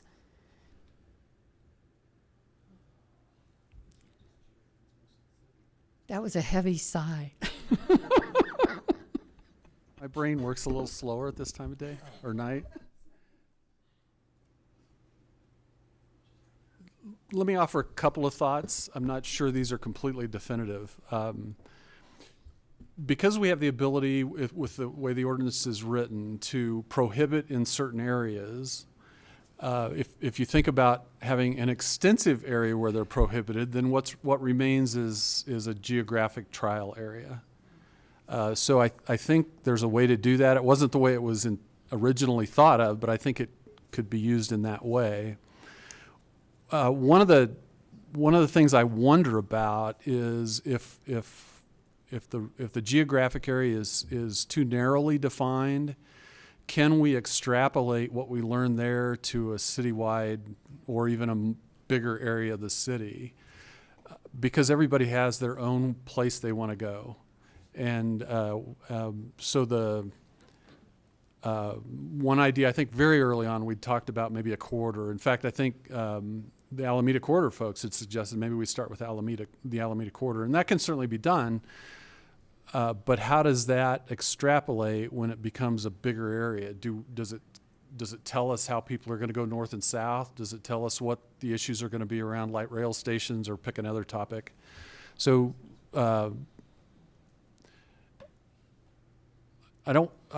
wouldn't argue against a geographic trial area. I'd just be really careful not to make it too restrictive. And I'm having trouble figuring out how to suggest what might be not too restrictive. Okay, I think you answered it for me. You gave me some ideas. Thank you. So Mr. Hutchinson, if I may add to that, I think in our earlier meetings and earlier comments with the providers, there was a hesitation to want to go narrow at first, in that they won't really understand their demand and where things need to be with the narrow thing, right? So we may pick an area and they may not have any users, whereas if you go in a broader range, then they can really tune in and find out where that demand is and where the need is. That's my understanding.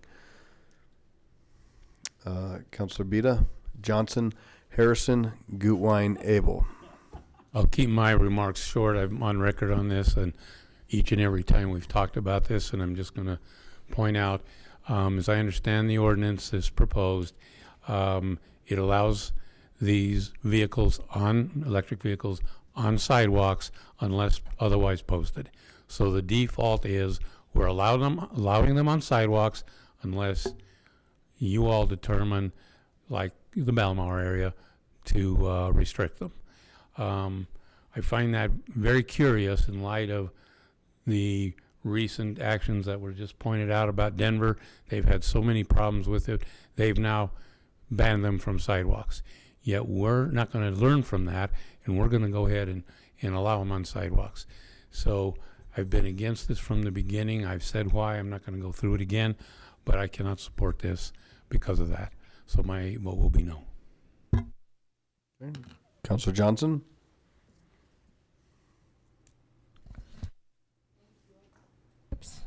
Thank you. I guess that we're dealing with both ordinances and questions at the same time. Is that right? Yes, ma'am. Okay. And I don't have the page in front of me, but there was some place where we were talking about reckless and careless. How do you enforce that? Number one. Number two, there's also, on page 548, it talks about speed being reasonable and prudent. What does that mean? And also, I'd like to have the police department's position on these. I'm not sure that I've heard that. Ms. Hodson, do you want to? I'd like to introduce Agent Mark O'Donnell. You might recognize his name. And he's in great shape physically. He's the one who was incurred a pretty nasty accident in August ago. So he's the expert from the police department. Council, reference careless and reckless, it would be the same basic statute that we would enforce for vehicles or bicycles. So that careless is without due regard, which sounds kind of complicated. That simply means not paying attention, not being careful of your surroundings. Reckless becomes that willful and wanton disregard for safety. That's a much higher standard. I can tell you with almost certainty that these scooters are not going to be considered, we're not going to see reckless type of behavior. We may see criminal acts, and that becomes that intentional act with these, but we're not going to see a whole lot of reckless driving. They just don't go substantially fast enough to cause that. Most of our concern would be out of careless riding or manner of them, whether it's not following traffic rules or regulations. The PD's stance on this is pretty simple. At this point, the ones that do make it into Lakewood, I know that they're not supposed to, but we've seen a few in Lakewood. We are treating like bicycles. So if they're in the roadway, they're considered a vehicle. They must obey all traffic laws as they are required to. If they're on the sidewalk, they're considered a pedestrian.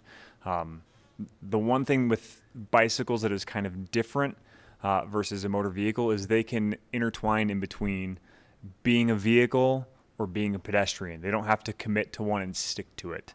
So that's where understanding the rules of the road is imperative on our end, and for public awareness that just because that person's on the sidewalk doesn't mean they have to dismount, doesn't mean that they have to slow. They can just kind of do their thing as if they were a bicycle or a person.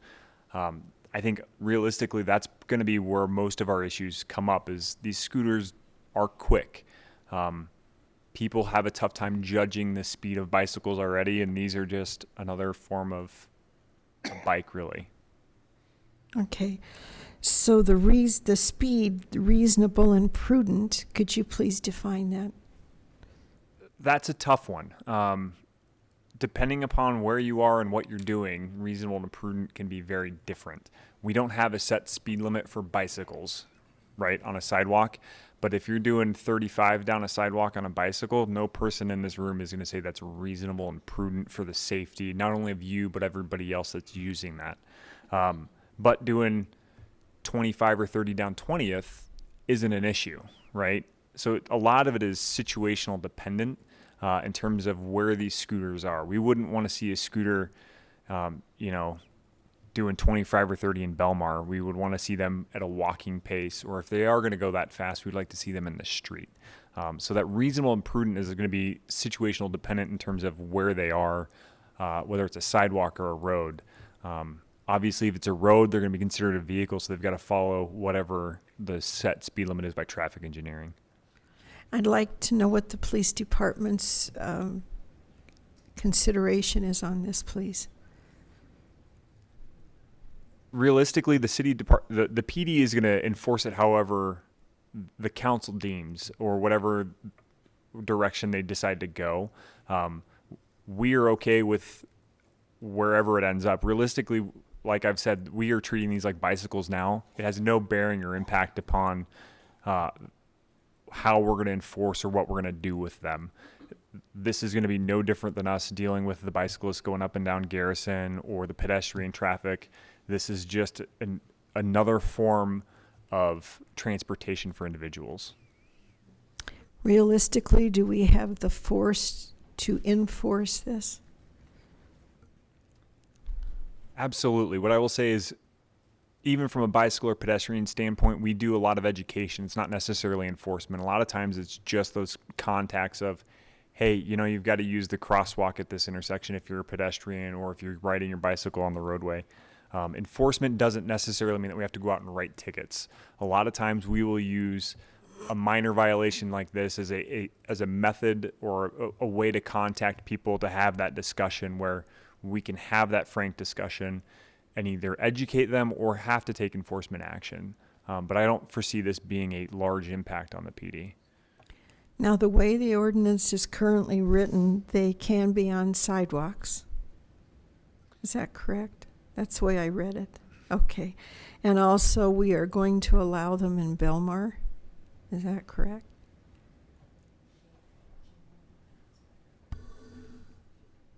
No. The council's made it pretty clear that we're not going to allow them on the sidewalks in Belmar. What about the sidewalks in general, outside of Belmar? They'll be treated just like bicycles, so they can go on sidewalks. They can, yes or no? Yes. Yes, okay. So they will be allowed in Belmar on the streets, is that correct? I'm getting confused with some of this. I think there have been different opinions expressed by different council members about whether or not they should be allowed on the streets in Belmar. I think there's pretty good uniformity from what I understand, correct me if I'm wrong, that we do not want them on the sidewalks in Belmar. There wasn't a vote on whether they should be on the street or not. I frankly can't remember. I think the leaning was to allow them on the streets in Belmar, not in the sidewalks in Belmar.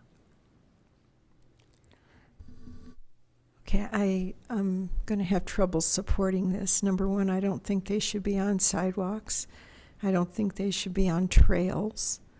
And I'm having a lot of trouble with them in Belmar. The streets are very narrow there. It's already difficult for cars to negotiate that. And so I can't support this. Thank you. Councilor Gutwein, Harrison, Abel, Franks. Thank you. I just want to clarify one more time about the streets and sidewalks. In the second ordinance, my understanding was that it kind of depends on the context. So if you're on a road, if you're on a scooter along a road that is 35 miles an hour and above, you're supposed to be on the sidewalk. But if it's 35 miles an hour and below, you're supposed to be in the street. So that way, it's kind of the safer situation for everybody, depending on what road you're on. Is that? I think our transportation engineer, Mr. Whitaker, is probably best equipped to answer that as clearly as possible, and he's right here. Wonderful. Thank you. So the way we proposed it was that they could be on a road up to 35 miles an hour, but they wouldn't be allowed on a road. And when I say road, I mean vehicle lanes. If there's a bike lane, that's different. But in a road that's essentially 40 and over, they're not allowed. They'd be on the sidewalks. Another point of clarification, Denver and a lot of the other cities are treating it just like our police have talked about, treating them like bikes. Bikes are not allowed on sidewalks in Denver. So the recent change that Denver made was to align their scooters with bicycles. And so bikes can be on a sidewalk if it's within the block they're parking. Scooters can now be used on the block that you're parking. They just can't be continuously ridden down the sidewalks for your destination. So they're just aligning them just like Fort Collins, and there's a table in your packet where the different cities are essentially aligning them just like bicycles. Thank you. I imagine it will take all of us a little bit of learning to get those rules down, but thank you. I think that makes sense to me. And then I also just want to echo a concern about Belmar, just especially in the beginning when we roll them out, just because I think that's the area that we're most likely to see collision between pedestrian and scooter. And so just want to raise that. And then, the other main concern we had in our ward was about shared use paths. We've already taken care of that, so I really appreciate it. And I just imagine that there won't be a ton of use of these down in Ward 5. It'll probably be up closer to Light Rail and down into Belmar, but I think that's the point of the pilot program. So I think that after all of this effort, I think we've come up with a very cautious approach with our pilot program, and I feel comfortable that we have sufficiently addressed the safety concerns as best as possible, and that we will be able to continue to do so, as we all continue to have these conversations and test out this pilot. So I will be supporting this. Thank you. Councilor Harrison. Thank you. A couple of questions. This ordinance, in terms of where we can ride, applies to not only rental scooters, but privately owned scooters, correct? So it's across the board. I'm curious. I've not seen that many scooters out and around in Lakewood at this point now. Are you seeing them? Yeah. Usually when I drive around the city, I'll see one or two. I don't know if you've been to Costco recently. They sell 9-bot scooters now at Costco in Santa Fe. So you're seeing more and more. They're kind of, as some counselors know, they're the more reason mainstream. I say that, and I echo Councillor Gutwein's comment, there was a set of scooters that were dropped off, 5 of them on Florida, right where near my home. And 4 of them magically disappeared relatively quickly, and the one has stayed there. It's never moved. I didn't check it personally, but I'll bet there's cobwebs on it. I don't think that particular location will end up being, its permanent home, because we're too far away, I think, from that last mile connection, that we're talking about. I don't think it's going to work in our area at all. Now, I could certainly be wrong, but we'll wait and see. One of the big concerns that I have is, how can we enforce that the parking of the scooters whenever they're put away? Because that's one of the concerns I have about people who have mobility issues, whether they're using a wheelchair or a walker or whatever. And in some of the locations throughout Lakewood, sidewalks are somewhat narrow. If the scooters are kind of thrown all over everywhere and not really picked up, how are we going to monitor that? Because that really bothers me. Well, there's 2 facets to that. One is the deployment from the companies when they get charged and people put them out in the morning. there's much better control because you're dealing with an educated staff that's putting them out. So usually there's not too many concerns from the other cities we've talked to about that. It's the individual users that use them for their ride and then they leave them. Those are the ones that the providers are using education in their apps. We've talked about having stuff in the apps where if we have continual people that have created an issue, that eventually that, you know, they get letters, they get talked to, and eventually they might even lose their ability to ride the scooters. So there's that educational component with kind of a hammer. And that's kind of the way we've proposed it so far. Okay, so we have, hold on, Councilor Rybel hasn't spoke yet. And then I'll go to Mayor Pro Tem and then Councilor Franks. Thank you, Mayor. I just have some concerns. In our particular ward, we have such a diverse area. We have high density, which obviously we talk about Belmar, and the Alameda corridor. It's being reconstructed right now. But just imagine on the Alameda corridor about Pierce, within about a month ago, almost 2 months ago, we had accidents that we had vehicles turned upside down.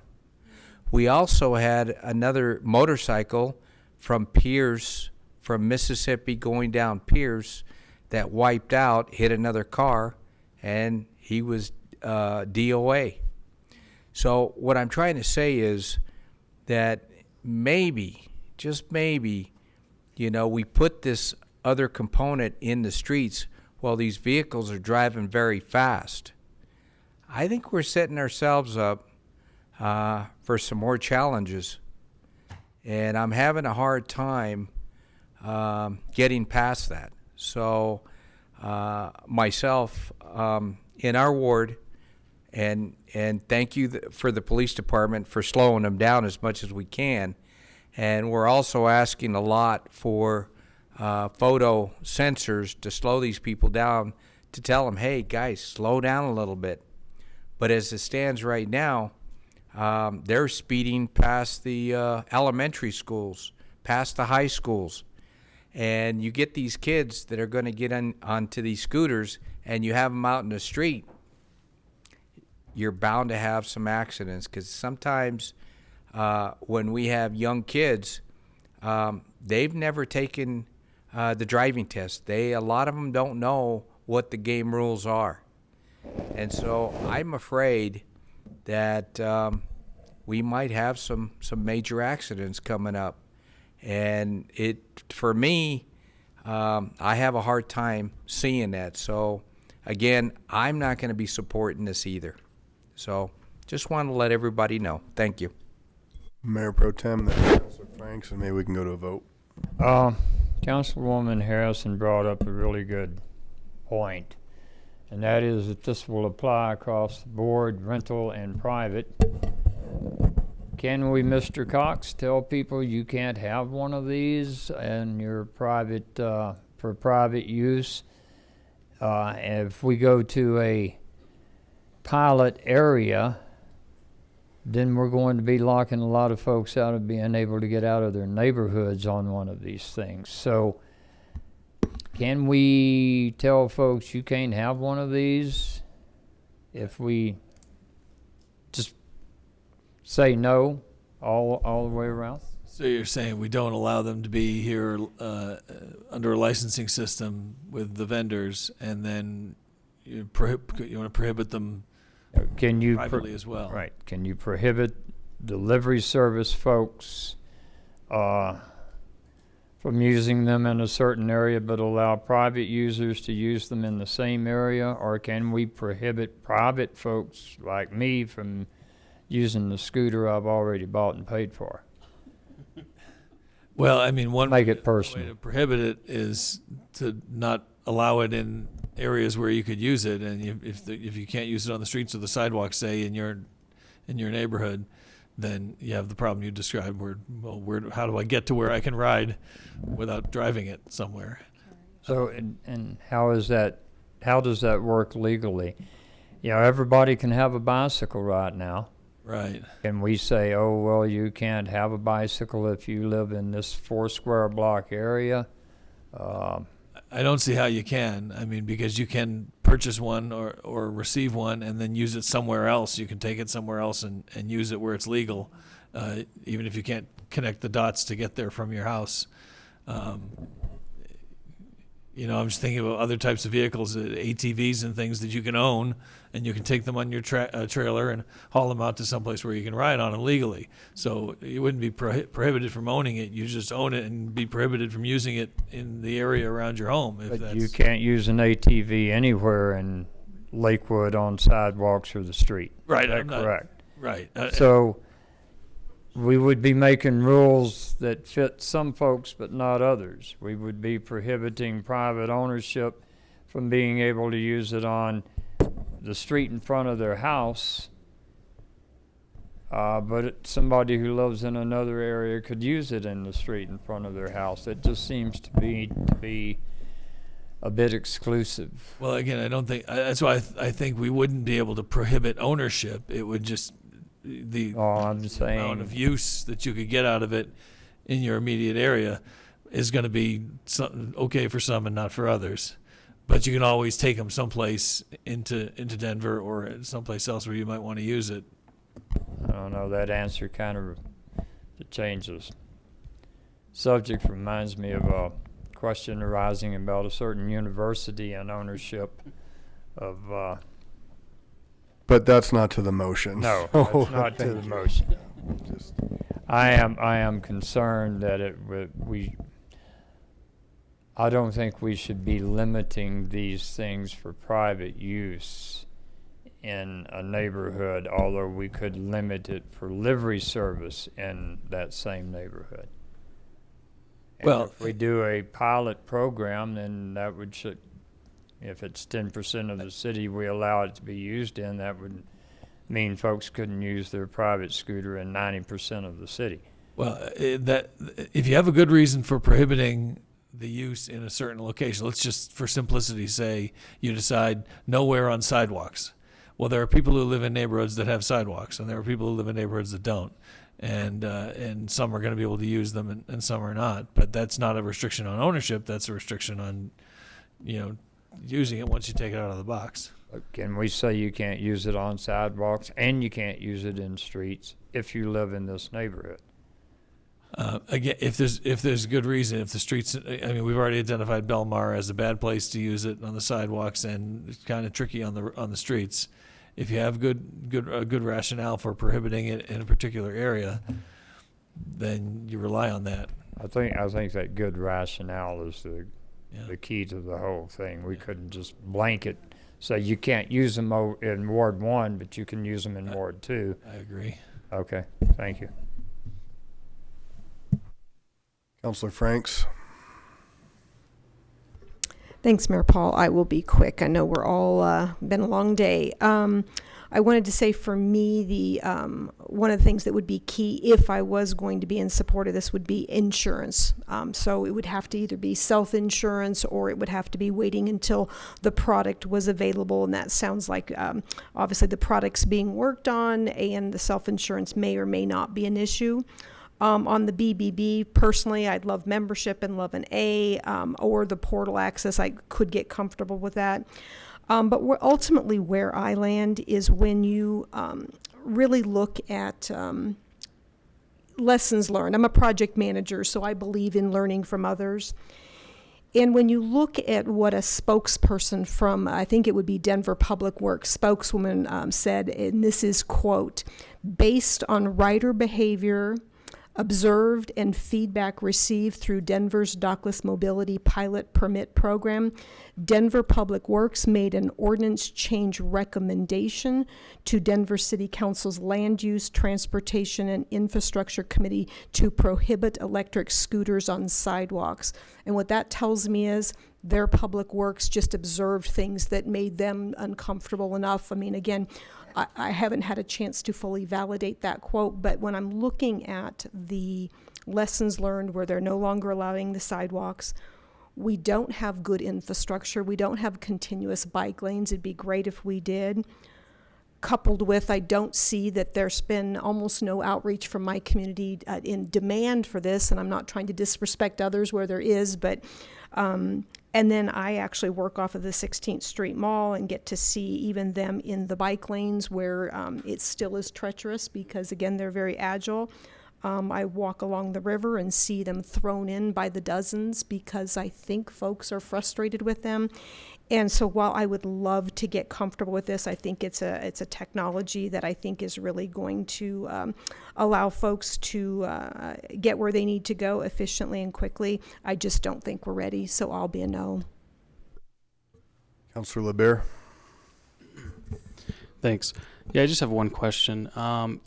Does the BBB thing, does that kill the model? Is that going to work for anybody, or are we just wasting our time here? That's my only question, because if we keep it in there in the ordinance and it's not a realistic goal, like what are we even having a discussion about?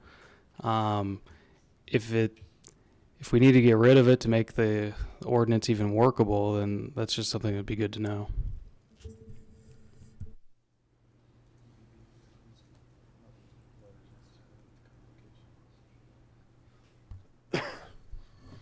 So yeah, the hard part about the BBB, depending on whichever letter you want to choose, you know, some of these companies are large. Ford, for instance, is in it now. So are they getting their BBB rating on the scooter portion, or are they getting it on the vehicles? So depends on the, you know, we've got Rock and Roll Scooters, supposedly a local vendor, and that's their only business. So, I mean, that's the complication. Well, there'll be another. I just have a couple. I mean, I don't think it's government's place to make a requirement for BBB. And as a small business owner, frankly, I don't think BBB is the best ranking to even utilize, right? There's some pay to play. There's a lot of different things. I don't think it's a real good gauge as to that. And I just don't really feel comfortable there. But there are parts of our community that really do want to see this and have been working towards this. And, you know, just because the demand may not be in one side, I think if you really want to get behind it and want to try it, staff has done an enormous body of work working with all the council, working with the industry to try to figure out a balanced way to go about this. And I think there's a lot to this, and it could be a good thing. And if it's not, I'm sure then we'll be revisiting it. So that's my 2 cents. Mayor Pro Tem. So if we say no to this, then can Councilwoman Franks ride her electric bicycle in the city? And can I ride my electric scooter in the city if we say no? Thank you. That's a helpful clarification question. Remember, there are two ordinances. The first one, -27, is the licensing program for commercial micromobility. So those are the folks who this is their business. The second one, -28, is what I think of as rules of the road. Doesn't matter who owns it, doesn't matter who's riding it. This is how you're supposed to do it. These are the kinds of things that you heard from the police department about. So one of the reasons to have the two separate votes is you can say no to the commercial micromobility providers and say, yes, we have rules of the road for electric bikes, for electric scooters, just like we do for bicycles and cars and trucks. Okay, so we could pass one but not the other. And if we pass if we reject 28, then you can't use these things anywhere in the city. Interestingly, that's not the end result. I'm glad you asked that question as well, because there is state law that addresses this. Sure. And I may be corrected here in a moment, but my understanding is that that would be the default, essentially. And ultimately, you may remember that about once a year or so, you end up with a kind of a smattering of things dealing with traffic and other things that have to be updated because changes in state law occur. This would probably show up in that effort if you said no to the second ordinance tonight, because we'd want to make our laws conform with state law where they're required to. Was I close, Mr. City Attorney? Yeah, you're right there. Yes, and I'm going to look to Ms. Roth in case I don't get this right. But yeah, the result, if you adopt the, if you don't adopt the operational restrictions number in Ordinance 28, you don't have any municipal prohibitions or regulations of those vehicles. And as Jay said, I think we default to the state. And then any tickets that get written, this is where it gets tricky because only municipal violations are enforced in municipal court. So if the tickets are written in Lakewood, they'd be taken to county court, I guess. That's right. So the legislature passed in May a bill that requires e-scooters to be taken out of the definition of toy vehicles. So in Title 10, we have e-scooters fall under toy vehicles. So if we don't amend Title 10, we will not be able to enforce any rules against e-scooters unless it's written as a violation of state statute. And the state allows them only in streets or specifies street use. Is that correct? They are treated as bicycles in the state statute, so they become street or sidewalk. Okay. So ultimately, that is kind of the rub here of the state is viewing e-scooters, unless otherwise dictated by a municipality or governing agency, as a bicycle in which can operate on either sidewalks or roadways. So that's how Denver has kind of not necessarily gotten around it, but has addressed it, is because they've specified where they have to be used. And if we don't specify, then we fall underneath that state statute in which they can be ridden anywhere, including Belmar or whatever other locations you guys would like to restrict. Thank you. Councilor Franks? Well, I've just been taking notes, and it sounds to me like you may have a motion that needs to be made to strike the BBB. I saw a lot of heads, and I can certainly understand that. I mean, I certainly am not, that's not a sticking point there. So I think somebody needs to kind of craft a motion to get that out.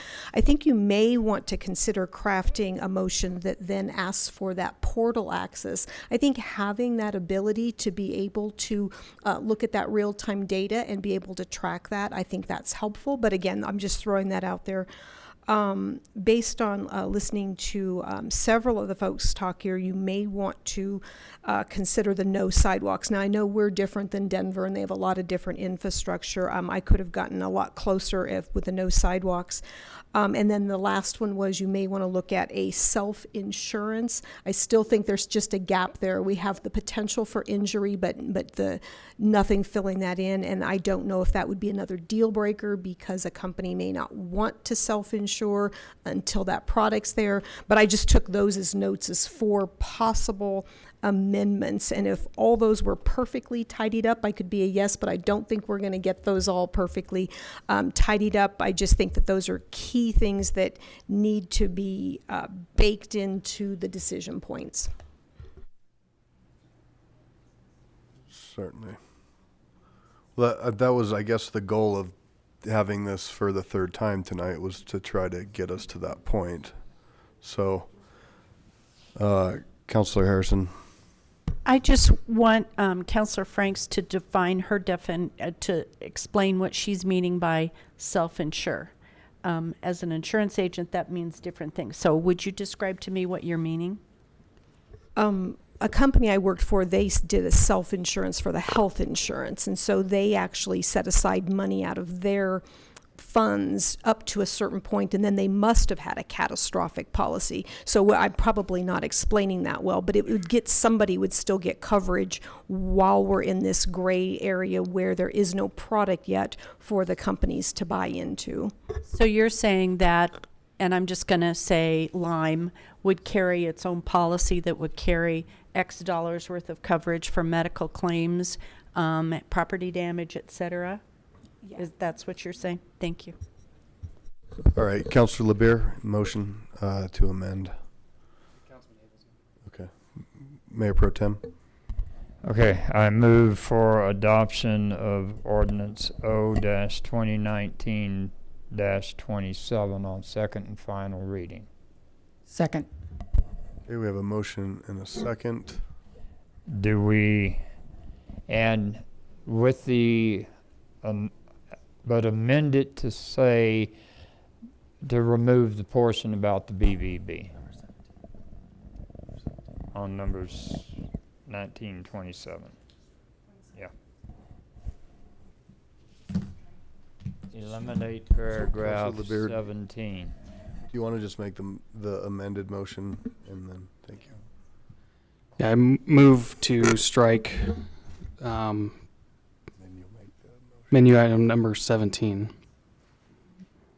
under 5.57.03. Second. Okay, we have a motion, a second. This is just the amendment, not the full thing. Please cast your votes. I think it's 040 there. To strike. Yeah, strike. Strike. Paragraph 17. Yes. And 040. Yes, correct. It's 5.57.040.B.17.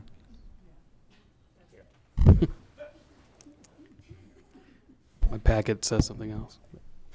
Is that what we got? Could I get you guys to vote, please? Yeah. Sorry. Okay, passes 9 ayes, 2 nays, the nays being Roybal, Beta. Mayor Pro Tem Abel. I move for the adoption of ordinance O-2019-27 as amended on second and final reading. Okay. Any Second. discuss- Motion and second. Please cast your votes.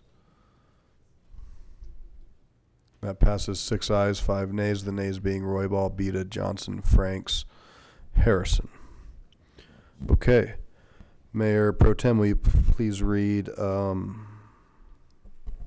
21. or make a motion to adopt? I move for the adoption of ordinance O-2019-28 on second and final reading. Mr. Mayor, Second. there's some confusion before we move forward. I don't know. It's Tuesday.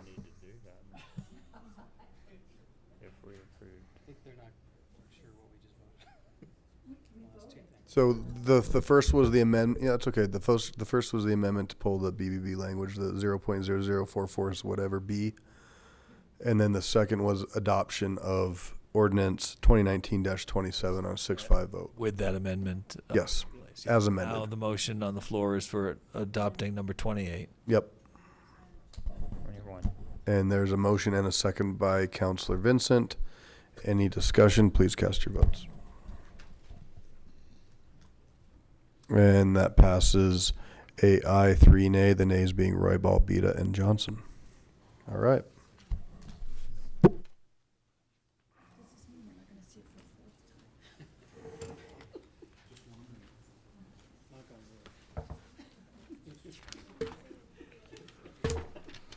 Okay, so we're going to move into topics, and we'll just go right into the first one, which is the Federal Center, and there's 4 co-signers on that, so I don't know who wants to take the lead on that.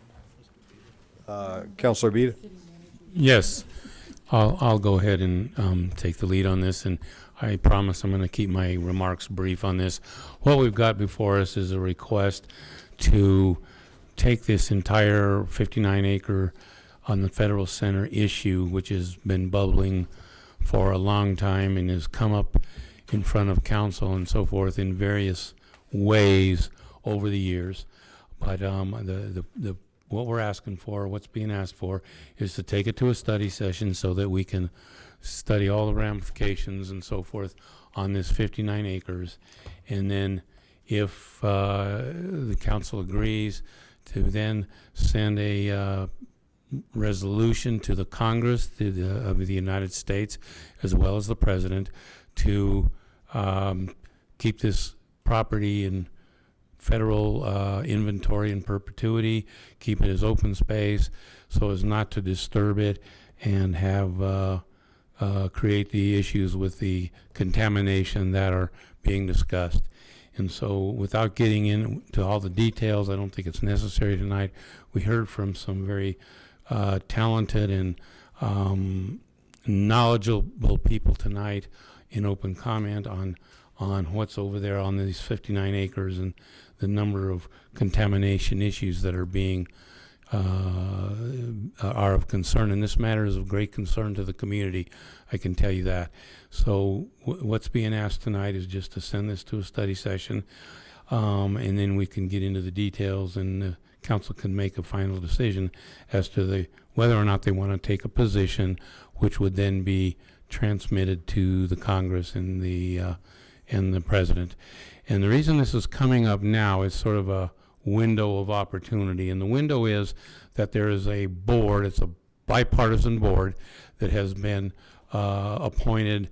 These members are appointed by the president, the Congress, and I'm not sure who else, but it's a board that is looking at making a recommendation on this property. And so that's going to happen probably in November is the information I have. I think Councilman Abel may have a more complete information, but my understanding is this will be happening sometime in the latter part of the year. And so this is our opportunity to weigh in on that recommendation and to get our feelings known as a council on behalf of our citizens, because what I want to point out is one of the most important jobs that we do as a council is to protect our citizens, the health, welfare, and safety of our citizens. As far as I'm concerned, that's the number one job that we do here. And this implicates that requirement, that duty of ours. And I think we need to take it seriously, take a hard look at this thing. So that's what we're asking tonight, is to kick it to a study session, and let's see if we can't get into a little deeper into the details. Right. And if for clarification, if you would, I think it'd be important if we do have a study session to invite Colorado Department of Health, the federal government, and all the folks, because I think there's a real kind of whole spectrum of different information, different things, different levels of comfort from different members on council who've been either engaged in this for a long time or not. So would you recommend that part as well, to have the federal government to explain what their process is, as well as the Colorado Department of Health and Environment? Yes. Okay. I have no problem with that. Mayor Pro Tem Abel? The process is that the Building Disposal Board, the bipartisan board that Councilor Beta mentioned, will be making recommendations to the Office of Management and Budget in November for the disposal of possible disposal of different parcels of surplus federal properties across the country, and OMB then will will vet this list themselves and present their findings on it to Congress for further action. And I would like to mention that one of the reasons there are different points of view on this is the federal government on one hand says, oh, it's perfect if you want to put people in high-rise apartment buildings over there, but in the court case said it's not suitable for homeless folks to live on. So that dichotomy needs to be explained, among other things, and I would like to see this go to study session so we can hear the answers to that very dualistic presentation. Thank you. Councilor Johnson?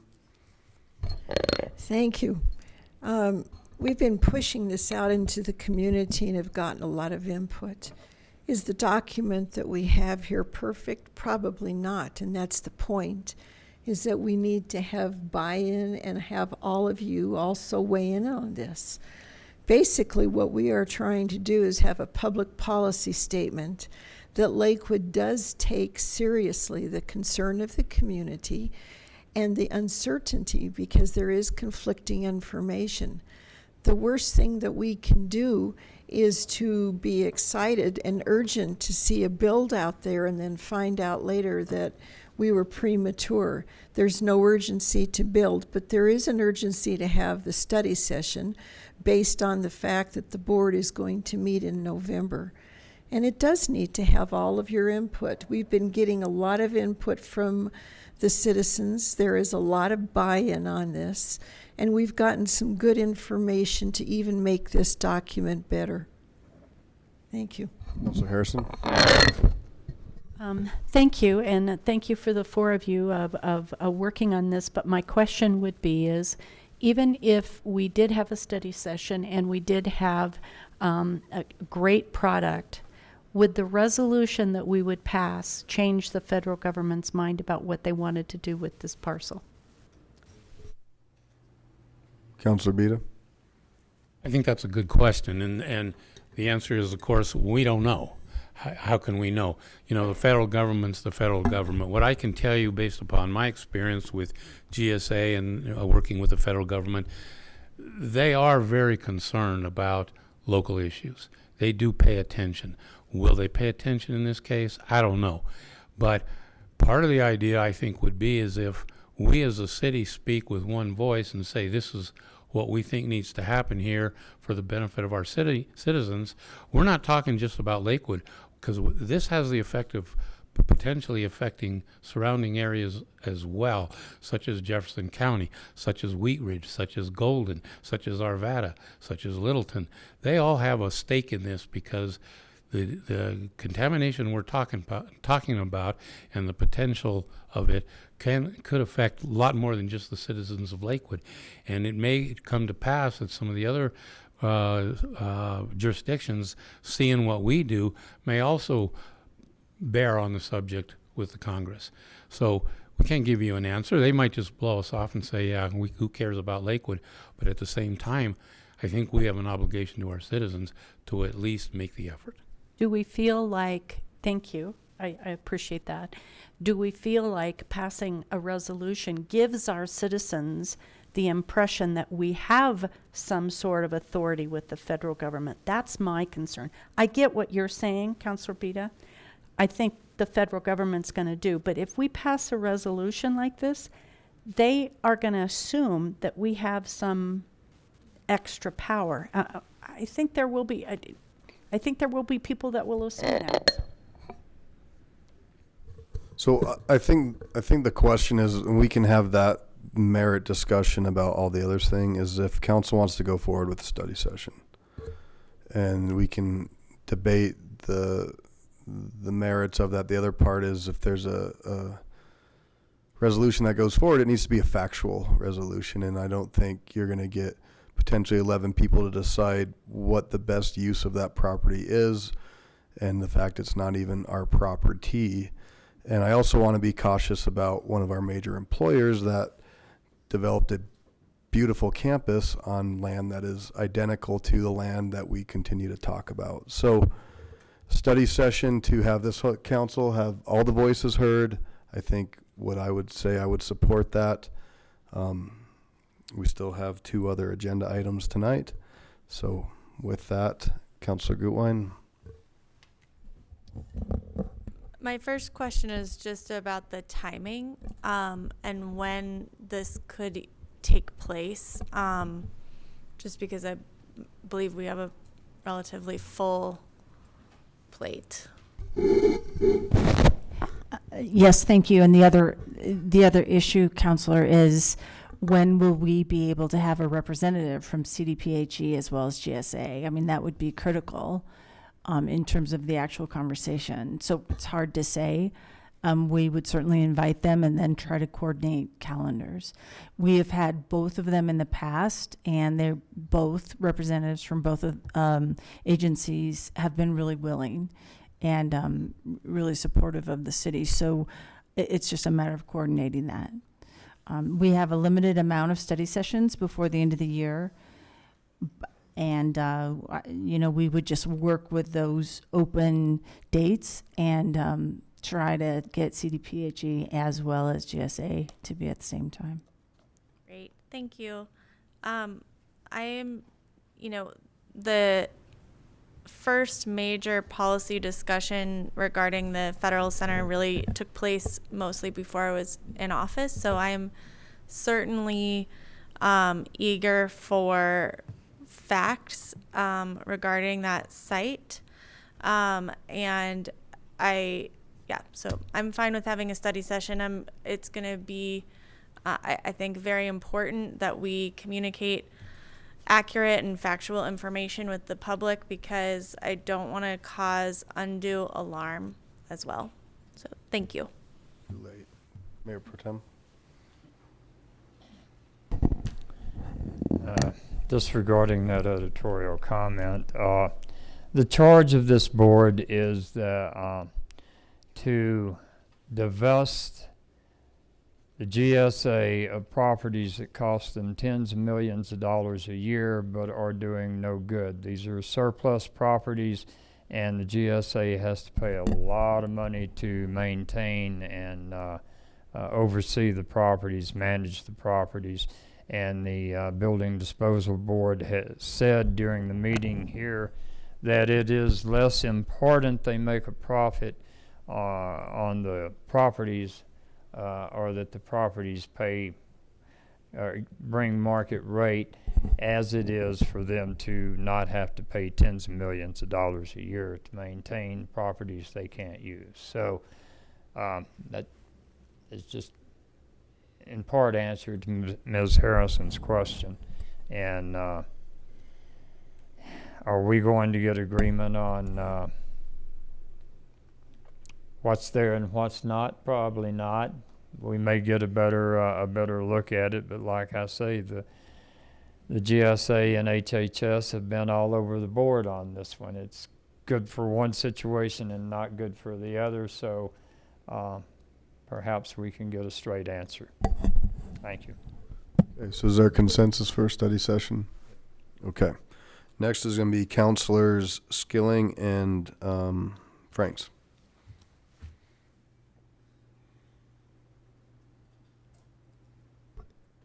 Seeing that there was no fast lean in over there, so I'm just saying. This request is to follow up on prior discussions regarding the city attorney office and information contained within that process document that was prepared by staff and provided to council to assist with that dialogue. That would have been back about the end of June, I believe, would have been the right time frame. We all received a pretty detailed document, and basically it's a point at which you come to a conclusion where you're going to look at the information you've received and make a determination. I guess there's just two big directions that, could be gone. But at this point, we just need to kind of finalize those discussions and make a determination as a body, whether we continue with the same model, we go with a different model, or a blend. And I just think we just need to button this up. So I don't think it's, from the dais tonight, it's really just putting closure around that and making a determination. So for me, obviously brought it forth. I'll be supporting it and would certainly encourage you all to do so as well. So what is that though? Is it a study session? Is it? Right, that's what it says on the thing. It says next available study session slot, yes. Okay. So I'm getting some yeses. At this point, I'm a no. I think we have a lot of information and a lot of different things, and we have a lot on our agenda, and so I'm a no at this point. But looks like there's consensus. There's a no. There's a yes.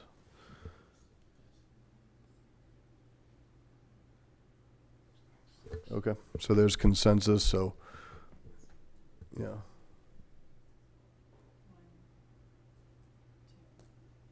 Yeah. Yep. So do you have clarity on that? Because I don't have clarity on that explanation. Yeah. So during the session, we talked about there's two potential directions. Right now, we have a hybrid where we have a contracted city attorney and they manage staff. There has been talk for quite a while that there's another option where we would go to a staff position. And so those are the two big polar points. That doesn't mean those are the only two ones that can come out of that, but we need to get to a point, are we going to continue as a city and say that we want the contracted model, which is certainly an option, or are we going to say we've grown maybe to the size where we think that it makes sense for us to have an actual staff attorney? And I think that's really the discussion. You get, you put all the things out there. Staff presented a transition plan if you went with, one of the options over the other. But I think that is the decision point. We've talked about this for a while. Some people on council have said that they, believe we've gotten large enough and it's time to bring the position in-house. Others have said they're perfectly fine with where they're at. And I think we just need to put the final pin in that to make a decision.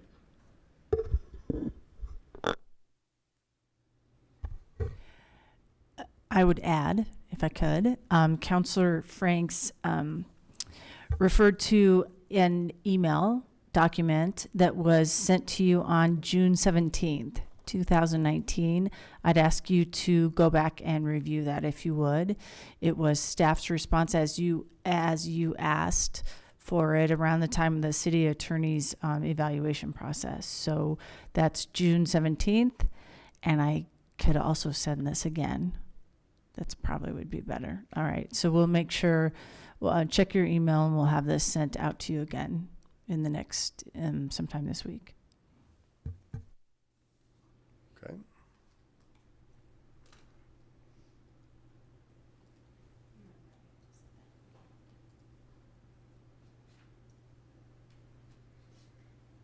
And there's the final one, Councilor Franks. I think that's yours as well.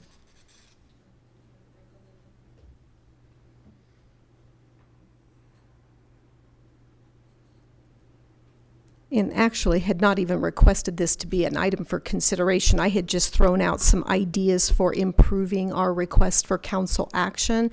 And so literally what you see there is what I'm proposing is that we have a summary and a goal statement. It's just 1 to 3 sentences to say what you're proposing, but more importantly, what is the desired outcome? Because sometimes that's not clear, and we can see from mine, you all didn't really understand what the desired outcome, so had I even followed my own process, better, you would have understood what the desired outcome was. Then just the prioritization, that's really directing folks to look at our dashboard. And I know it's not called a project dashboard, but as we keep adding things to there, things have to slide down. And so it's important to say, well, what are you saying is less important than what you're bringing forth? And so really that summary sheet there just walks it through. What's your proposed action? What's the details? What's competing? And then, of course, financial gaps. So those were just changes to the form. I think it's fairly pedestrian as far as what's being recommended, just a way to improve the information we get.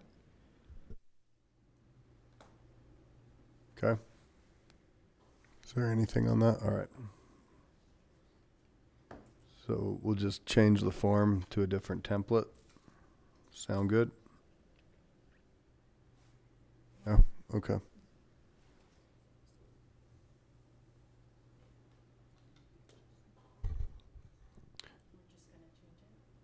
Yeah, we'll just change the form. Okay. You can try. Do we need a formal motion on that? I don't think so. No, I don't think so. Thank you. Yeah. Mm-mm. So I'm sorry, I'm just looking at the calendar. And so that puts our study sessions with basically 2 study sessions left. Well, 3, but one big one, which is our September 16th. So clearly that's next week. And then October 7th is North Dry Gulch and financing. So that's going to be a huge one. And then October 21st is the state of the courts. And then we have an election. So I just ask council to keep that in mind. Ms. Hodson, do you need any kind of clarification?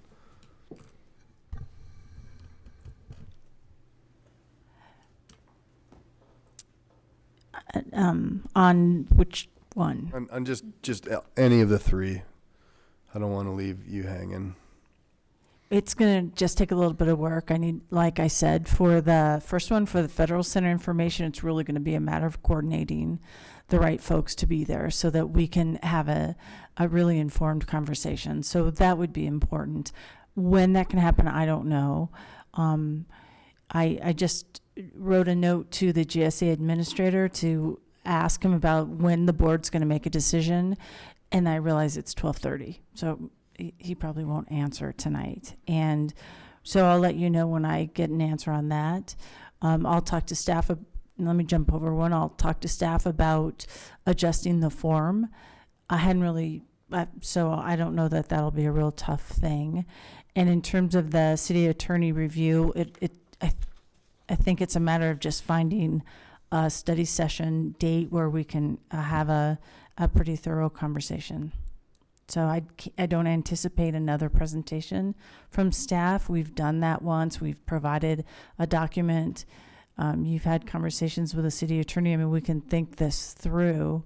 However, I think it's really a matter of your own conversation, unless you would direct me differently. That's fair. There's just sensitivities that I think some have towards the position and the discussion. So, but it is what it is. The only other thing I would add to that is I think you requested some additional information and some reporting from the city attorney during the evaluation, and you may want to give some feedback in terms of what you've gotten to date, and is that sufficient? Do you want changes, et cetera? So I would think that would be another important component of this conversation. Thank you. Reports. Mayor Pro Tem. We had a very good Ward 1 meeting last weekend. However, one gentleman had some concerns that were addressed in a heated fashion and I think directed toward the police agents that we had presenting a program there. Our agents did an excellent job of handling the gentleman's concerns and treating him very fairly. But I felt that he was going a bit too far in his comments. So I'm glad that the agents handled it the way they did, and hopefully that we will keep a more civil, have a more civil tone from everyone who participates in our meetings. Thank you. Councilor Roybal. No report. Councilor Gutwein. Councilor Skilling. Councilor LeBear. Councilor Harrison. Councilor Franks. Councilor Johnson. Councilor Beta. Councilor Vincent. Just real quick, our meeting is Wednesday from 6 to 7:30 at the Clements Center. This Wednesday we'll have a city update and council reports. Great. Michelle? No. Mr. Cox, Ms. Hodson. All right, Agent Maines, thanks for hanging out with us tonight. You picked a good one. We'll adjourn at 12:41.